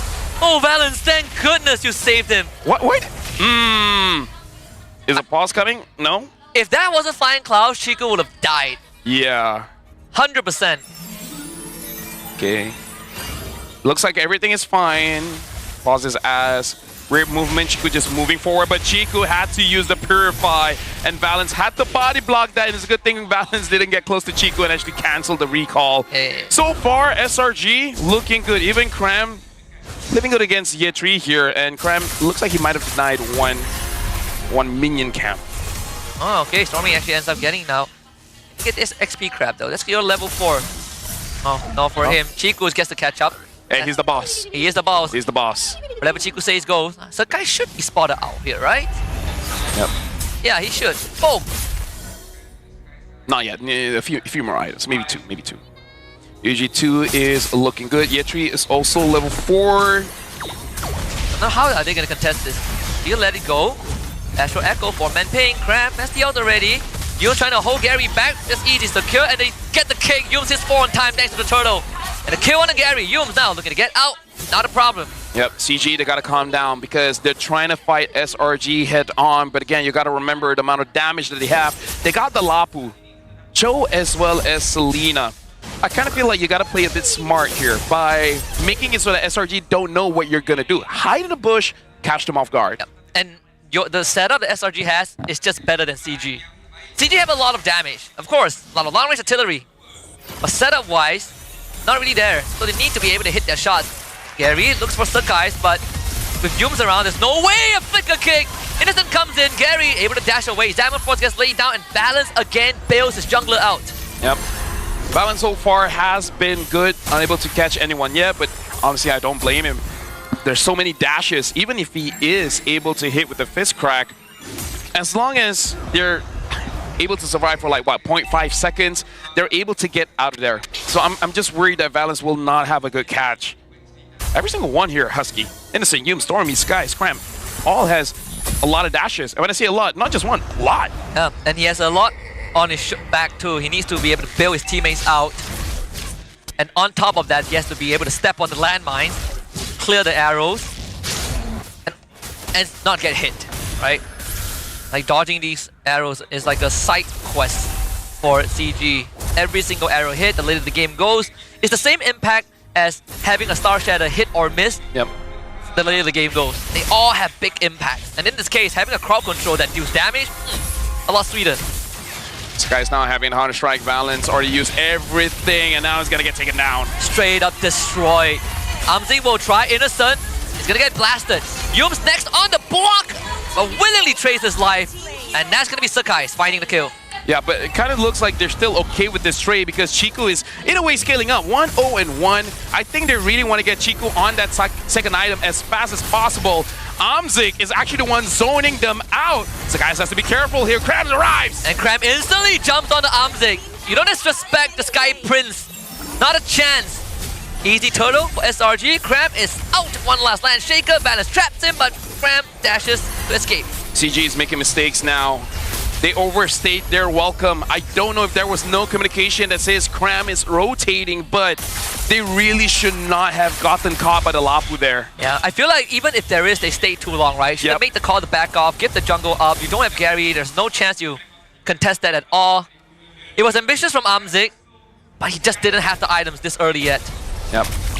Don't know whether they thought they could outplay that, but I don't want that kind of mistake to happen around Lord, because I kind of feel like CG being this good, they should be able to survive when Lord does spawn, and at that point, just gotta win the team fight. SRG 2,000 ahead, this is very big for them, but the moment SRG loses, is gonna be tough, because they don't have great wave clear. CG can abuse that. Yeah, and we say the same thing about SRG earlier on. I think it applies to CG, right? Both teams have not fallen behind yet. At least we've seen SRG. That happened to SRG, but this is the first time CG truly falls behind. And comparing to Game 2, this is a lot more dire. Let's see how CG plays from behind. Goes back down to the fundamentals, but with people like Yums and Stormy constantly lurking around in the shadows, Balance and Chiku needs to keep up. Amze is having a hard time here. Consistently getting frozen. But now, Balance helping him out. Yetri is going to be fine at this point. He is about to hit his second item, so he should be pretty tanky. But yeah, Lapu, they got to figure this out. They couldn't figure it out in the previous game. Yeah, like if Gary wants to like full combo someone, the person has to either die, or you just have to make sure the Lapu is on top of you, because his Raging Slash is going to straight up kill you in one go. I don't know how Gary gets a kill without being traded himself. Yeah, like both XP laners are proxying the wave. Turtle is going to be spawning up top, so it's safer for Yetri to go for the rotate. But Cram knows it, right? So he catches up on time. Amzik is gonna get solo killed almost. In the wrong place at the wrong time. And this turtle fight, I think, is pretty much over. I don't see a reason for CG to even attempt contesting this. Get a 3-man ping, but there's no follow-up. Balance can't get in there. Yetri is just a sandbag. Gary gets the orange buff, comes in, has the ultimate unlocked, but they find the kick. Gary unleashes the ultimate, gets soaked up by the Lapu Lapu. Cram just jumps on it and chops him in half. Lash Shaker connects, Yetri is out of the fight, and SRG OG turns back to the turtle. Again, I don't know how this Joy is gonna go in, get the kills without getting traded herself. She didn't get the kill, and now they got a kick! And that timing is impeccable. Like a dance, there was no errors in the choreography. They find it on the year 3. CG Esports down 4.3k. This is SRG, man. They give you hope, and then they take it away from you. This is bullying, but because they have the Novaria, there's still some scaling. So, not gonna lose hope just yet. Sort of the same thing as having a Xavier, but a Xavier a lot more reliable. Oh! And the time with the Cram, he's taking aggro. Finally punished. Ooh, a bit sad. Getting the Sky Piercer after the kill. I hope that's a visual delay. I hope he got the Sky Piercer before he killed Cram, because if not, wasted opportunity to get a free stack. Oh, so guy's gonna find revenge. It's him against Umzik. Umzik, you stand no chance. Don't do it, buddy. This is not your turf. I don't even know, man. Like, he has Purify. He can't run away. Sakai is his on form. I feel like in a very clutch game, Sakai shows up. If the game is just like, meh, okay, he's just there. He doesn't do much. But when it matters, man, when it cracks feels his like knuckles. When it feels like an international game, he's like, okay, you know what? I'm hungry for a win. Let me be the star. That's our MVP, MSC 2024 MVP. He locked in. That's how he beat Falcons. Yep. Even though it is more than a year since that moment, but it did cement SRG as one of the team. Look at Cram's damage. Highest damage dealt. Almost double. Hold on, Yoon's trying to get a Oh, kick. you gotta block it, man. Gotta block it. Oh, innocent. Ah, man, and a solo kill. Oh my goodness. This is SRG, man. Get your favorite hero, and we'll make you the feeder, man. Like 1, 4, and 2. Again, this is Purify. A lot of Ranger games, even going up against catchers like Kalia, they rather go Flicker. But with a Selena and Cho, oh yeah, no, that's hard. Yes, incredibly hard. SRG can just wait out the ping. Oh, the Star Shadow didn't connect, so Sakai has full liberty to take this Lord. And in fact, Graham, look at that. What you gonna do about it? Nothing. Yep. CG, they gotta move S5. Use the incredible wave clear that they have. Stall out the game just a little bit. Eventually, SRG, they might make a mistake. Not something you should hope for. But hey, oh, the arrows coming in from Stormy, man. Like, why does it keep connecting? It didn't even hit on Chiku. Guys. What? Oh, Yetri. Okay, Yetri's fine. There's a kick that could kill Yetri. Yep, Gary now having the Holy Crystal. Should be able to deal the damage. The Lord marching down bot. Innocent goes in. They get the second tier turret. And now they kick onto Yetri. They go in. Full crowd control into Yetri.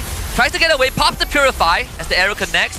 The snipe comes in. Counter engage from Valence. Cram right in the middle of everything. Flickers forward. Umzik is going to get swung on. He dodges everything. Umzik.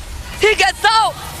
Cram should go down after a long, drawn-out skirmish.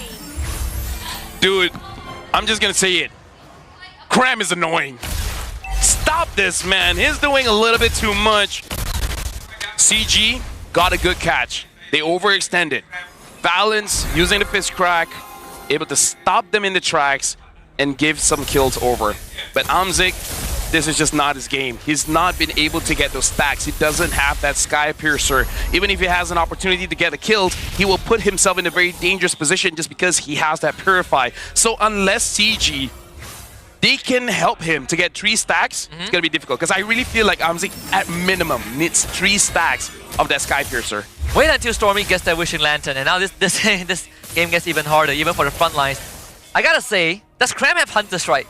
Because that Raging Slash has an increased move speed that caused him to miss Umzik. Not yet. He didn't go for it, huh? I think it's going to be his 4th or 5th item because... Nah, I think you go Immo or something. You go defensive full. I don't know, man. You already have War Axe and Queen's Wing. Hey, previous game he went for Hunter Strike. Oh, you're not wrong. Yeah. Plus, Cram might be feeling himself. Pretty sure he is. Wait until he wears his shoes. That's how you know the game has ended. Oh, yeah. Oh, yeah. That's the signature Cram move. So right now, looking at how they've been managing the waves, Stormy, man. Out of everyone, why does he keep getting Chiku? How does Stormy do it? The guy that stays at the furthest in the backline always gets hit too. Should be the safest. Should be the safest. Astro Echo ping. No cigar there. Yep. Again, the Lord will spawn around about 20 seconds. Positioning SRG is looking much better. CG is hard to even make a macro play here. And up top, Innocent is managing the wave. Valens should have seen Yums. Needs to be managing Yums' position. 3 members of CG show up top, so SRG can start working on the Lord. And look at where Yums and Innocent are at. Trying to get a catch here. CG moving up. Yep. Yetri has vision. Will he try to delay this? Innocent now having the concentrated energy. Gary. And Cram jumps in. He's going to try and stall this out. Valens and Yetri. Valens goes straight for Sakai. Sakai gets away. They find the kick onto the members of CG. Cram swing away again. Sakai's is godlike. If you come at the Prince, you best not miss. An arrow connects. That one does not. 2 for SRG. And Lord number 2 for the Red Giants. Good idea coming in from CG, letting Gary show face so that they instantly engage, and then giving the space for Valens to catch the backline. But again, this Lapu, he doesn't just distract you, he actually does damage. Gary could not fight back. He has the Holy Crystal. He has the damage, but not against Lapu. And the worst part is that CG's members sometimes are close together. And if Cram is swinging away, and he hits more than one target, think about the spell vamp that he gets. With the Oracle, Gary is going to get hit by the arrow again. Again, Wishing Lantern is going to really start hurting. Flying Clouds is what's keeping CG in the game and up to speed. Coming back into the right position to mount a defense. Look at Skies. I think he just got hit by the Star Shatter, which is great. Yep. Chiku still checking all the boxes, making sure that SRG is not getting away with these angles for free. It's unfortunate, but this Badang is not able to really do much. Too many dashes. He can't lock down a single target. Now, even if he locks down Innocent or Sakai, they will just solo kill him. The timing has passed. Conceal. Yums found out. Not gonna get a kick here. It's all about the inhibitors. That's what matters. Oh, Yetri. And that's the tankiest guy there. Here comes Cram. He's gonna do it again. Gonna hold on to the Land Shaker. The patience is gonna virtue. Now he swings away. Valens cannot stop him, but he's stuck behind the wall, and now Yums needs to come and fill in now. Land Shaker number 2 comes out, Cram with the Queen swings, stays alive, and SRG pounces! Goodbye, Gary! Still gotta commend CG, even though they're 10,000 down. They're still holding on to this game. A 10 kill difference, 14-4. Innocent looking very strong. And Cram just being an absolute nuisance. Valens really not having a good game here. Full combo. Not even a full combo, just a 2-dash combo. Half HP. Very tough game for CG here. Cram still highest damage dealt. You look at CG, it is pretty depressing, right? Yetri is the one dealing the most damage. Again, Chiku, landing those shots is not easy. Gary, you did say you can't see a way for Gary to get a kill without trading himself. You can't even see a way that Gary can get into a fight effectively. He is the 2nd lowest in terms of total damage dealt. He can kill anyone, man. It's just that you gotta deal with Cram. Like the moment he can get on top of Selena or the Hive, okay, maybe the Hive is a bit difficult, but there's a chance. Not against this. And now even with the brute force breastplate being built on Cram, and you can see he's already opting for that Hunter Strike. It's like, who needs immortality? I am immortal. Yep. They can't kill me anyways. I don't think Gary can even kill Sakai at this point. Sakai's going to like 3-shot him. Oh. Either ways, still waiting for CG to make some kind of miracle play. This is death by 1,000 cuts if I've ever seen one. Yep. SRG, they're basically telling CG, are you sure you want to do this? You just want to prolong your pain? We are patient. We've played best of 5s. We played best of 7s. We played in international finals. We play against the best teams in the world. It's not to say that, you know, CG doesn't have that experience, but in recent years, not even close. Okay, Lord has been reset. See where Gary is. Innocent and Yums showed themselves as well. There's just no way in for CG. Yep. They're slowly work on this Lord. Whoa! So good attempt from Chikus. But Innocent and the rest of SRG, they're gonna jump ahead, flick a ball from Cram. He swings onto Valens. They commit a kick onto him because why not? Yetri trying to hold the front. Umzik didn't get the execution though. Now they turn on the Cram. Cram again, swinging it away. The rest of the team needs to help him, but a double kill for Umzik. SRG sacrifices 2 bodies for the Lord. Hey, SRG gotta be careful here because the damage are starting to be there. Umzik has 2 stacks here, 1 more stack, and SRG, they really have to consider the damage that CG is going to do. But with that being said, this is 17 minutes in. That Lord is going to be pretty tanky. Although I think SRG might have a hard time actually sieging for this one without Cram. Yeah, unfortunately, the bottom wave is pushed in quite deep, so the Flying Clouds doesn't benefit SRG as much. Yeah, this Lord might not yield them anything, actually. Yep. It's quite a shame, unless Stormy can hit this arrow. Innocent having the Wishing Lantern as well. Gonna deal a lot of damage onto Year 3. Oh, Year 3 my is goodness. a big problem, and he took big damage to Kai's.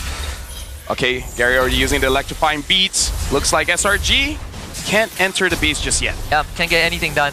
So this Lord is not it just yet. Oh, unless Year 3 goes down, but he does get away. Minion wave cleared out on both mid and top lane. CG holds on very, very well.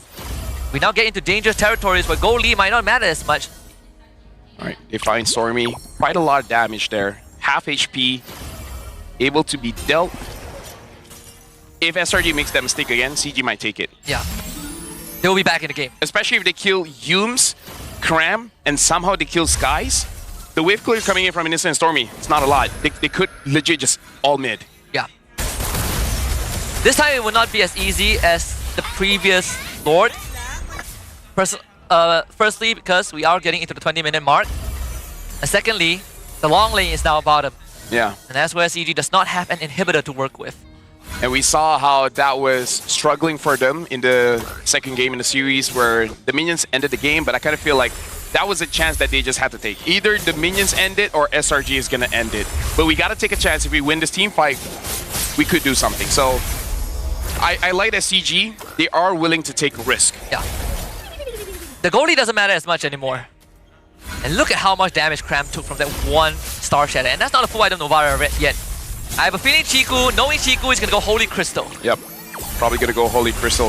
If he wants a cheaper item, maybe Lightning. But I think at this point, you got to try to one-shot the backline. You got to try to one-shot Skies. Oh, yeah. If you one-shot Skies, that's your win con. If you hit him while he's trying to take the Lord, he's going to die. Yep.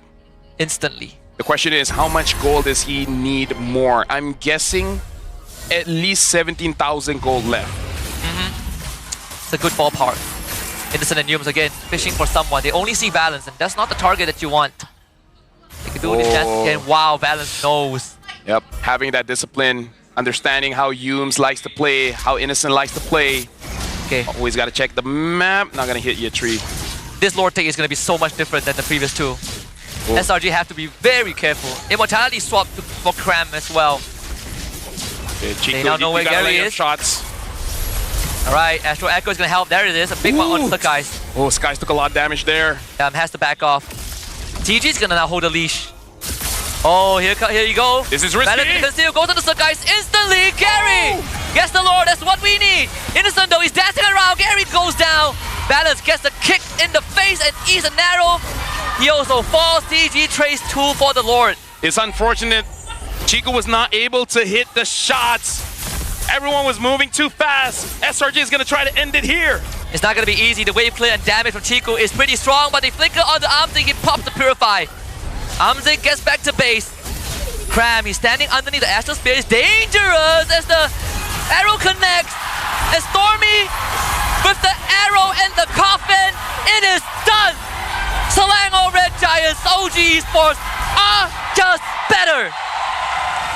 SRG remain on top. Becky came.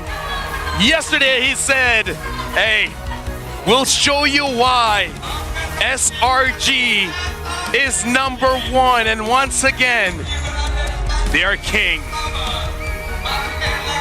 Not the best for no reason. Tripped over in game 1. Game 2 came down to individual brilliance. But game 3 was a team effort. Again, it's the best game we've ever had. Can't wait for franchise where we played 2 of it in a single regular season. But this is gonna shape things up for playoffs. Maybe we get the grand finals of a century here. The guy say, yeah, 3, no, you but nah, yeah, 3, like, he was performing. Yeah, 3's legit. He was going up against Cram, bro. Yeah, it's just a shame that he had to fight Cram.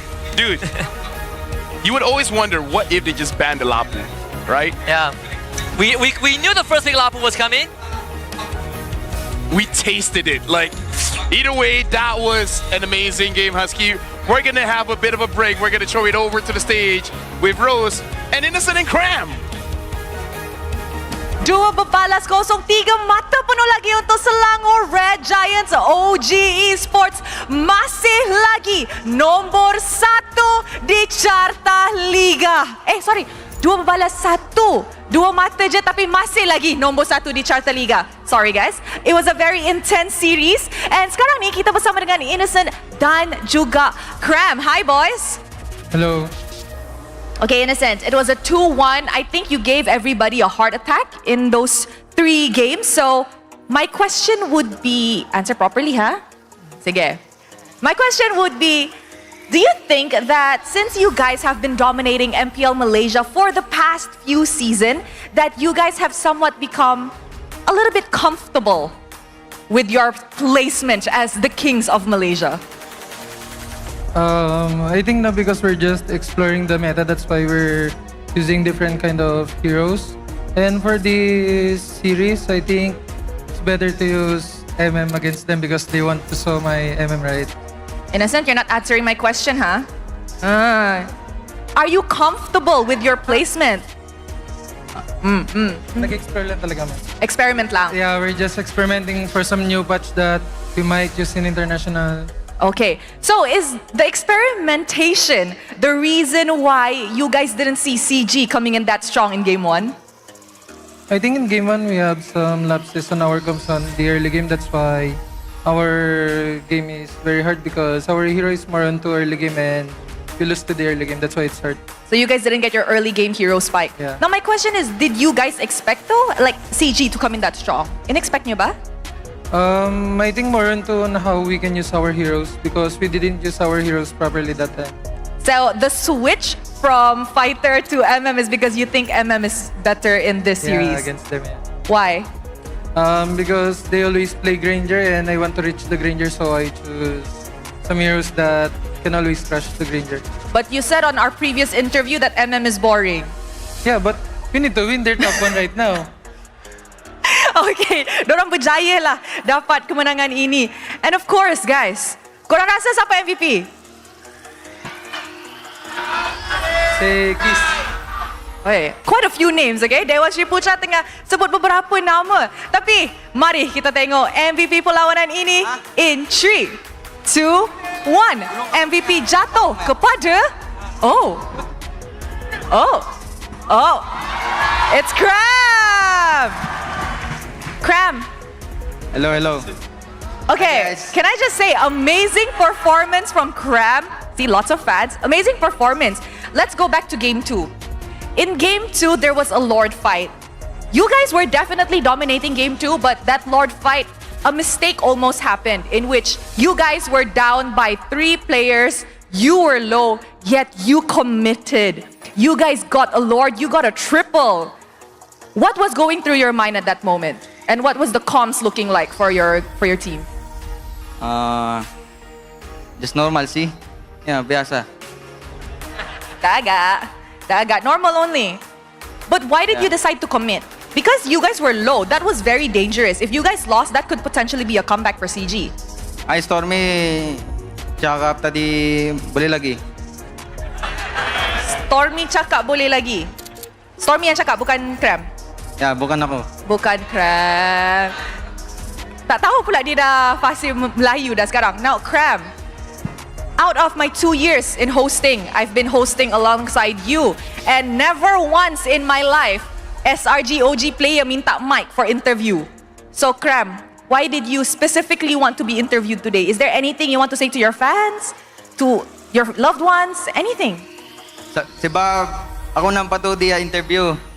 Last. Siapa? Ya, siapa tu? Kenapa tanya I? Ye3, I think. Okay. So,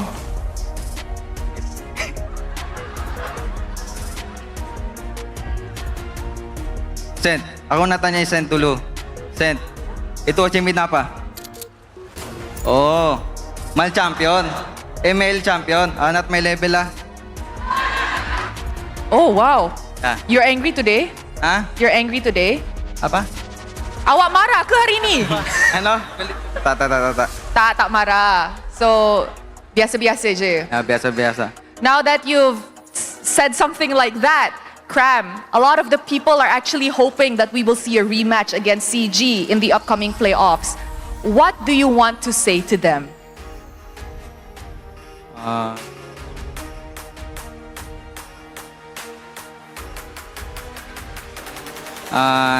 See you in playoffs. Okay. Alright guys. Ini sahaja daripada Cram, Innocent dan juga Rose. Thank you very much for watching this interview. With that, let us join back to the casters to analyze apa yang jadi di dalam perlawanan ini. Casters, back to you guys. Yo, shout out to Cram. My man. Mr. Mark. I didn't thought he would be going up and speaking in Malay. Not just that. He taunted in Malay. And he got he's so fluent in the language. Rose spoke to him in English and he was like, huh? Yeah. But he instantly understood when Rose was like, are you angry in Bahasa? Yeah.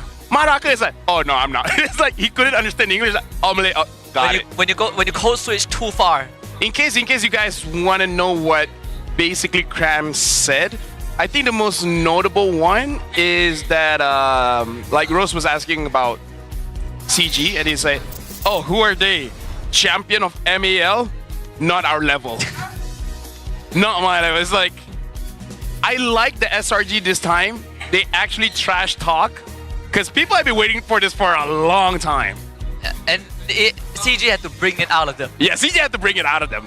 Although I do have to say, Arrow kind of brought it out of Sakai's as well yesterday. Hazel's guys, yeah. I mean, man, Hazel, yeah. I love you, but 2 seasons in a row and you're kind of starting the fire a bit too much. But that's a story for another day if we do see Arrow. I can't believe I have to translate what the Filipino said in Malay in Bahasa to the English audience. But yeah, like a lot of Rose's question, he just basically gave one-liners, but all of them were in Malay. And he essentially did say just that, yeah, CG is not our level yet. Not good enough. Not good enough. He basically said, get good in a nice way. In a Malay way. In a Malay way. And you can see him processing. It's like, okay, in Tagalog, change to English, change to Malay. That's a whole process there. You can see him computing. He went through the whole linguistic ability of Rose to get to the end point. Yep. What a game though. Look at Cram. 209,000 damage taken. This is an amazing game, and I feel bad whoever has to face against CG after this, because they're gonna bottle up a lot of emotions, but someone's gotta take it. Now you can truly say that if you can't beat CG, there's no way you beat SRG. Yeah. And even if you beat SRG, there's no guarantee you beat CG. They're so close. This is the best challenge we've had for SRG OG in a long time. You know, I'm gonna be so tilted, Husky. If in the next match there's no Lapu, unless it's banned. If it's banned, okay, if it's banned, yeah. But if both teams Lapu is open and they don't take it, I'm like, what are y'all doing? It's Vamos and Untitled. The XP laners use Lapu. So we should see Lapu, I hope. Look at that. Hall of Famous. Rich guy, Sakai, his carry, Cram. Dude. Sandbag, Yetri. How many times Cram not only like is here, but he's here either the carry or rich guy as a EXP laner. And a fighter, mind you. It's not even like a full tank, it's like a straight up bruiser. No, he built War Axe, and then, after a while he did build Hunter Strike, but it was all defense items, man. Straight up bruiser. And like what the Lapu say, his voice line when you pick him, this land is our homeland, and it will soon be your burial ground. He buries CG 6 feet deep. But still, that was an amazing fight by CG. It was. I feel like they just need to try different strategies, because again, one of the only reasons why they lost is they legit cannot deal with the Lapu, right? Yes. I feel like they're gonna go back and really look at every single thing and see where are the missed opportunities. But now we gotta look at the carry here, the gold distribution for Cram. 13,800 in total gold. He basically got 650 gold per minute. And most of the goal here looks like does come from the minions. When it comes to the kills and assists, he gets about 1,000, but I believe his KDA throughout the game wasn't even that high. He just mostly, zone people away. Yeah, I mean, he dealt like 84, almost 85k damage total, right? With the amount of, work that he was able to put in as the Lapo this game, it is out of this world. This series has set the bar pretty high for the rest of the league. It was something that we have one more game after this. It was something we feared, We were thinking, okay, we are eventually going to get to this point. How high is the goalpost going to move? And unfortunately, it's a bit too high. Yep. So we gotta manage our expectations. Let me just say as well, I'm looking at the crowd. I see Vamos, I see Homeboys. I hope GMX Clanton also watched that game because I feel like all the teams watching that game, there's a lot that you can learn, both from CG as well as SRG, because this is one of those games that, there's just a lot of value that you can take. No, I think even for teams that are not playing today, if you have a scrim in that time slot, you cancel it. You cancel it to watch this series because it's a lot more important than a scrim best of 3. This is like a master class. It's like watching Master Chef. Two chefs cooking in the grand finals, but unfortunately only one of them can be crowned Master Chef. And today the Red Giants cooked. They cooked, served, ate, and left no crumbs. Today the day has been amazing. First matchup, Homeboys going up against GMX Kelantan, and then now CG going up against SRG. And I believe we do have a losers interview with CG coming up, where I would really want to know the insight coming in from CG. How do they feel? What really happened in the game? Because this was a tough matchup, but they fought well. Yeah, I wish we could talk to Coach Ray. He's he's one of my favorite local coaches, and I think he has very unique ideas. But I do want to kind of pry into his brain and how they plan for games, whether it's against teams like GMXK or Vamos or Homeboys, or in this case SRG OG. Chiku's wish to beat them, we still have to wait. Well, this is it for the highlights. So now we're going to be throwing over to Rose alongside with CG. Terima kasih kepada caster-caster kita. Dan sekarang Rose bersama dengan Chiku untuk post-match insight. Now, Chiku, Rose ada beberapa soalan pasal perlawanan tadi. And I think my first question would be, did you expect sebagai CG as a whole team untuk dapat push ataupun pressure SRG sejauh itu tadi? Kita orang expect yang kita orang boleh bagi saingan ke SRG. And kita orang expect juga kalau Innocent sebagai fighter, kita orang boleh curi 1 point. That's why I say to Innocent just play MM. Because kita orang nak tengok kemampuan kita orang lawan SRG kalau orang full potential dah. And apa yang you nampak selepas tengok SRG full potential tadi? Adakah you guys belajar something new? Banyak kita orang belajar sebenarnya, cara diorang move, sebab bila Innocent pakai fighter, diorang punya move lain daripada bila diorang pakai marksman. So banyak benda lah yang kita orang perasan tadi. And terima kasih sebab memenuhi keinginan kita orang. Okay.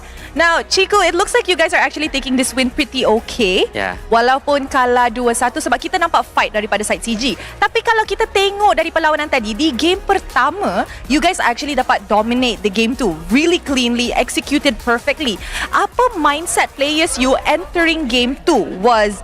Were you guys overconfident? Ataupun dorang terlalu happy sebab dah menang? Kita orang sebenarnya tak overconfident. Kita orang fokus one by one. Sebab kalau perasan pun diorang change diorang punya pattern draft. So kita orang pun change juga kita orang punya pattern draft. And I think just lucky lah. Because Crum still a lot kan. So dari kat situ kita orang macam down sikit kot. Yeah, I agree. I rasa tu Lord Steel tu agak satu benda yang affect korang punya performance lah in game kedua. Now, maybe last question. Are you happy with the performance today? Sangat-sangat happy sebab kita orang tak expect yang kita orang boleh bagi saingan dekat SIG macam ni. And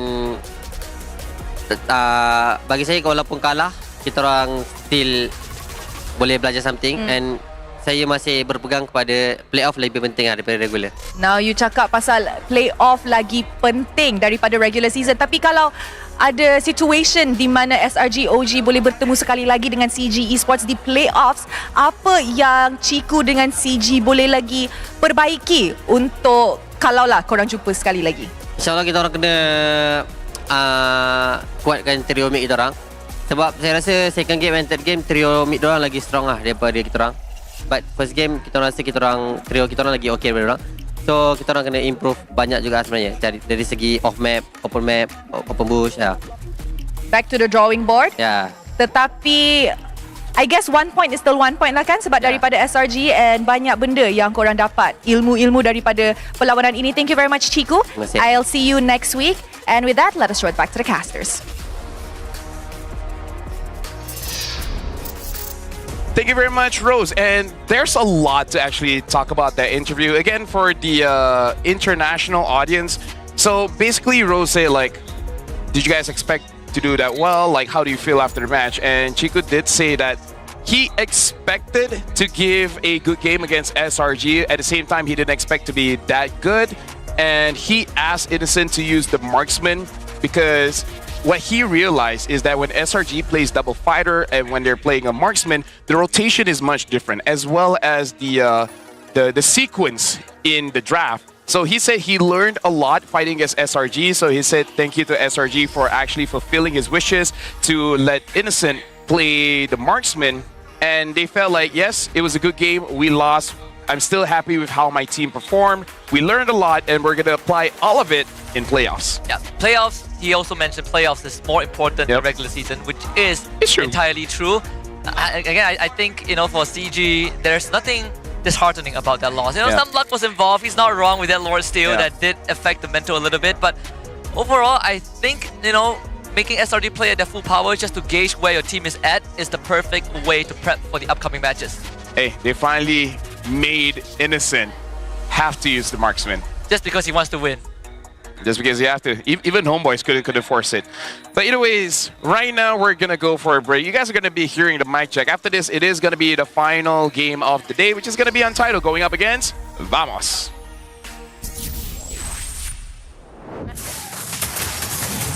Nice one! Nobody guys. Boleh guys. Ni aku start. Boleh. Mi. Guys! Boleh.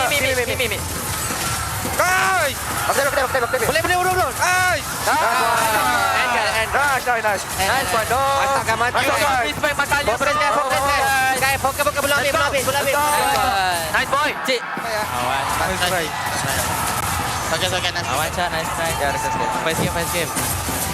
Boleh tak? Download je. Rate aku 16. Apa? Buat. Aku trust kau buat. Boleh manage ni.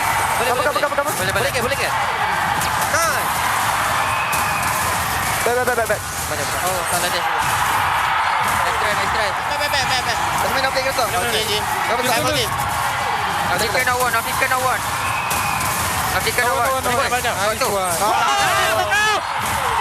Kau sini Jo ah. Biar cun update kan. Mana dia? Aku ni. Cu dulu. Nice one, bang. Go. Tengok Yom. Pengen follow. Ayo.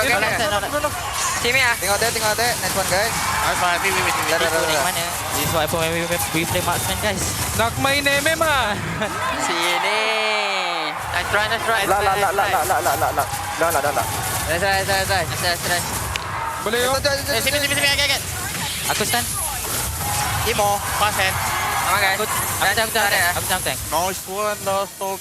Tangke right. Aman. They holding. Hero. Oh, boleh hero bang. Tengok bang. Badan bang Vincent. Hero. Mati. Go. Kanan. Boleh. Mid. Just go. Kena. Stun. Ada. Kill guys. Kill. Cloud. Yeah, kill cloud.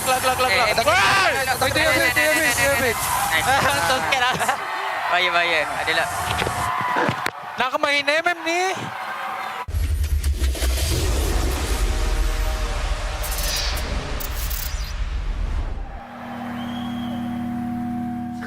Bye. Saya boleh ni. Semangat nombor 1 ada dalam diri kita semua. Bukan atas usaha sendiri saja, tapi sokongan dan harapan yang dikongsi bersama. Sebab nombor 1 lebih daripada jadi yang terbaik. Ianya memikul impian mereka. Inilah semangat nombor 1. Inilah prepaid nombor 1.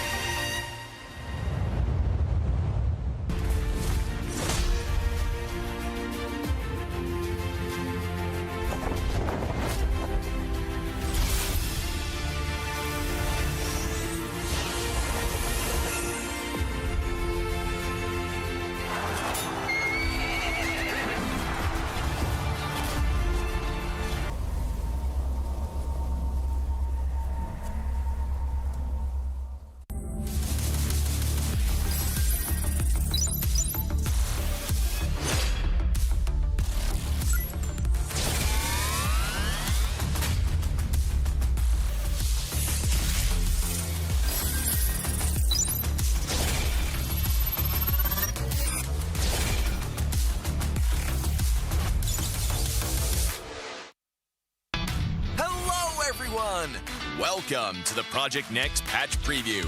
We've got a lot of great content to show everyone, so let's get into it. New hero, Obsidia. The Sovereign of the Abyss has risen from the ruins of a forgotten age. As a gold lane marksman hero, her core gameplay revolves around building up bone shards to unleash devastating single-target burst. Her bone shards automatically hit enemies struck by her basic attacks, and she tethers herself to enemies hit by her ultimate. We can't wait to see your spectacular plays with Obsidia. Abyss heroes Alice, Dyroth, and Thamas have all been revamped. We've updated the visual designs and backstories of these 3 heroes and completely redesigned Alice's skills. We buffed her early game while preserving her signature life drain mechanic. Our goal is to elevate the gameplay experiences for these heroes, and we're excited to see how they'll perform in the new patch. The annual map changes feature is also coming this patch. Each match will get a random new map mechanic. Each time the meta cube flips, the battlefield will be transformed, opening up new opportunities and challenges for even more strategy and tactics. The achievement system has been revamped. We've added all new season achievements. Based on your playstyle and match performance, you can unlock varying levels of prestigious flares to show the world your skills and abilities. Plus, the new Wall of Honor lets you showcase your achievements for all to see. Let's see who has the most elusive achievements. In this patch, we've refined the feel and responsiveness of the game's controls. Many of these improvements came directly from your feedback. Through these targeted optimizations, we hope to resolve many of your gameplay issues and deliver a more fluid and responsive combat experience.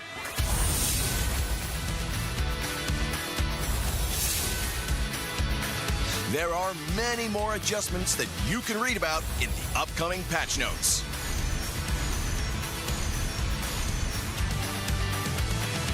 That wraps up our Project Next patch preview.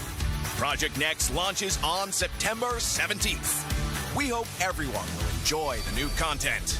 And until next time, we'll be seeing you in the Land of Dawn.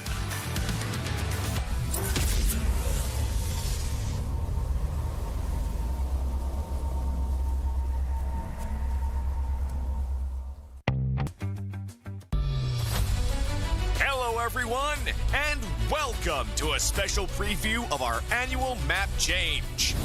In this video, we'll explore more about this exciting new gameplay feature. Now, let's get started. When the annual map change launches, details of the feature can be found here. When a match starts, players will be notified of the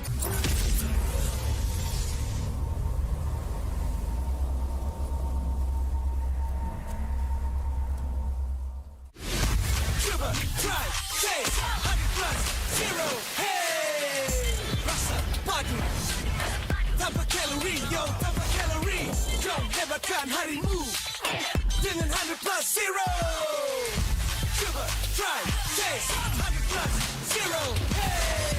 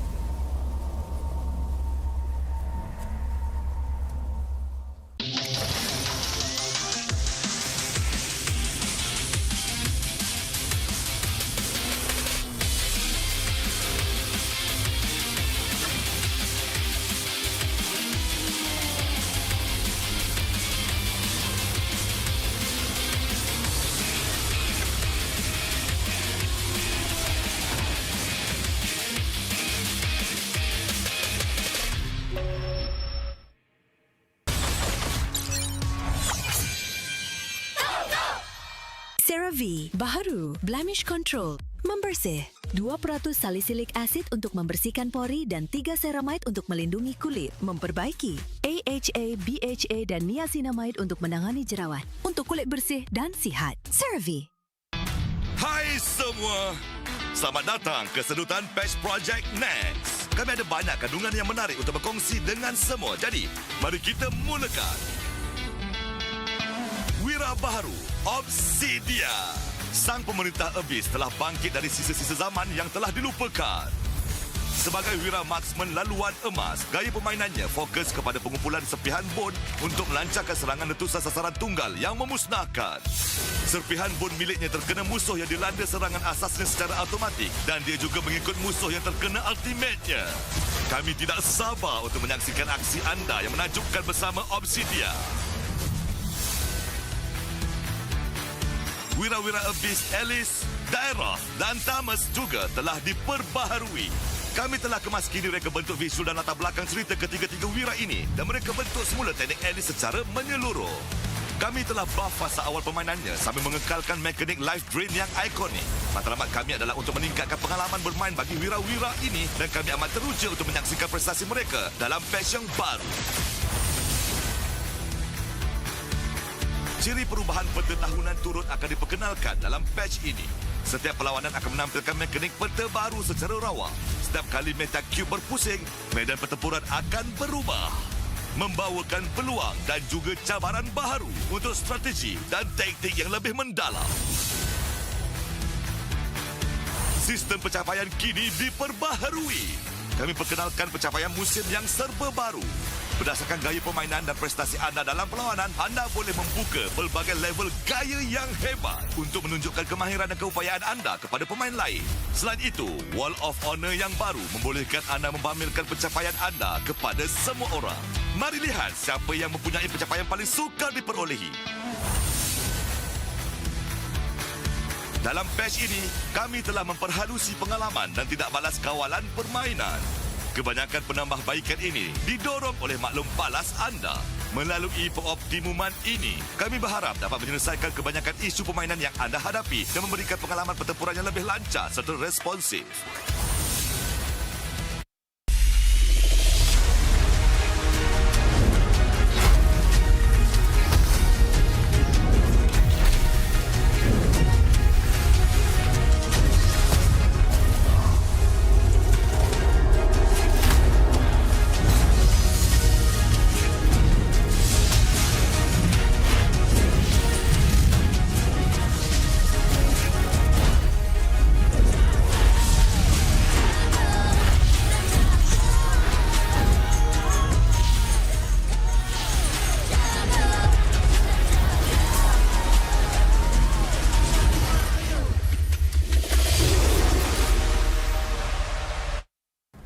MPL Malaysia Season 16 is powered by Moonton.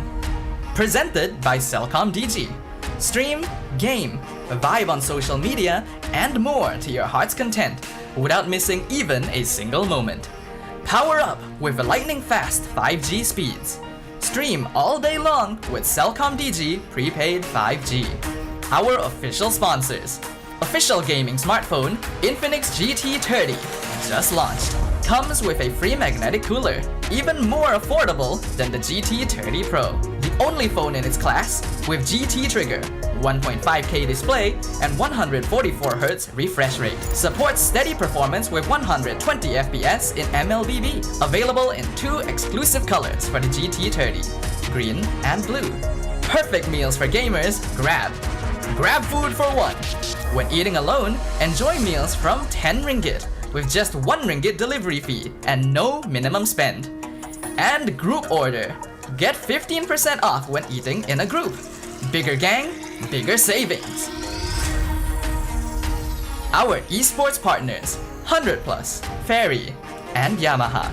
And thank you to all our strategic partners, CeraVe and Playas. Tron Ares in cinemas on 9th October. A visual spectacle action adventure. Tron Ares follows a highly sophisticated program, Ares, who is sent from the digital world into the real world on a dangerous mission, marking humankind's first encounter with AI beings. Catch Tron Ares in cinemas 9th October. Keep an eye out for special ticket bundles that reward you with in-game diamonds when you purchase Tron Ares movie tickets for 4DX, IMAX, or ScreenX. Supported by KBS, Rakan Muda, ESI, MESF, and PSM. I gotta say, that game took a lot out of us, but we're still here, super energetic, because of you, chat. You guys are amazing. You guys backed us up. It's me, LaFell, alongside me is Husky. You guys are watching MPL MY Season 16 in the English broadcast. This is going to be the final game of today. And I got to say, the first 2 games, they were bangers. This one is going to be Untitled going up against Vamos. I just want to put out a disclaimer out there for anyone who is tuning in for this match. Please manage your expectations. All right, we witnessed basically the series of the season earlier on between SRG, OG, and CG. And it's not to downplay the magnitude of this series, but if you're coming in expecting world-class gameplay, maybe this is not going to deliver to your expectations. So let's move the bar down a little bit, but still expect some high-quality matches. But if we want to put some pressure in the matchup, the pressure is on Untitled. Oh, yes. Because Untitled have not won the past 4 games. Yeah.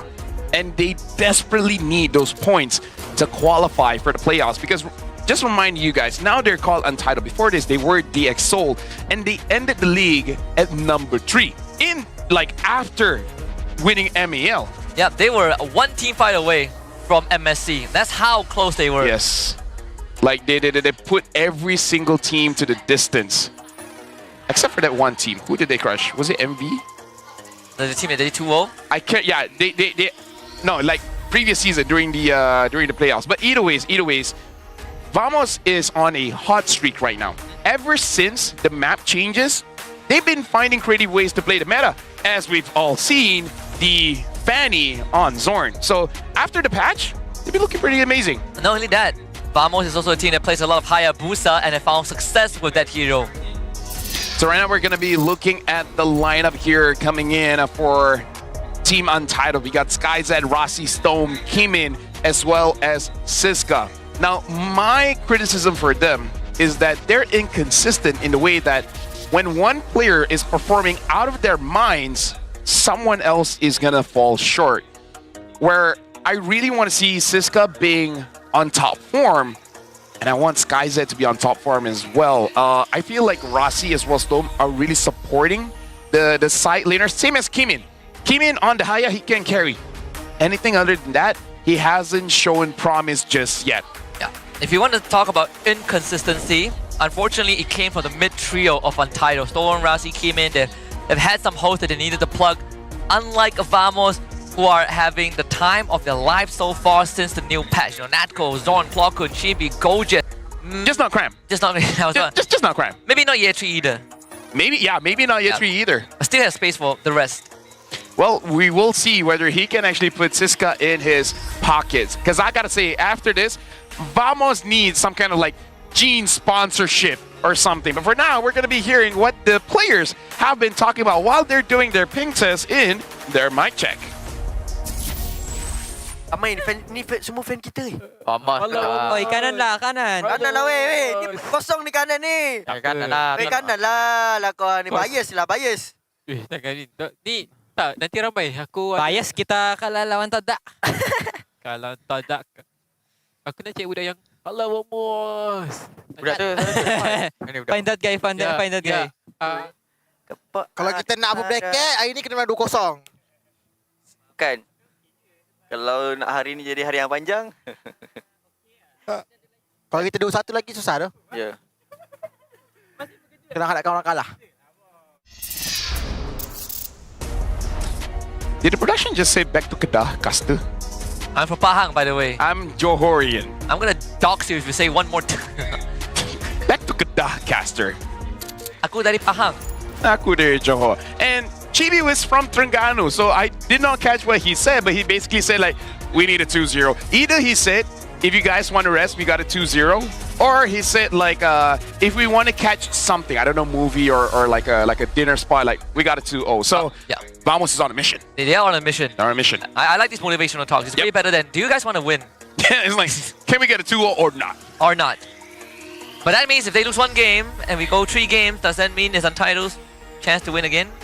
Well, I gotta say, Husky, for week 3 it has been pretty high. But we gotta see what week 4 really has up in store for us. Right now we have a bit of a sneak peek. In fact, MPL right now we have trailers. So let's look at the trailer for MPL MY week 4.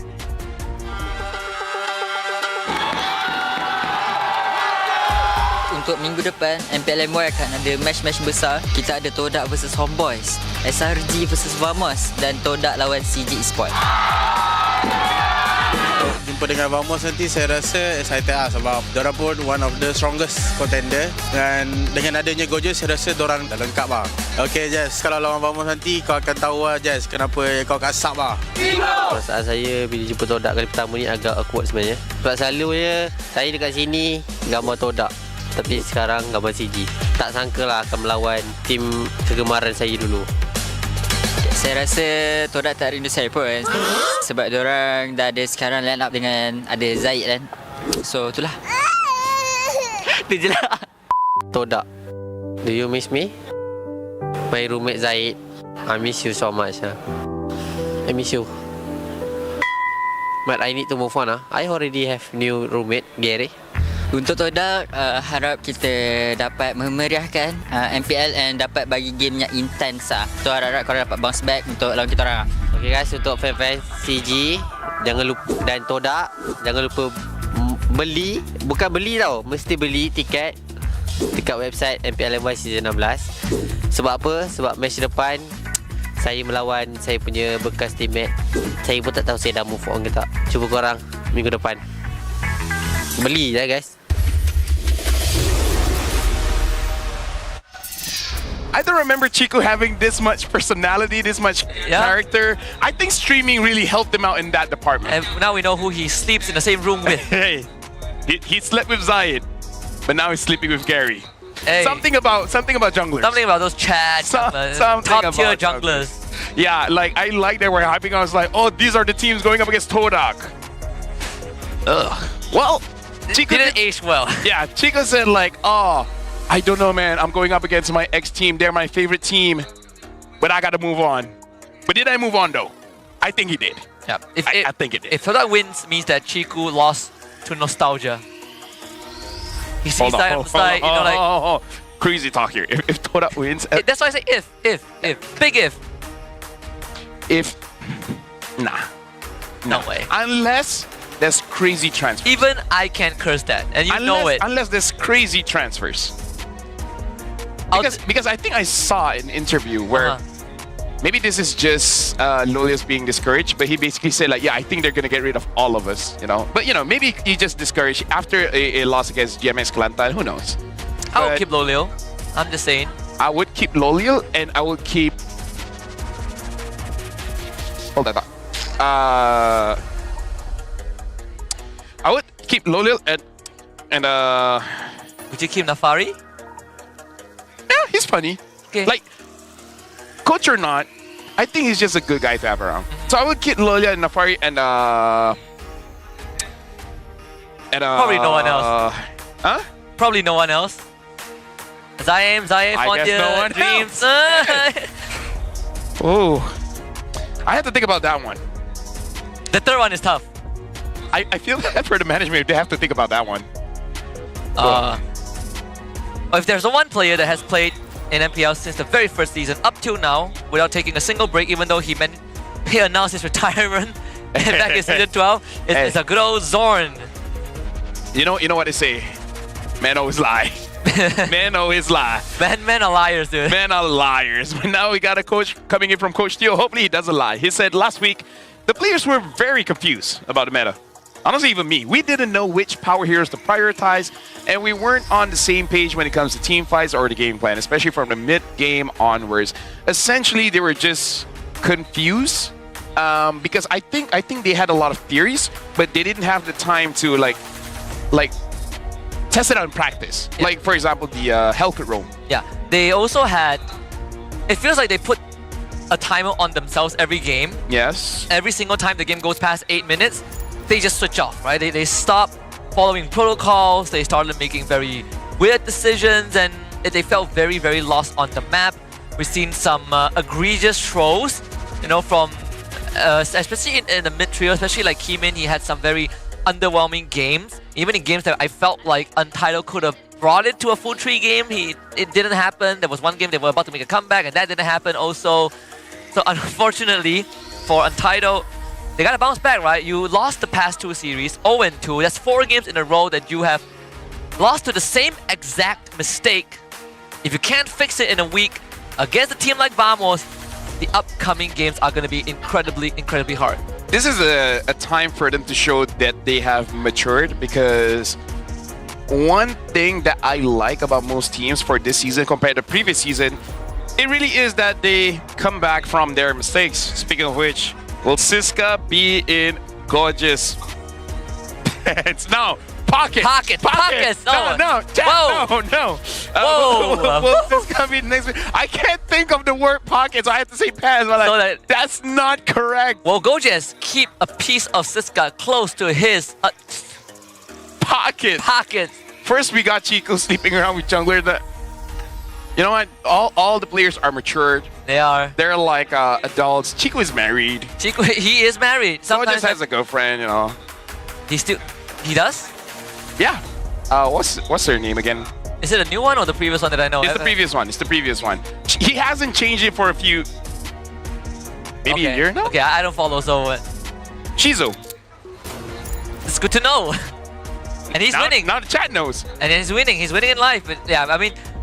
I think you know, compared to MPL, to other regions, other MPLs, the players in MPL MY, especially the locals, right? Not the imports, the locals, they're not that open about relationship stuff. Oh yeah, no. So if you guys don't know, fair, I think most of us don't care.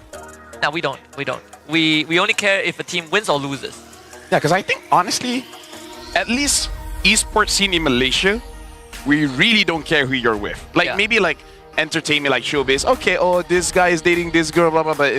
We don't care. Yeah, like as long as you don't stir up drama or affect anything. Yeah. Generally, don't. People here only care about results. Not a lot of cheating either. Huh? Not a lot of cheating. Or they're just very good at hiding it. Because we don't care enough, so we don't care enough. I mean, you ask any Vamos fans, I don't think they care who dates who. They care if Vamos wins though. Honestly, I feel like if I know that like this player is cheating, I'm like, I really don't care. I'd rather talk about Todak. Yeah, it's between them. Yeah. And the cheater. Huh. Nice to see that this is just our thing. We just don't care about the stuff. We are hungry about winning. That's like we do gossips, just not that. It's not that. We don't gossip about relationship stuff, which is good to know. So if you guys came here to find out who's single and taken, you are in the wrong place. Although I would say Dust is probably single. I think. Because honestly, like I hear like, oh, Storm has a girlfriend here in Malaysia and etc. And I'm like, oh really? Good for him. And then that's it. Don't pry it. And like the moment they say like, oh really? Has he increased his hero pool? I wonder what the chat thinks. Is this a men thing? Because I think the chat is watching on RQ. That too. Hey, but if you guys are here, shout out to you guys. You guys want to watch Vamos Untitled? I've been seeing so many like reels on social media saying that guys just don't ask for details, which is true. Why don't ask for details? Wow. My wife is tilted with me. Oh, I get that. I understand. Because you don't give details, right? You just say, oh, this happened, and then she asked for more details, and you're like, I didn't ask. Yeah, I like the last one where I pushed her a bit. I'm like, a bit. Oh, Gideon and Amy got engaged. Like, what? Really? When? I don't know, the other day. It's like, how? Ask him. Even I didn't ask. I tuned into the proposal mid-work. Yeah. I was casting for a different event from home. And I had my phone on FaceTime, and it was just me casting while watching the proposal go down. All right, let's hop into the draft. We got a draft to talk about here. I want to see Broken Walls, actually. We haven't gotten Expanding Rivers today, right? If we did, we had one. Oh, and another Dangerous Grass. So Untitled's win rate on Dangerous Grass is 0. This should be good for Zorn. Oh, perfect for Zorn. Perfect for Zorn. We did thought that they are gonna go for like Helker, Natalia, Zorn just kind of flexing. Yes, Zorn, we know it's a 2-0. Let me just say, after what Daniel did, damn Daniel. Zorn needs to keep up. I want to see something from Zorn. I need him to flex a bit. Unfortunately, they can only meet in playoffs. Yeah, but like for this game, Pick Cho, right? Pick Cho, pick Chip. Maybe even Batang if it like suits the situation. Damn Daniel, but or pick Lapu Rome. No way. That's really. I'm gonna be such a Lapu glazer that if I'm supposed to be Rome but I'm first pick, hey guys, guess I'm playing Lapu Rome. Guess we know which hero is getting nerfed next in the next big patch. Exactly. Novaria. Oh, I thought they were like nerf Mia or something. Or they'll nerf Fanny again, because Fanny's win rate is too high. Yeah, so 2 game. Okay, so Vamos won 1 game on Dangerous Grass. Untitled, I know they've lost. The only one. Vamos banned Phobius and Fredrin. Fanny. This has to be a Fanny pick. The funny thing is, it's not gonna be jungle. It's not gonna be jungle. It's not gonna be jungle. The other thing that I'm thinking of is something like Arlet. Yeah. We called the Fanny pick before. The thing is, even if you're Untitled, you're looking at that and you're like, should we really ban the Fanny? Is it worth it? I feel like they're talking among themselves. We let go of the Fanny roam, and if we lose, we deserve it. That's what I think too. Pick Cho, right? Pick someone that can stop the Fanny. Pick the Cho. I think it's Rossi can play a mean Cho. Maybe they just know everyone's watching on the RQ, so they can just. All right, they ban out the Uranus. Wait, Uranus. So they're gonna try to get Esme or. This get Lapu, honestly. I think between Lesme and Lapu, I prefer Lapu a lot more. Well, we got Gorgeous here. Gorgeous has a Lucky Charm. Oh, 1-1. Completely forgot. By the way, Lucky Charm, which is a whale plushie called Bobo. Shoutouts to the PH fans that he brings with him to every match. I hope no one in the PH names anything Bobo. Hey, we got Gorgeous has a whale plushie named Bobo. Yeah, he has a dumb plushie. Bobo whale. Bobo whale. He has a dumb plushie. I'm sorry, Gorgeous. I'm just kidding. I'm just kidding. And then he be coming up to you and was like, my girlfriend gave me that. I'm sorry. What if it's... And then I'll just be like, okay, which one? And it's like, good question. Yeah. You're asking the right questions. Kalea Farsa. Wow, power picks for Untitled. Coach Teal said Natko, Clockwood, and Coach Teal were once... Oh, no, it's a fun fact. Natko, Clockwood, and Coach Teal were once together in the same team, Evil's Glory, during MPL ID Season 13. Now they unite in a different MPL and on different teams. Lapu, vamos 100%. There's no way they don't pick a Lapu against a first pick Farsa. And you have 1-1. And you have 1-1. That is threatened by the Farsa, so pick the Lapu. Yeah. You hesitated on that one, huh? Okay, Fanny is like, it's not the easy. Cho Lapu. Okay, CC. Box out. Okay, completely out the window, but it's fine. It's still good pick, still power pick. Okay, we can justify this by saying that Number one, Siska has a cracked CC, and CC deals very well against the Boxia. So this kind of shows as well why they banned the Fredrin, as well as the Phovius. So it does look like they just want to play kind of like forcing fights here.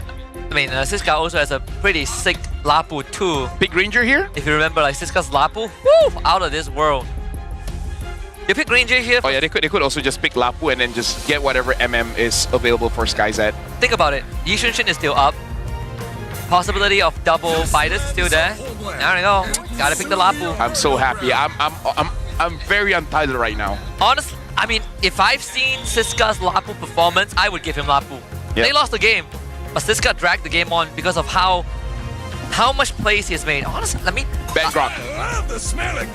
Crankle. After this, ban Grok. Like, Zorn is crack on the Grok, and Grok deals with Kalia, and Grok deals with Farsa. Grok, Cho, Gatot, there's 3 of them. Yeah, but now I read a Grok. I'd rather you ban Grok. And that gives an opportunity for Zorn to show if he still got it on the Cho.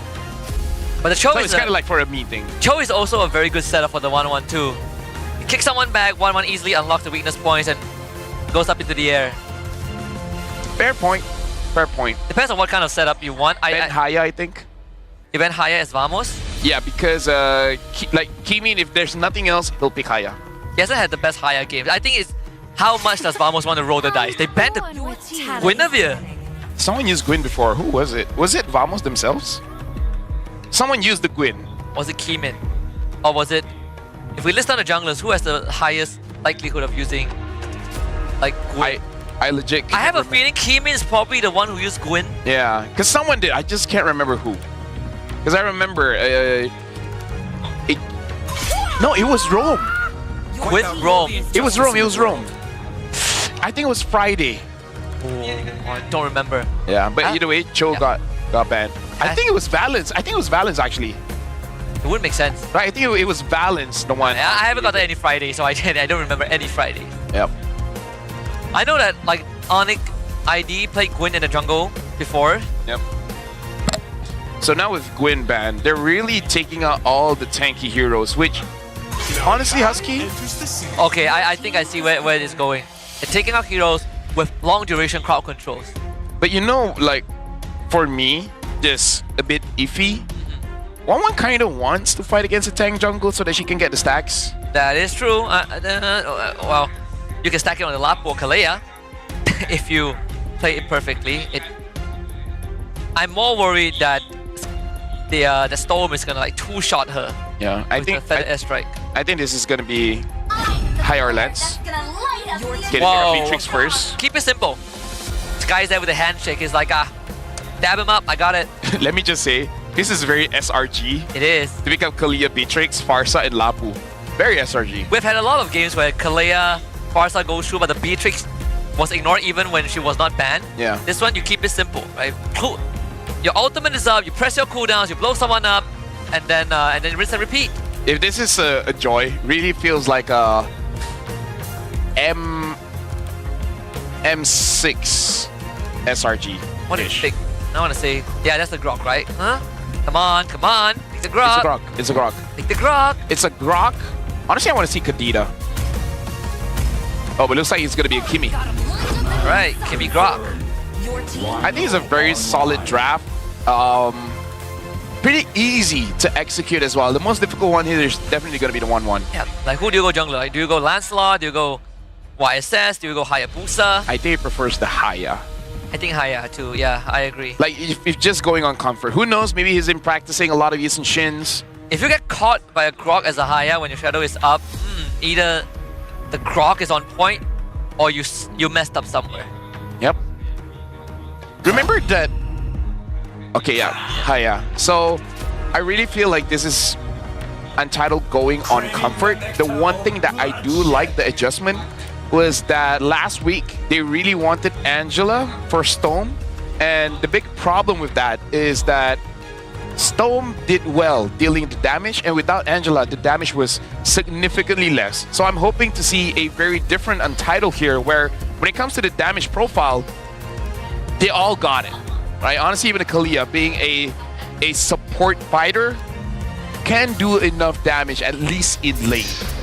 Absolutely. Again, Untitled, they have a lot to prove today. If they can take even a point off of Team Vamos, I think some faith will be restored because they are on the down low right now. We are going to hop into the land of Dawn for game number 1 between Untitled and Team Vamos. Here we go. Team Vamos on the blue side and Untitled on the red. Right now, I really want to see how they move the tempo because I have high expectations when you have a Kalia Farsa. Because you can start a fight super early and maybe even punish Vamos. The only question is who you're going to punish here because it probably will be difficult to get Chibi. Whoa, Rossi went in alone though. Rossi is dead. What are you doing? What are you doing? What was that? Okay.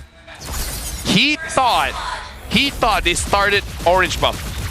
He just screwed Storm over, dude. Oh my god. He straight up screwed his mid laner over. Bro, the owners of Untitled, they're having a heart attack. My condolences to you, JJ, but this game, this start is kind of, oh my god. Oh my god. Oh. We have to be critical to the players because that's what being professional means. I'm glad all of you guys, or most of you guys, are watching Onyx RQ because I want to look away. Again, I'm going to give benefit of the doubt. Rossi thought they started orange.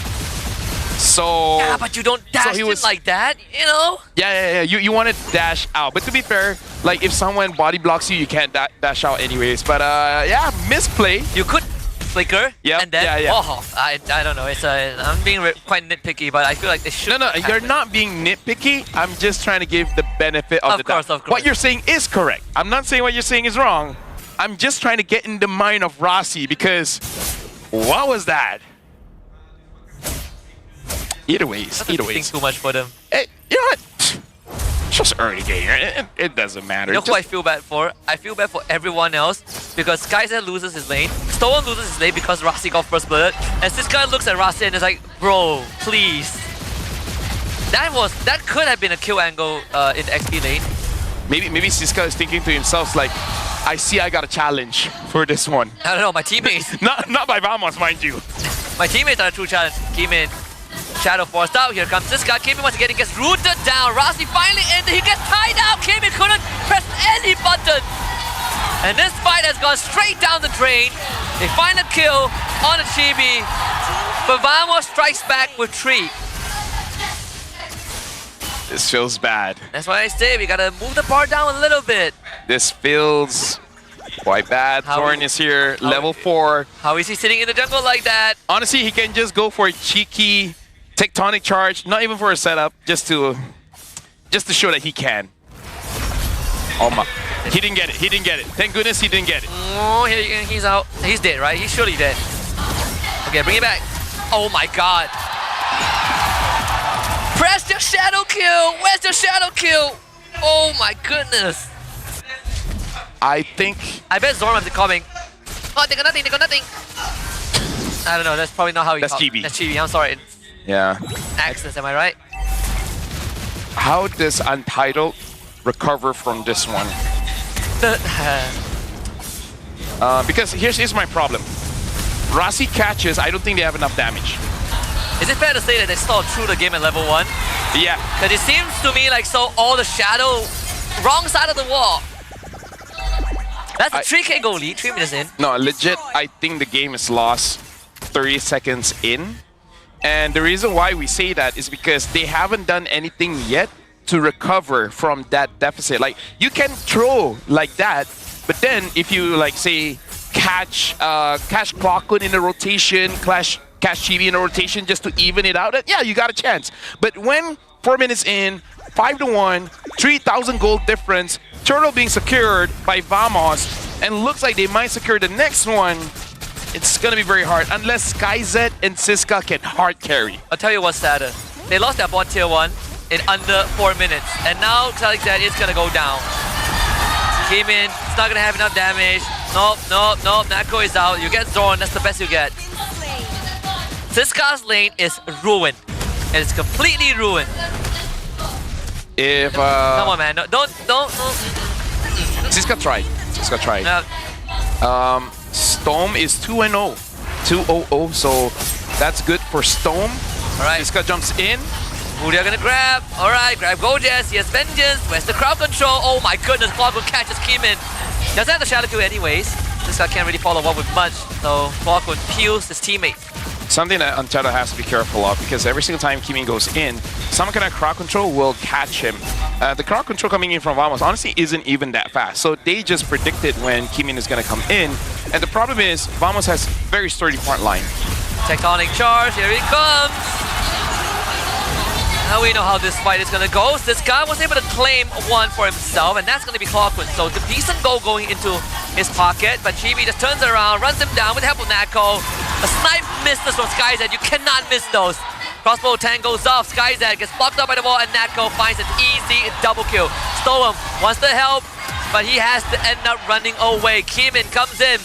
It seems like the train has started for Untitled. It is not the train you want to be on. 6k goal lead, 6 minutes in for Vamos. Yep, clever by Chibi, just separating himself from Natko, making sure that the Ogi Shadow Kill doesn't transfer over. Yeah. Untitled? I can imagine Coach Steel. More like Tilted. I can imagine like Coach Steel pulling his hair out. Yep. Just looking at that level 1. Like that first blood, Coach Steel probably is already losing his mind in the camp. I'm not even thinking of Theo. I'm thinking of our good friend. I'm thinking of JJ. Yeah. And other partners. Oh my god. How are we... Siska is good. Siska is good. Siska is trying. SkyZ is forced into a bad spot. Let's talk about this. Let's talk about this, right? So the Beatrix, the Farsa, and in a way the Lapu and Haya, they have good wave clear. Yes. So they just clear all the minions for the next 10 minutes. By that time, they'll get items. They should be able to kill Zorn. Siska hops to the back. Zorn flickers to safety again, and Rasi wants to get our crossbow tank as transferred. Natko is having the time of his life. He is just auto-attacking away. Double kill for Natko. Stoem is trying with a vengeance. Not helping him anytime soon. So Natko has a triple kill. Wisdom Nature 7 minutes in. Yep, 7 minutes in, almost 8,000 gold difference. Chibi still got the buff, I believe. And Clockwood is soloing the turtle.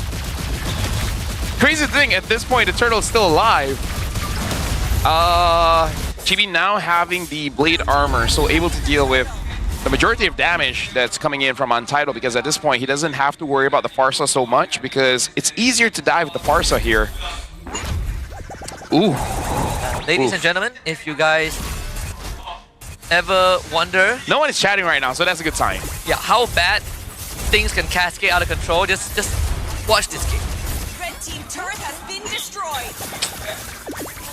Whoa. Not to be... Is that the fastest first blood we've had? Yeah, probably, yeah. I think so, in the at least for this season.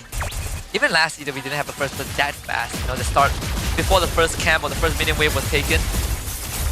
And okay. So apparently, the previous fastest first blood was 50 seconds. This one is 30 seconds. Okay, I don't think we're breaking that record unless someone runs straight to the enemy fountain at level 1. Fastest first turret before this was 4 minutes and 12 seconds. That got broken. This game was 3 minutes 40 seconds. Yep. Hey, you know what? Untitled, at least you broke records. They broke record last season for the most games played in the regular season. Now they're breaking the wrong record. They know how to make a name for themselves. You know, I want to be fair to everyone out there, but this is the fastest that I've called a game GG's, and it's based off of that first blood. I caught it. Like I saw that first blood, and you hear it. You can be the witness. I called it straight. I'm like, this game is so over, dude. If my support is doing that at level 1. Right now, I don't even want to hear the mic check. I want to see coach reaction. Yeah, please give it us. Like a coach reaction of when he jumped in and Theo's like, I told you to check the jungle, but not like that. You know what feels worse if you are the coach? Imagine you are the coach, right? You draft for your team, you dab all of them up, you're like, okay guys, good game. You sit down, 2 minutes in, 30 seconds after the game started. He might even be looking at his phone at that point. Yeah, your roamer gets first blooded because he made the questionable move, and then your goal laner loses the trade to an Inspire 1-1, and then your mid laner loses because your roamer died. They can try to catch Zorn. Came in good. Finally something. But they gotta deal with the Lord at a 10k gold deficit. The crazy thing is, I think the coach said, okay, you guys have a Beatrix, so maybe don't do anything until the first turtle. Got that? We got that, coach. So he just watched TikTok and then heard screaming. He's like, what happened? He heard first player is like, that's my boy. Wait a minute. Oh, I'm gonna apologize in the group. I'm sorry, there's very less I can say about this. I'm okay with, oh my, goodbye. Yeah, there's really nothing much I can say about this. I don't mind if a team loses because, you know, they got outclassed or whatever, but if a team is losing in this manner... Hey, let's think about game 2, alright? Let's think about game 2! I was thinking about game 2 from the moment that first blood happened. Hey, like... What if Vamos throws? No. with 11,000 gold. I like that benefit of doubt, but it's just like Todak winning. It's a big if. Yeah. Can you imagine losing all your inhibs in one go? Skyzer has Malefic Gun. Kimin can't do anything. They go into the shallow kill. Rasi is going to try, dies before he grabs someone. Siska, he's trying. Goes on the clock. Oh, gets him. Double kill for Siska as the rest of his team is gonna take down the Lord. Not too bad. No, Skyzer stole him. Kimin's still around. Right now, they're still trying to clear here. They find Chibi. Do they have enough damage? Kimin goes in. Zorn with the Mighty Swing. Kind of pushes him away, but he's more teleporting. By the way, look at his text. Sally, no shadow kill. Yeah. Okay. Hey, but Siska though, he's doing something. Oh, Stome is doing the most damage. But that's something. Followed by Nako and Klokun and Siska. Kimin is second lowest damage so far. Hey Husky, they have a chance, right? It's only 9,000 goal lead. I rarely saw worse, but it happens. It does happen. Do they have a chance? I mean, Nako has Malefic Gun now, so okay, listen. Rasi is gonna... You have to flicker grab someone. Rasi is gonna grab 5 people. He's gonna be an Atlas in this game. Man, he just went beyond what the hero can do. Okay, let's see. Tie up into a wall. Tectonic Charge only lands on the 1. And that's Rasi, which is fine. Here comes Kimin. There's the grab. Full combo. They blow up Natko of all people. And Taido now looking for a chance to find Mortal. Stow him forward on the Zorn. Flickers to safety. Siska keeps Vamos at bay. And Taido holds the fort, but at the cost of their last inhibitor. Hey, they're doing it. It was 11,000. Now it's 7,000. Nako. If you can hope for any team to throw, it's gonna be a Malaysia. We're good at that. Okay, Merkel feels our pain because he had to cast TL ID against Navi. You know what? Shout out to all the TLID fans. So the one thing that we need to mention, I think is worth mentioning right now, is that Natko might be pretty strong, but if you jump into a Bender's Rage, you are gonna disappear. Poof! Although without any inhibitors, I don't know how long Untitled can do this dance. So maybe he thinks like me. What's the worst that can happen? What's the worst that can happen? You give away 2k to the enemy, which is still fine, but the combos are starting to hurt from Untitled. One Malefic Roll from Skyzer or Sea Halberd is all it takes to blow up a tank. Oh my god, this guy's forced away. Yep. But Untitled, maybe you can make a play. They are gonna try. Here comes Kimin. He's out. Tectonic Charge is a follow-up. Lord for Chibi. Kimin gets tied up. And that's lights out. Good attempt from Untitled, but with that amount of deficit, I don't know what you can do to come back. Instead of delaying the inevitable, he's in the air. Oh, Natko, he's farming some aura. He's taken flight. Untitled, they got no chance from the beginning. They dragged the game out long enough, but Vamos destined to take game 1. I don't know if you can consider yourself aura farming in this game. I take any win. Yeah, but in the last fight, I don't know why Kimin shadowed back into a Grok. He was already in the clear. I don't know, man. Like, I blame SRG, CG, and Homeboys for getting our hopes up. That's why I was trying to manage the expectations of the crowd. This is my fault. I didn't bring it down low enough. My fault. I didn't bring it down low enough. I hoped for the best. I was trying to be optimistic. My bad. I'm sorry. It's okay to hope, but I'm trying to give us a good baseline to work with. But I think the baseline was a bit. Look at that smile. They were so happy. They were smiling. They were so happy. They were in a good mood. Or us. Oh. I think he knew. Imagine you say like, my bad, guys. Yeah, Rossi is like, oh, happens, you know. Yeah. Oh my god. We feel bad for our friend. From number 3 of the league. Not as bad as the LID. Not as bad as Toda. Not as bad as Toda. That's a whole legacy. But that's what we're gonna tell them. You know, it's like, at least you're not TLID. At least you're not Toda. That's true. Not a high bar, but it's low enough. You gotta be positive. You gotta be positive. No, that's an F, dude. I forgot to vote for the MVP, but whoever. Whatever, dude. MVP Rossi. All right.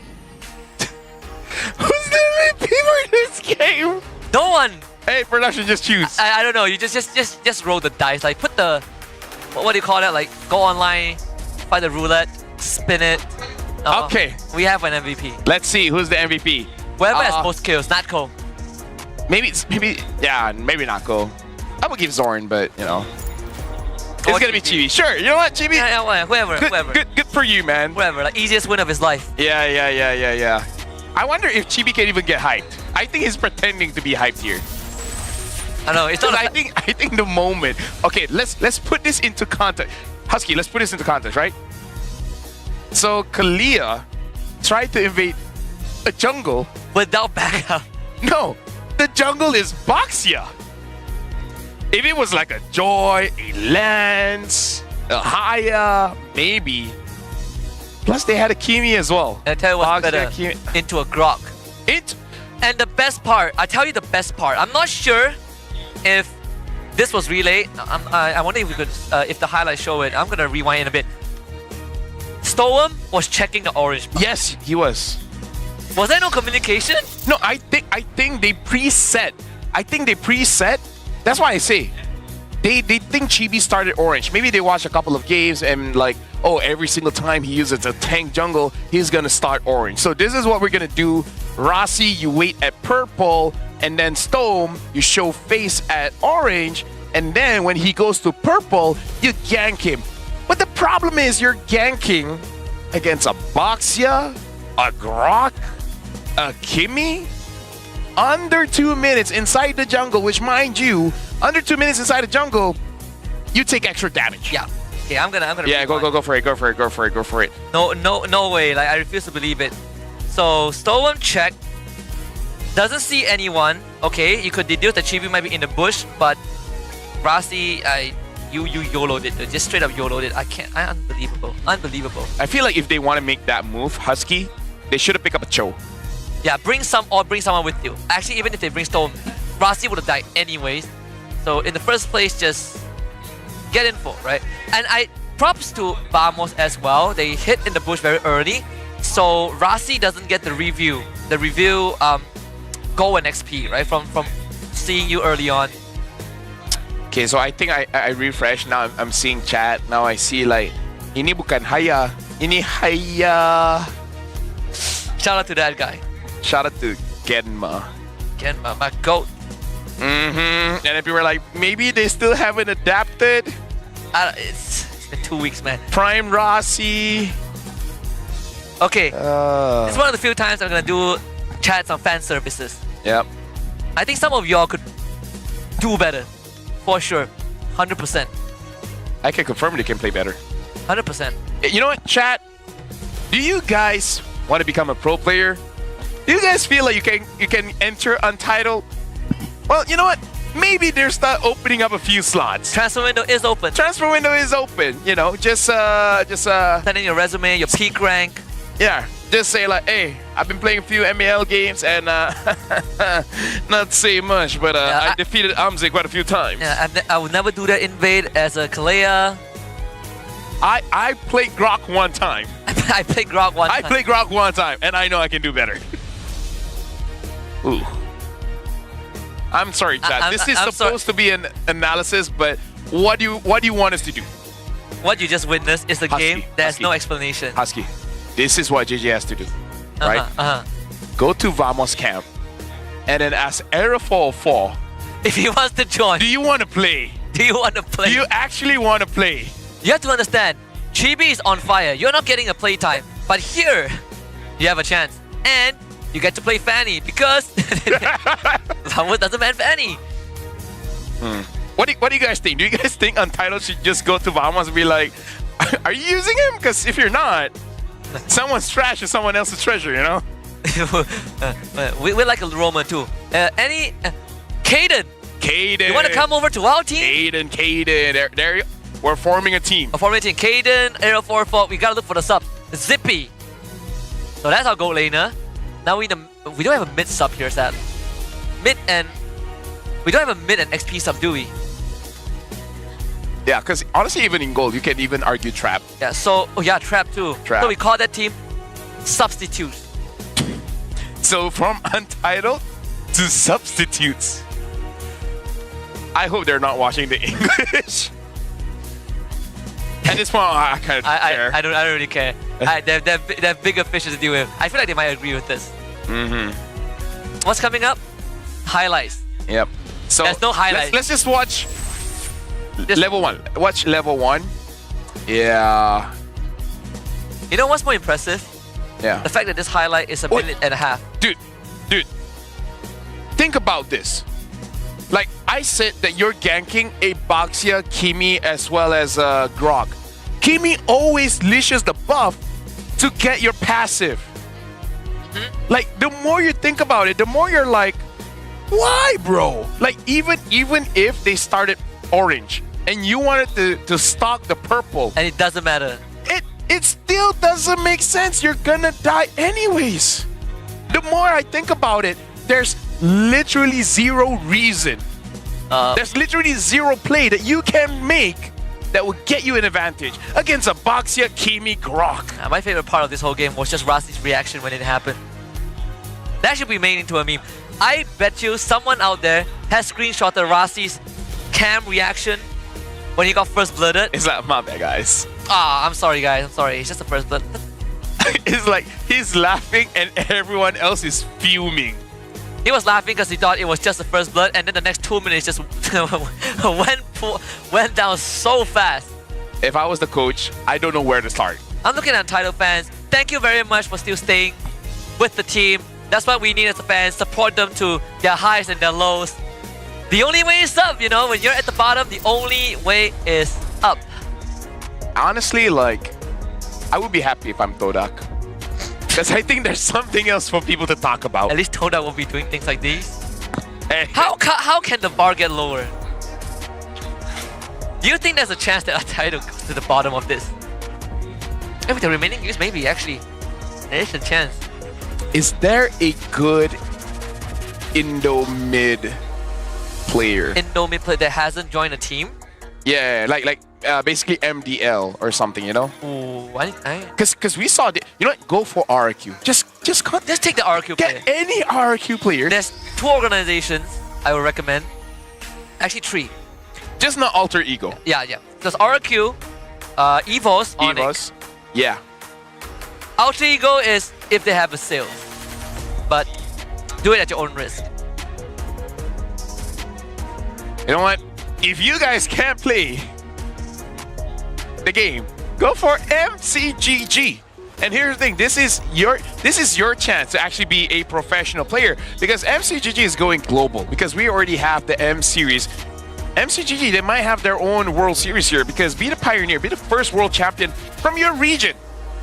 And then eventually the entire world, because we're going to have a competition against Jupiter and Mars in a few months coming. So we need Earth's representative, and that could be you. The wait is finally over. Join the MCGG Rising Stars. Yeah. Be the first. It can't be worse than what we've seen just now. Be the hope of the nation. Be the hope of the nation. Be the hope of the world. I'm going to break your heart even further. Because Jupiter is actually pretty strong in MCGG. That was the saddest way I've seen the Lapu lose the game, and it's not even the Lapu's fault. The Lapu did his best. I have tears in my eyes. Hey, that's error 404.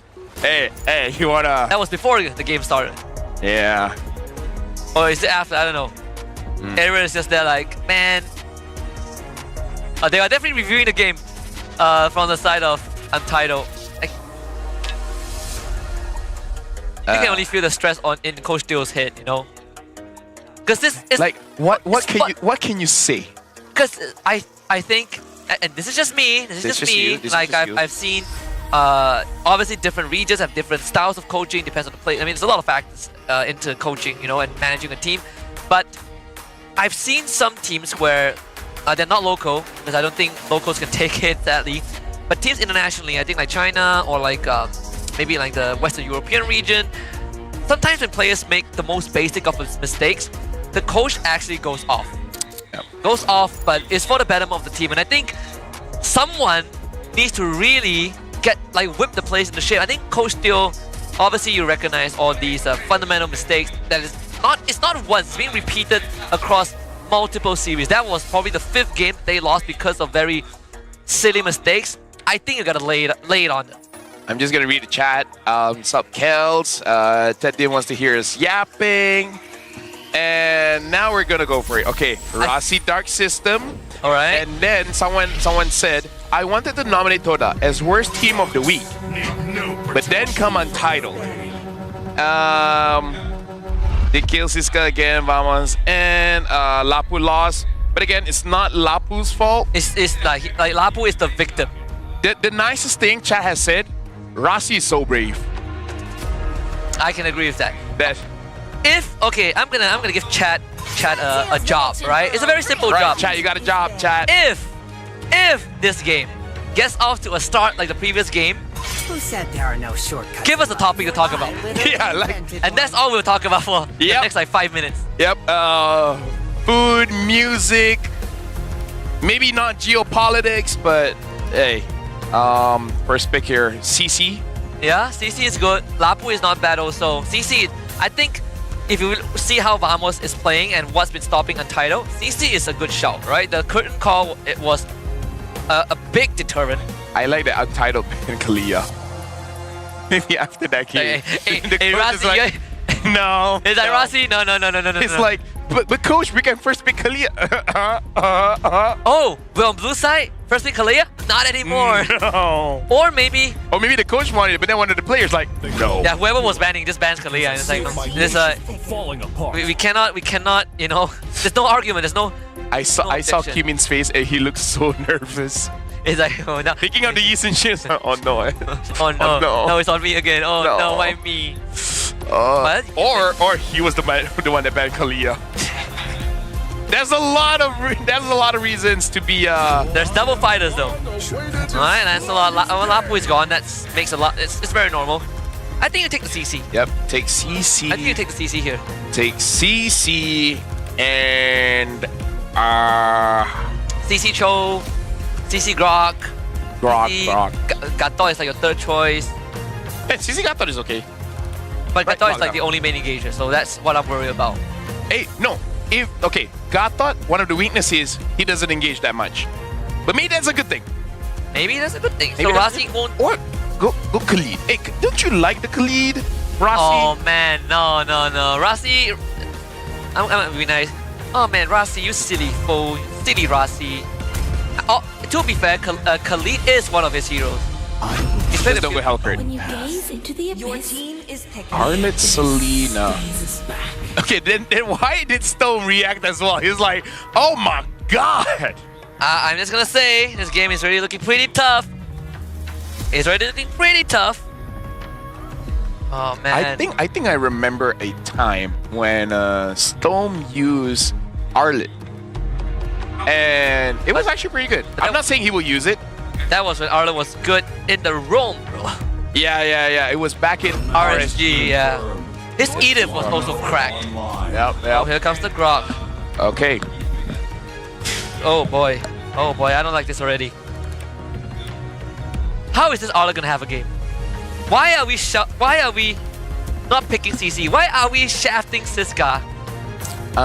Maybe Siska says he can win the 1v1 against Lapu with an Arlet. The problem is anti-synergy, right? Because usually you see an Arlet with an Akai or a Fredrin where you basically want to play at an open space around river. Here, you might be able to control, but no one's really going to be helping out Siska, and once Siska goes in, he's dead. There's nothing much you can do. Nothing much you can do. Mr. Sky's like, guys, I'm very tired of carrying. I don't want to do this anymore. Just pick me some. I'll set it up. You guys do the job. Like, I want to feed, but I want to look cool. Even the Barca broadcast say that Untitled can still go double fighters, but the thing is, double fighters, Esmeralda, Ruby are the only two remaining good options left. I mean, CC gold lane too, but I don't see the a way, you know, for Untitled to save this current draft unless they think of something that is truly, you know, one of a kind. If they think that Vamos is going double fighter, then they should consider CC, because CC Arlet. No, like once Arlet gets tied down to someone, what's he gonna dash to? There's another hero. Bane? No, Obsidia. Remember Navi against Dewa? Yes. This is almost the same draft that Obsidian got picked into. Yes. I don't sure if Nako will pull it off. Oh, just go Granger. Just go Granger, you know? Yeah, just go Granger. Keep it simple. Go Granger. Because I kind of feel like for you to use Obsidian, you need Kin. And I don't see Gorgeous and Siska being Kin, you know? Kin can, whatever. It's Q-I-N-N. Yeah. His Arlet is one of a kind. I'll give it that. One of the best Arlets we've seen in a long, long time. So, ban out here. This will feel bad. You ban Esme, you ban another fighter, and then Vamos just goes Granger. It's like you're trying to protect Siska, but you know the problem. The problem started with the pick sequence. Kimmy ban. What other things will be good here? I kind of feel like you can wait on your mid. I think you go Granger. Yeah. You could go Granger. If you don't want Granger, I think Farsa's gonna have a hard time. Maybe Eve. Maybe Eve will be fine. Or Lunox. Or if you want to be flashy, Valentina, take the final slash and just be like, let me show you how to use Arlet.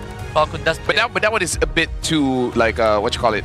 Too flashy. Yeah, Falcon does play a mean Valen, but you most of the time won't even see the Arlet on the map.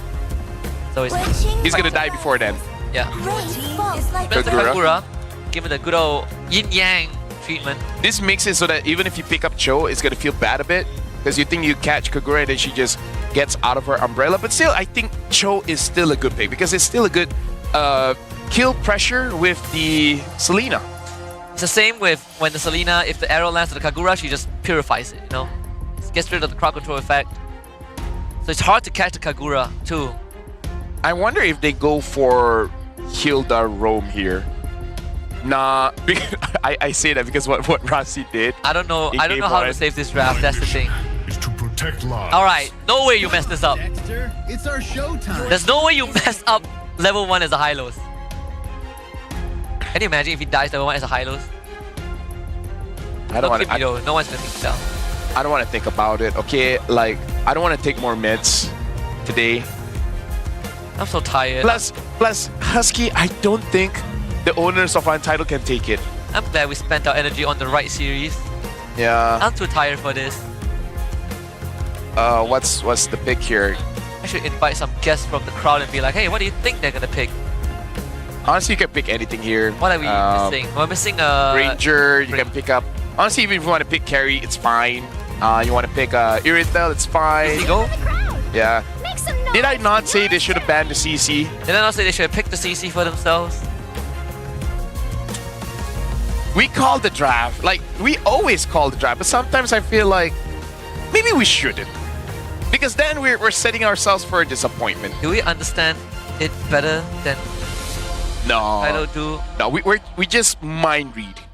No, we know them well enough that we're thinking what they're thinking. And then they're like, yeah. Well, Gojes is going to have another hit in his pocket after this game, after this series. If I don't like the draft already. I'm going to say it out. Usually I give the benefit of doubt, but I find it very hard to, you know, like, my trust has been destroyed. Okay, Husky, let's pick us back up.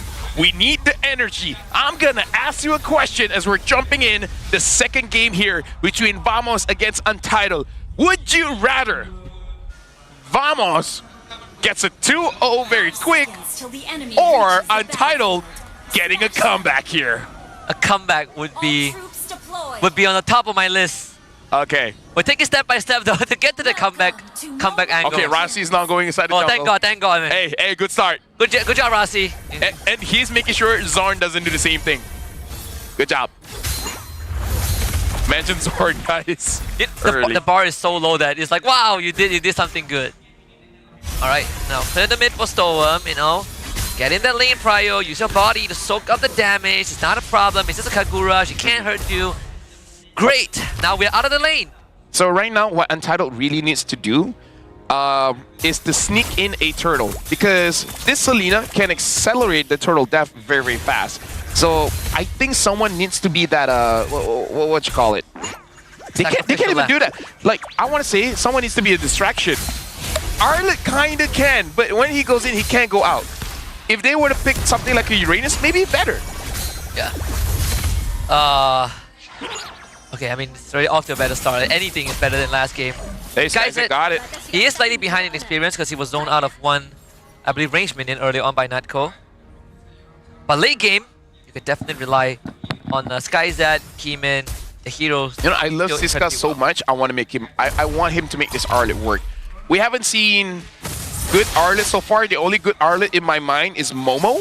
Yeah. I feel like playing an Arlet, you need to have the mentality of full sending it. You know, full confidence, commit. You need to feel like you're in an anime. Yeah, like you are the MC, and that's what Kin is. You kind of have to be like, you know, One Punch Man, the guy with the bike. The bike? Yeah. Who was it? Like Cycle Man or something. Bicycle Man, but yeah, like he has no powers and blah blah blah, but like I will still try my best. That's the kind of mentality we need. Yep. Because what's the worst that can happen? I mean, we already saw what was the worst that can happen. If they've experienced the worst, nothing can be worse than that. Exactly. Right? And I don't know, this guy's coming from behind. Judas get knocked away. Gorgeous will try to chase him out. Storm and Rossi looking for an opportunity. Keyman with the turtle boat waiting in the wings. This guy now set up with the flicker find the slash. Gets onto Zorn who will get out. GB with a good retribution. Finds the turtle. Turtle boat connects. And Rossi will take first blood for... Actually, no. Siska finds first blood. Nako late to the party with the curtain call. Siska should be able to walk out. Siska is trying really hard, Husky. He's making this work. He wants to be the anime protagonist. He wants to be Ichigo. Yeah. Or, I guess Naruto, because we already have a collab with him. And we haven't had one with Bleach yet. Yeah. That would be cool.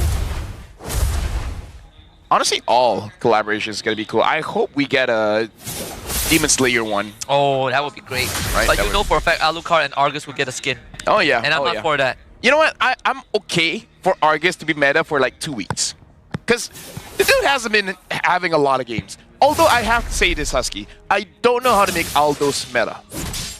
Unless they revamp him so that he's not a late game kind of hero, but more like a utility. I know, I've seen an Aldos gold lane that smashed the game, but then again, it was in epic bracket that time when the season reset it. So yeah, I do understand your point. I legit lost to a Tigro jungle. What? Yeah. But that was last season. It's okay, it happened. Not this season. Legit, I don't know how we lost. I have no idea how we lost. Some things are better off. Wait, is it Tigro jungle? But it's like it's not supposed to be a jungler. But ended up going jungle. Yeah. And we're like, okay guys, easy win, and then we lost, and I'm like, we suck. Overconfidence. It's a slow and it's in this killer. Something along the lines of that. I've lost to weird picks also. I think. Oh. Okay. GB goes on. He's gonna wait for the BMI out. Yep. Now full commit. Thorn rolls. Solo kill. Skyzet did try to get out of that.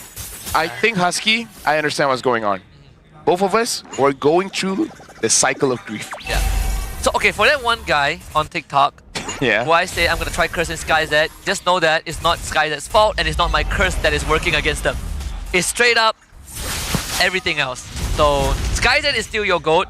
It's still your boy. I respect it. It's not my fault, okay? It's not my fault.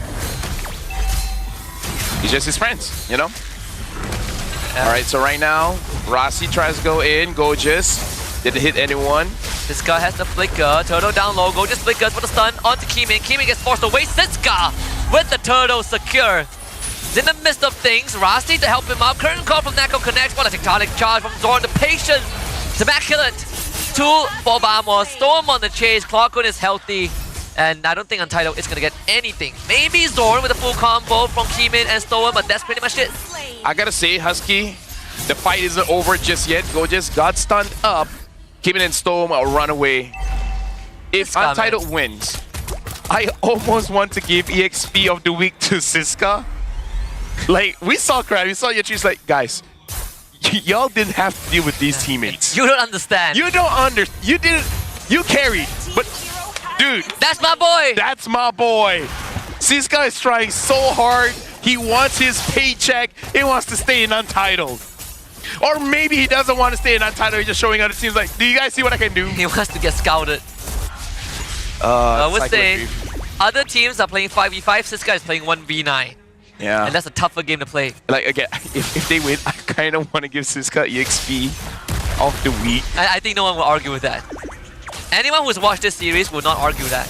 Oh, they do find a good catch. The Revitalize not enough, sadly. Stoem gets blown up. Yep. But now, again, at least Untitled still having a small lead. And considering they're the team with 2 marksmen, they're actually in a good position. And again, because of Siska, how the heck did he stole a turtle with an Arlet? Yeah, and I thought Chibi was also there. I'm more surprised that Rasi committed the glorious pathway just now. Oh, guys, they don't really want to fight that. By the way, someone said Husky shifting blame to others. Hey. Okay, that's not my fault. Chibi is just better. Shut down. Oh, there it is. We glazed Siska, he died. You glazed Chibi, and then he died. I'm not shifting the blame. You know, we all know who to blame. I think it starts with R. Nafari? Correct. Yeah. There you go. Wait, the first starts with N. No. Yes, but it's always Nafari's fault. No, or what was that guy's name? Romer. What? JP? Yeah, it's always JP's fault. Always JP's fault. It starts with R, JP. He won MSC, but his fault, you know, it's his fault that they won. Alright, third turtle, 1-for-1 so far. They jump onto Zorn, and Zorn's gonna gladly eat it up. Here comes the full combo again, forcing a quick disengage. This guy does find Natko back. Chibi with the turtle secure. Sky's dead now, joins the fight. Comes in, blazing the way through the backline. Sky's dead looking for targets. They are also low, but there's no confirmation. So Keemin will pick up the pieces, takes out Clockun, finds the killing spree. Untitled, lose 2 though. Yeah, a good tectonic charge coming in from Zorn, really delaying Siska, and Siska did actually manage to be the distraction, and Stone is gonna get chased. Oh, Chibi missed the puncture. Yes, the thorn roll, whoop, good dodge. Yeah, Storm is dead. Oh, reset. Oh no, reset. Storm. Storm. Alright. And Chibi's gonna try and get out, but Siska comes in again. Yo. It's getting scrappy. Siska. Yo. With the setup. If you can hope for a team to throw, it's a Malaysian team. We got this in the bag. You don't have to wait for MV, because Vamos also throws. It's MV spelled in reverse. Yes. It's actually yes. But dude, I love my job. Stone, he died for the bigger cause. He waited so long for his team to come, and his team is like, we came. Speaking of which, Zorn got 2,000 total assists. Congratulations, Zorn. Big milestone. Hey, maybe you can be a legend this season. Finally. Now that Chico is not on the list anymore. Yeah. Is he still on the list? No, the thing is, he has to compete with Humes now. Who was the one who won the first Legenda award? Oh, The very first solos, but the previous one was Chiku. Yeah, so Chiku is not going to be in contention, right? Yeah, who knows?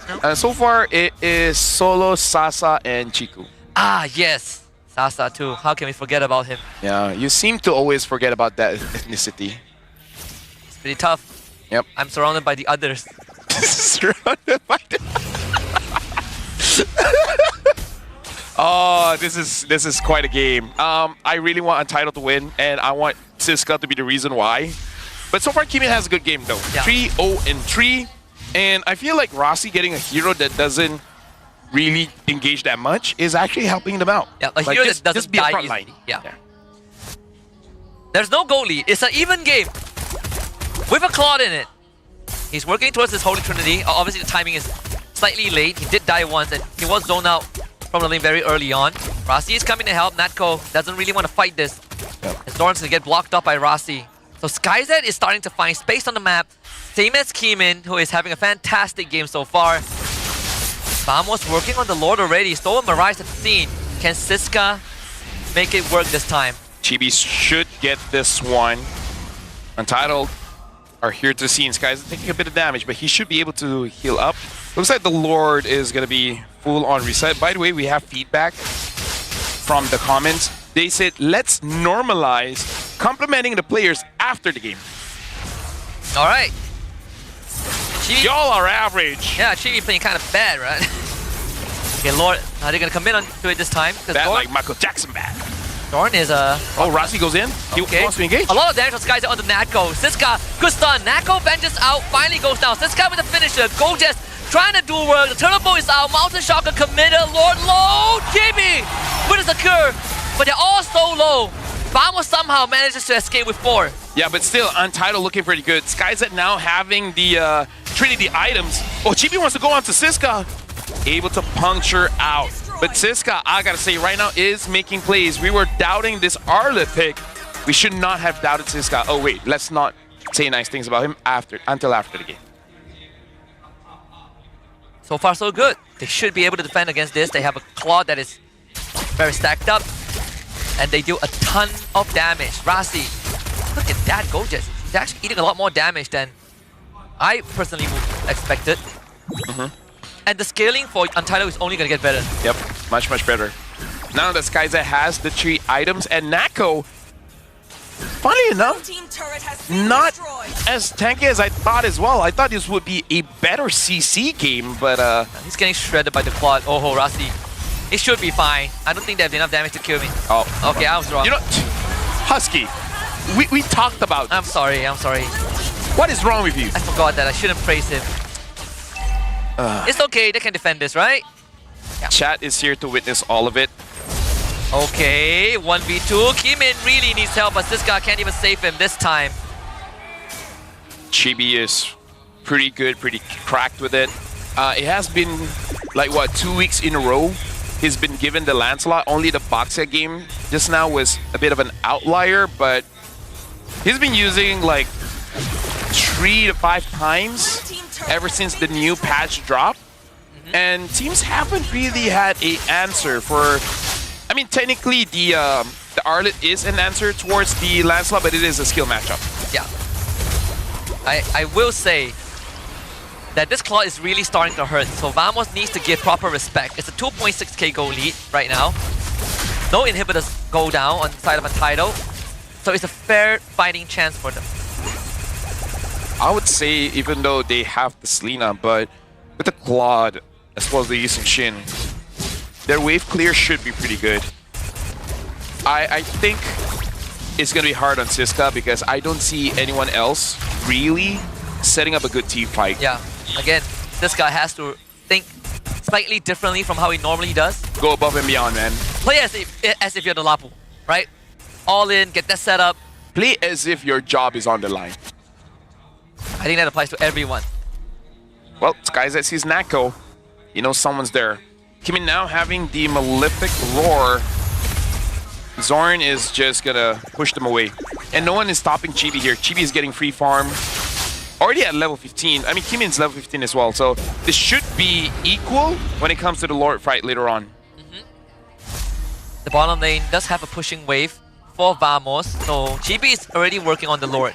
And the thing is, Untitled is not the best at contesting Lord fights unless this guy gets a sick setup. But we go just around, it's not going to be easy. And this guy gets spotted out. Nako onto Rasti. This Hylos doesn't really get anything to work with. Drop the carpet though. Storm arrives. Keemin is behind. Lord in dangerous range. Keemin tries. Still, Chibi finds the Lord. Rasti now paused to revitalize. Storm tectonic shot ends up missing. The turtle boat also goes wide. But Keemin takes down Nako. Blazing duet from SkyZ in the fight. Chibi left alongside with Clawkun. But it's going to be Keemin that finds the Maniac. Untitled do the impossible. They're playing like their jobs are on the line. Now they're here. Kimin, why didn't you use Yisun Shin earlier on? Then again, even if he used it, probably wouldn't matter. But still, Siska though, he got that clutch stun that made it so that Chibi couldn't connect. And now Siska's on Clockun. Oh, is he gonna solo kill Clockun? No. Oh. Clockun able to escape. Siska's feeling it. Well, look at this is a replay. Look at Siska, man, because Siska is able to deal with Chibi. Chibi waited in the flanks. He understood that his team was gonna die, and Zorn botched that tectonic charge so hard. The majority of damage coming in from SkyZ, and then... Okay, it wasn't Siska, it was actually someone else. But yeah, I thought it was Siska there. I'm glazing him too much, I'm gonna stop. It's Keemin. Keemin, yeah. The fact that he didn't get hit by a tectonic charge, he was free hitting everyone. Of course. But I think, like, Zorn flickered, and he flickered dodged Keemin. Maybe. Yeah. Or maybe Keemin used the traceless, right? Yeah. Either way, he didn't hit it. Yeah. Credits to SkyZ. I mean, SkyZ did end up going down, but he also contributed tons of damage that fight. Yep. So there is a chance here for Untitled. Yep, it's a null and void Lord. But honestly, like, if I'm being critical here, Husky, I'm only seeing Chibi. I really don't feel the impact of anyone else. Clockun, I'll give him the benefit of the doubt because Kagura's skills are not flashy. You just don't see it much. I'm not feeling a lot of Lapu in this game. I'm not feeling a lot of CC in this game. We did say that the scaling for Untitled is a lot better. Yeah, true. And they're not the easiest to catch, right? Everyone has mobility skills. Gojas probably has a flicker land shaker or something.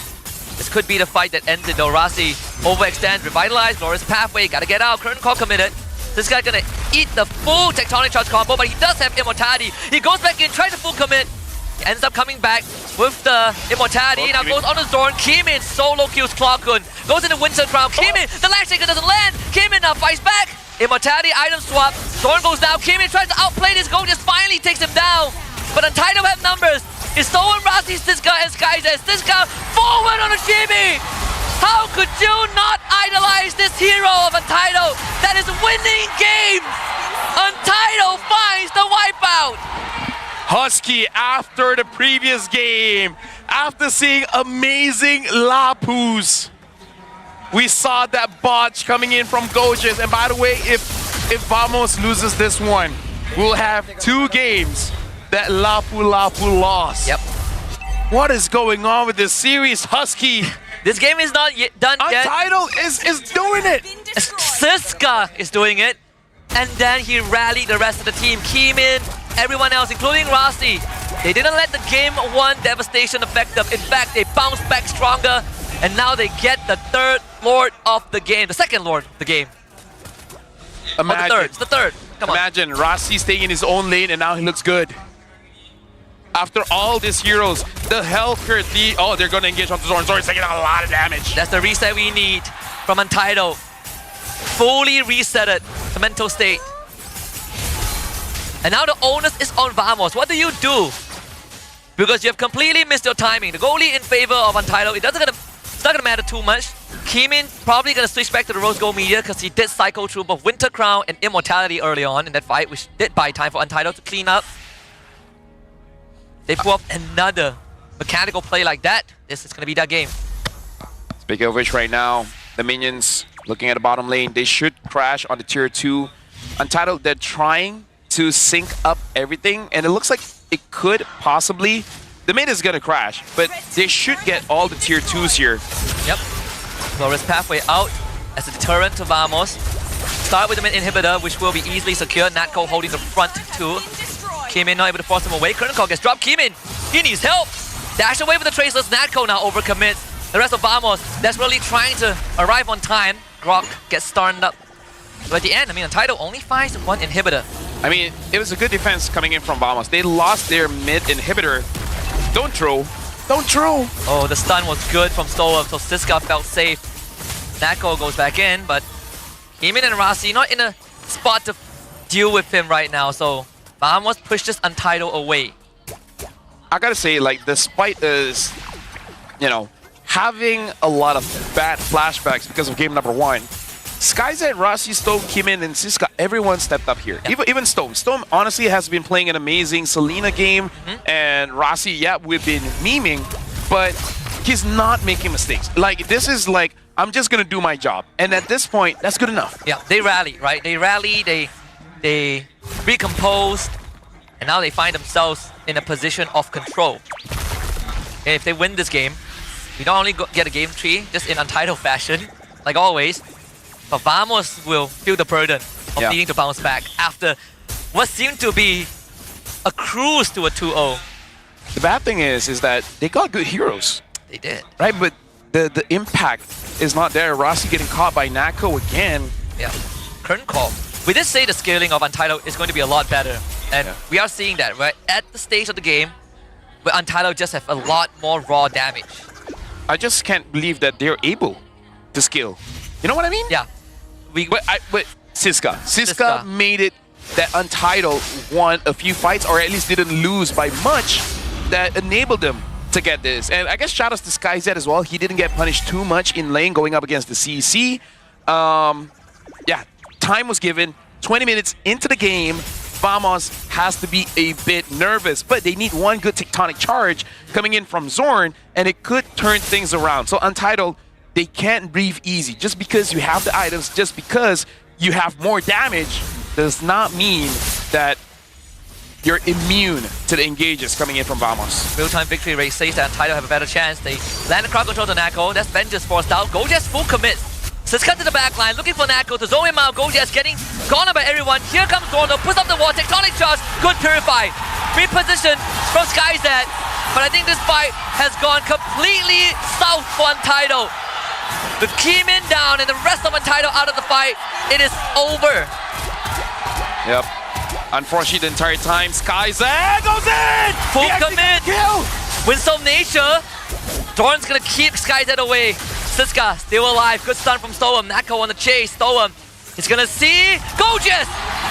Stoem keeping them in the game. Throws his life for the greater good. Untitled not out just yet. Zorn is gonna get flamed so hard.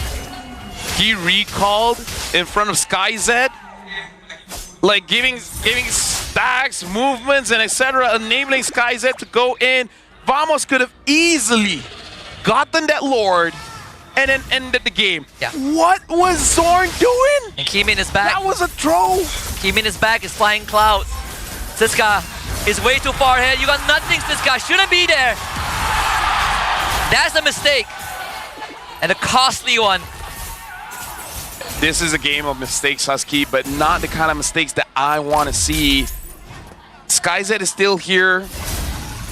I feel like they can still delay it. Storm is coming up in just a few seconds. Yep. If they can kill Chibi, then a miracle can happen. Purify is back up too. I think they can. They got SkyZ, they got Keemin, they got more than enough damage. They just need to not make the mistakes, right? Watch out for Gojas and Clawkun.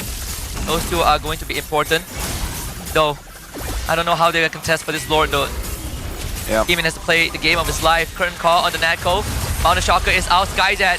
He's got to be very careful. The Umbrella doesn't connect. Natko, he is so low. The Lord though. He gets burned down. SkyZ now commits. Zorn tectonic charge. SkyZ. Wisdom Nature back up on time.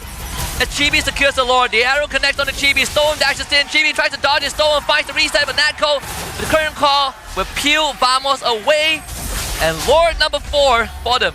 Honestly, that was good for both teams. Because it could, like Vamos, they got the Lord. But if they got wiped there, that game would have gone to Untitled. Right now, Untitled, they got to defend this. And I think Untitled actually has an advantage. Because Vamos, they don't have a marksman. It's going to be difficult for them to siege this one. So they got to be careful because Siska can actually get a good counter engage. And then the amount of damage coming in from SkyZ and Keemin, everyone is going to be in front. There's not a lot of flank angles that Vamos can really take advantage of. He might have made a mistake that gave the Lord to Vamos. But he has another chance at redemption. And like you said, it starts with the base defense. Let's see how many inhibitors Untitled can keep up. Stoem, gone on. Chibi trying to find a kill. And Siska is going to be the one that you want to watch out for. Mountain Shocker, Glorious Pathway. Big buttons being pressed by Untitled. Rossi trying to stall it out. Clawkun misses the full combo. Gets gone on. Underneath the inhibitor. Clawkun goes down. Big final slash from Siska. He's just buying time. Natko now underneath the turret that finally gets destroyed. Gojas with the land shaker to catch out Rossi and Siska. SkyZ dancing with the blazing duet. The arrow connects from Stoem. They want to go onto the crystal, but the health bar is not looking too good for Vamos. Chibi needs to heal back up. Goes on the Keemin. Misses it. Comes back with the immortality into the Winter Crown. Natko chases Stoem away. Chibi, phantom execution, finds the kill. SkyZ goes down, and Vamos stop the comeback. That was such a close game for Vamos. It literally could have ended in a different way. This is not good for Untitled. Game 2, they had a shot. They had a shot. Last season, if they lost 2-1. But now back-to-back 2-0s, Husky. Back-to-back-to-back 3 2-0s in a row. Not only that, they had such a good chance and all it took was one mistake. And it came from the guy who was about to become the hero of the team, Siska. Played a perfect game up till that Lord where he got caught lacking. He was about to be hailed as the savior, but ironically ended up being the one that costed the team. Devastation for Coach Theo and the rest of Untitled. And it doesn't get any easier from here. The remaining matches for Untitled are brutal. Well, good luck to Untitled because right now we gotta go over to the stage with Rose alongside with Gorgeous and Zorn. Permulaan win streak pasukan Vamos, 2 berbalas kosong, 3 mata penuh. Boys, congratulations.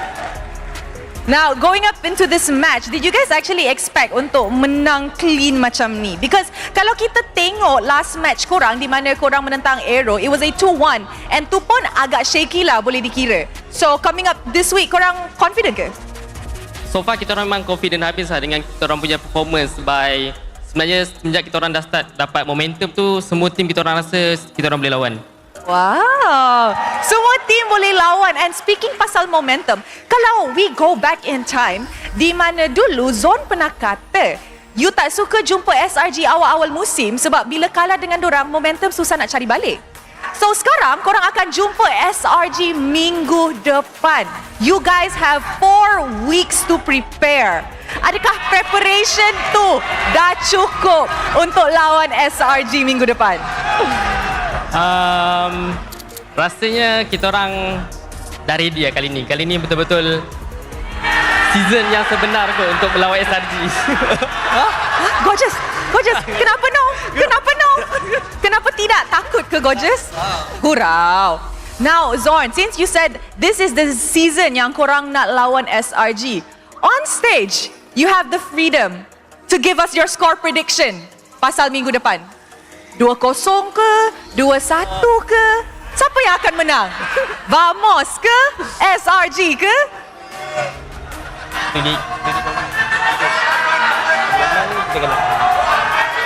So, Zorn. Kena tak macam sana. Kalau dia Tengah discuss. Prediction saya tak. Saya rasa kita tengok dulu lah. Saya tak boleh bagi prediction lah lawan orang. So, bagi jawapan selamat, kita tunggu minggu depan lah. Rose cuba mancing tapi tak jadi. Tapi tak apa, kita boleh tengok minggu depan. Now guys, game yang very convincing daripada side Vamos. Dewan Sri Putra, who is your MVP? Okay. I dengar 2-3 nama. So with that, mari kita tengok MVP perlawanan ini in 3, 2, 1. MVP jatuh kepada Oi. Jatuh kepada Chibi. Alright, Chibi, come up on stage. Apa? Banyak drama je ni. Okay, pergi ambil dia. Dia tak ada mic tu. Hai Chibi. Bagi dia mic ah. Hello Chibi, sekali lagi MVP. Alhamdulillah. Semangat hari ni Tak semangat pun sebab second game tadi banyak miss. Tak apa, kita semua nampak. Now Chibi, tahun ini adalah kali pertama di mana Chibi termasuk calon Long List Legenda Award. So, how do you feel? I think I feel proud for myself. Oh, rasa ramai orang pun bangga dengan Chibi. Cuba suruh your fans vote for you. Oh, vote eh? Untuk fans saya ataupun fans Vamos ataupun fans mana-mana lah support je lah the best legendary yang korang nampak. So tak kisah pun, yang menang dia deserve lah.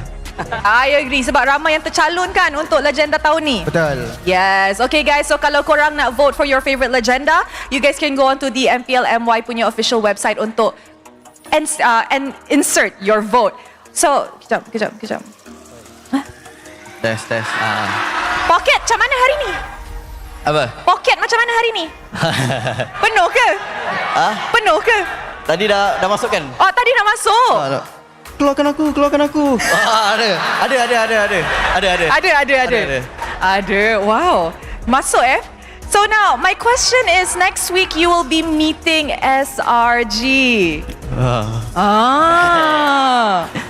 So, your pocket seems to have a lot more room. Dah penuh. Dah penuh.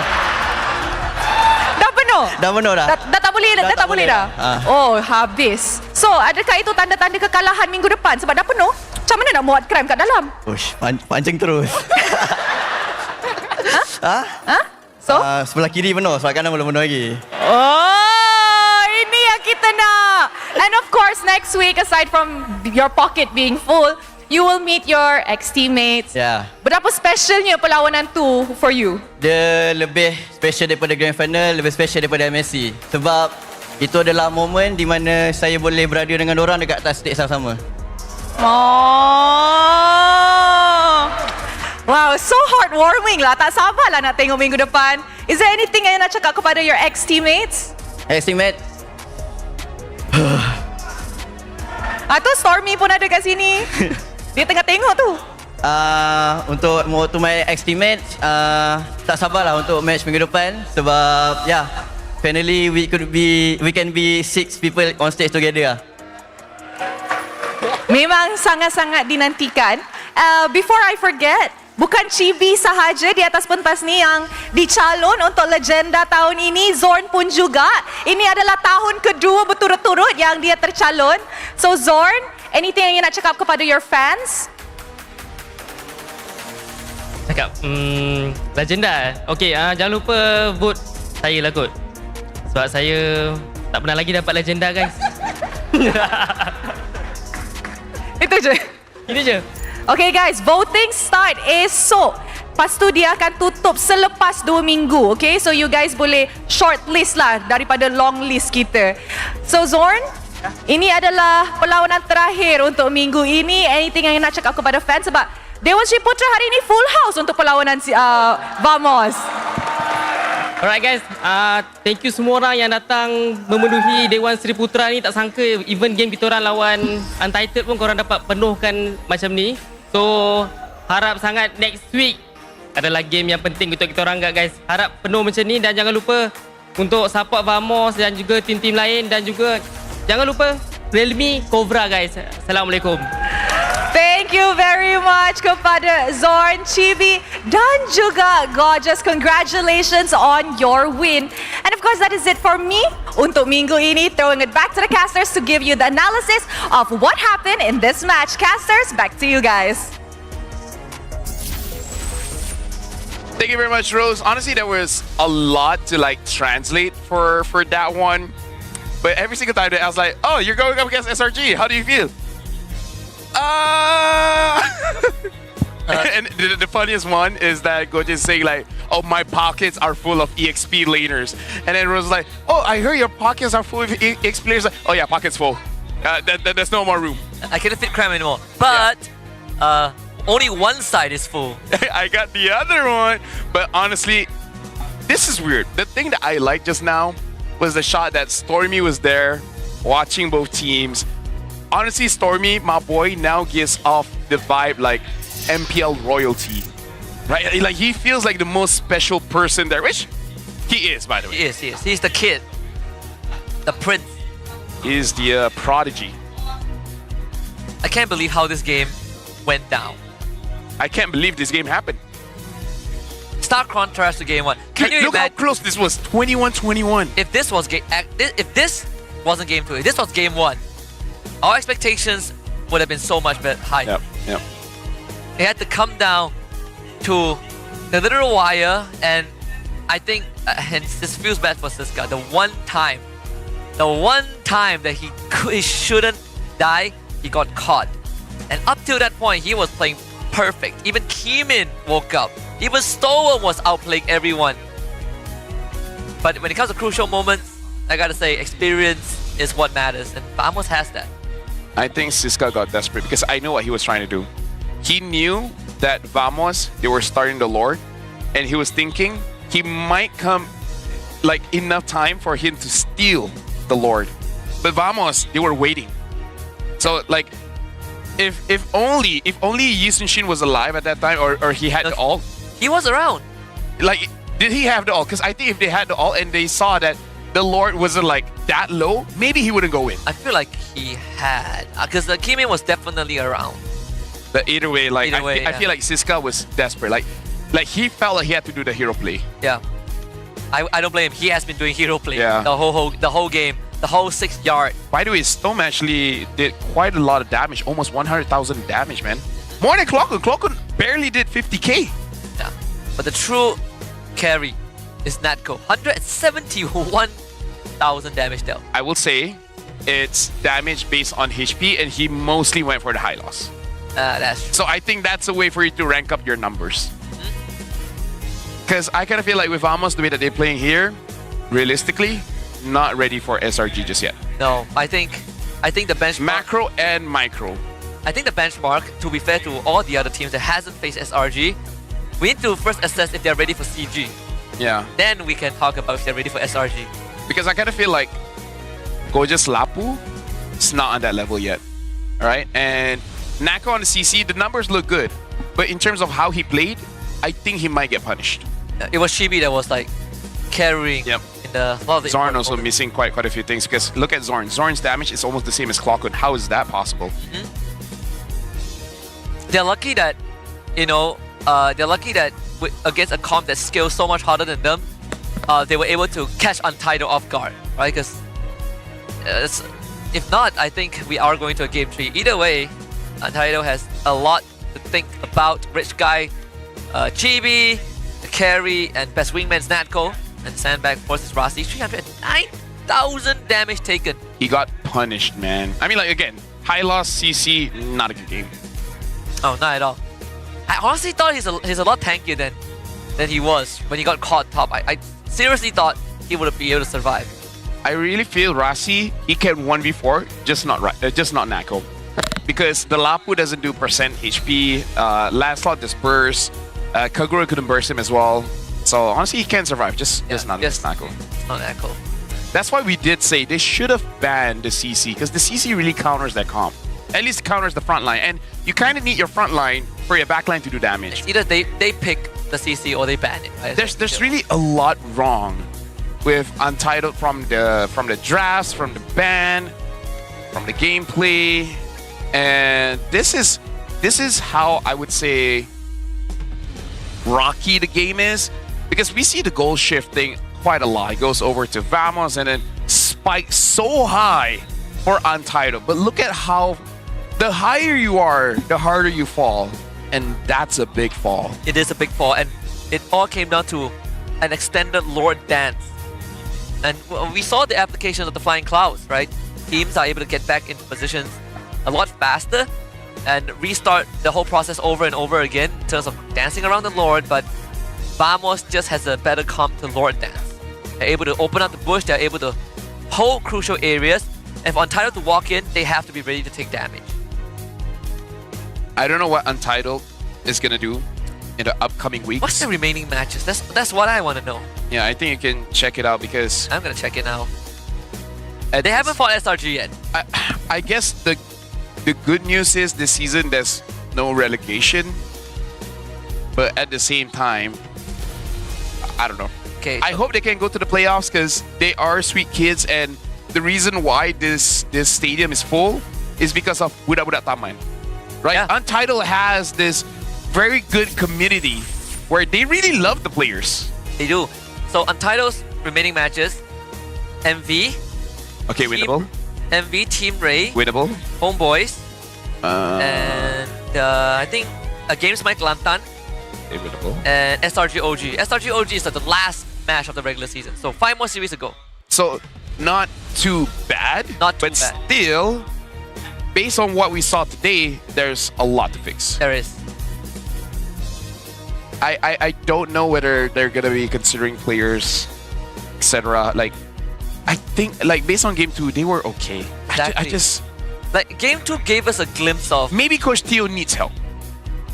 Because game 2 gave us a glimpse of last season where, you know, like every single week they just play better and better. It gave us glimpses of that element where they are constantly evolving every single series, and then they just make the impossible happen. They are making great plays. They're very composed with the decisions. They are making individual outplays.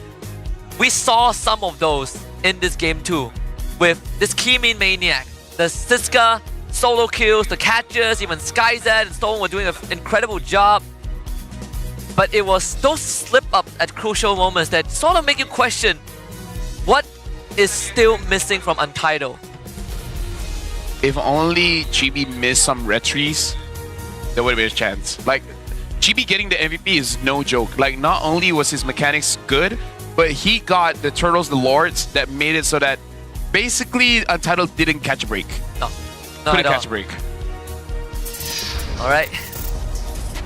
Let's see the standings. CG still on top. Still on top. Hey, Vamos higher than SRG. For now. SRG fell off. Yeah, washed. Washed team. Might have lost. They didn't lose a single series, but still washed. They struggled against an MAL champion. Yeah, they struggle against homeboys who are below them. SRG fell off. Haven't lost the game though. Haven't lost the game. Haven't lost the game. I can see Vamos fans going to town with this stand. Yeah. Imagine this, Husky. 3 weeks in and SRG is not #1. That shows that our league is competitive. Just cover the one that they haven't lost just yet. Other than that, they're good. Yeah, and just ignore the fact that they played only 4 compared to the other 2 teams that played 5. Yeah. Like, if you ignore that, if you just look at the smash points, bro, SRG, bro. Out of all those, MV looks to be the most promising. Big question mark for Arrow. Arrow and Untitled, man. What happened? I have a feeling that for this regular season, we are going to be fighting for the 6th spot in the playoffs. Right? Because MV, I think if they do well, they keep the consistency, like what they showed us yesterday, they are almost guaranteed playoffs. So it's just that last spot. Who is going to be there? You know, from Team Ray, Untitled, Arrow, GMSK, and Todak. Okay, I'm going to narrow it down. Team Ray, Untitled, and Arrow. Team Ray is in the toughest spot. They played 5 games. Yes. Same as GMSK and Todak. Yeah. So, yeah, I kind of feel like these teams are the hardest to get to top 6. So what's the 7-1? Arrow, Untitled. I kind of feel like it's between these two because MV, not too bad. It would be so poetic because Untitled knocked out Arrow last season too. Yep. If Arrow knocked down Untitled, well, this is next week's schedule. We got Untitled going up against MV. So not a lot of break here. Not a lot of break. Oh boy. Final game of week 3, first game of week 4, followed by Arrow, which also we're talking about against CG. Both teams do not catch a break. But Arrow gets to catch a break after CG, not Untitled. They got they got another series after that, Team Ray. So next week is almost guaranteed, or at least 80% guaranteed, if Untitled is going to make playoffs or not. Yeah. I feel bad for Toda going against Homeboys and CG for that week. You don't feel bad for JSK? Yeah. Other than that, looks okay. Untitled, this week, I think is the week that determines they can go to the playoffs or not. This is their Minggu di Raja. Yeah. This is their kingmaker. If they win MV and Team Ray, rejoice. Rejoice. They have time for playoff. Yeah. They might not guarantee playoffs yet, but at least their chances go up. But if they drop the series, then it would be catastrophic for their chances. What a day we've had. What a day. Vamos rise again to second place in the league with 11 points. Right now, Husky, I'm actually more interested in the mid-table than the top teams. Because I kind of feel like they're settled. Because this season, there's going to be quite some time between regular season and the playoffs. Kind of like previous season, right? I think they have like almost a month. Yeah, so in that time, we saw what happened, right? Untitled regular season, not a big problem. They barely scraped by. Come Come playoff, amazing. So I think Untitled, they need that again Just get to playoff. Worry about playoff later. Yeah. Like Chiku said, playoffs is the one that matters. But you gotta make playoffs first. The mid table, man. I kind of feel like for next week, that's the biggest question, right? Yeah. Team Ray, MV, Untitled, Arrow. Yeah. It's a step up from last season where we sort of already knew who's not gonna make it, but everyone has a chance now. And then for you guys, tell us how we can improve MPL MY. Yeah. Just don't enter like dark system, bad matchmaking, or like Rasi should be kicked. There's like, a lot none of that them. actually. There is a lot. That's the thing. Tell us which player we should roast next. The list is pretty long. We're going for a mic check. This is the end of this week. Week 4, we're gonna see which teams goes to the playoffs, guys. That's gonna be it. Or else, bye-bye. Bye. Pecah gua. Dah. Dia makin. Genikat. Aku tapi ni. Tapi. Jatuh. Kalau kejauhan gak apa-apa. Belum open semua kah? Push ya. Boleh dulu guys. Boleh. Berapa Fasha dengan Udah shadow. Lihat bos. Nah. Ni gua damage ni depan ni lihat gua. Rata. Aku cancel Fasha. Bang. Belum. Naikin semua lainnya. Bisa. Ada one. Ya, aman. Tidak. Okay. This one. Bro, dia kat Miao. Aku order terus. Boleh tak? Cici notis. Cici. Aku tahu. Bebe. Pura. Drop guys. Kagura no burst. No skill. Kagura behind. Try push Kagura. Try push Kagura. Cici. Aku boleh. Sabar. Boleh. Snipe. Chill man. We also. Cici stun. Cici no jump. Nice. Ada bom mid. Clear set. Nice. Not endable guys, not endable. I think. But learn. Nampak guys. Let's go. Dah, lord. Kalau dia balikin itu ya. Gua enggak ada berbelok ya. Takutan. Ini Lord aja guys. Lord. Nice. Aman. Pick up tipis tuh. Sama itu kalau dia. Dah. Cibi. Mati tuh. Sabar. Di mana atas guys. Dah cibi guys. Mati Selena. One. Target depan nih. Atas semua itu. Nice one. Guys. Sorry guys, tak ada respect. Semua tak ada respect mainin.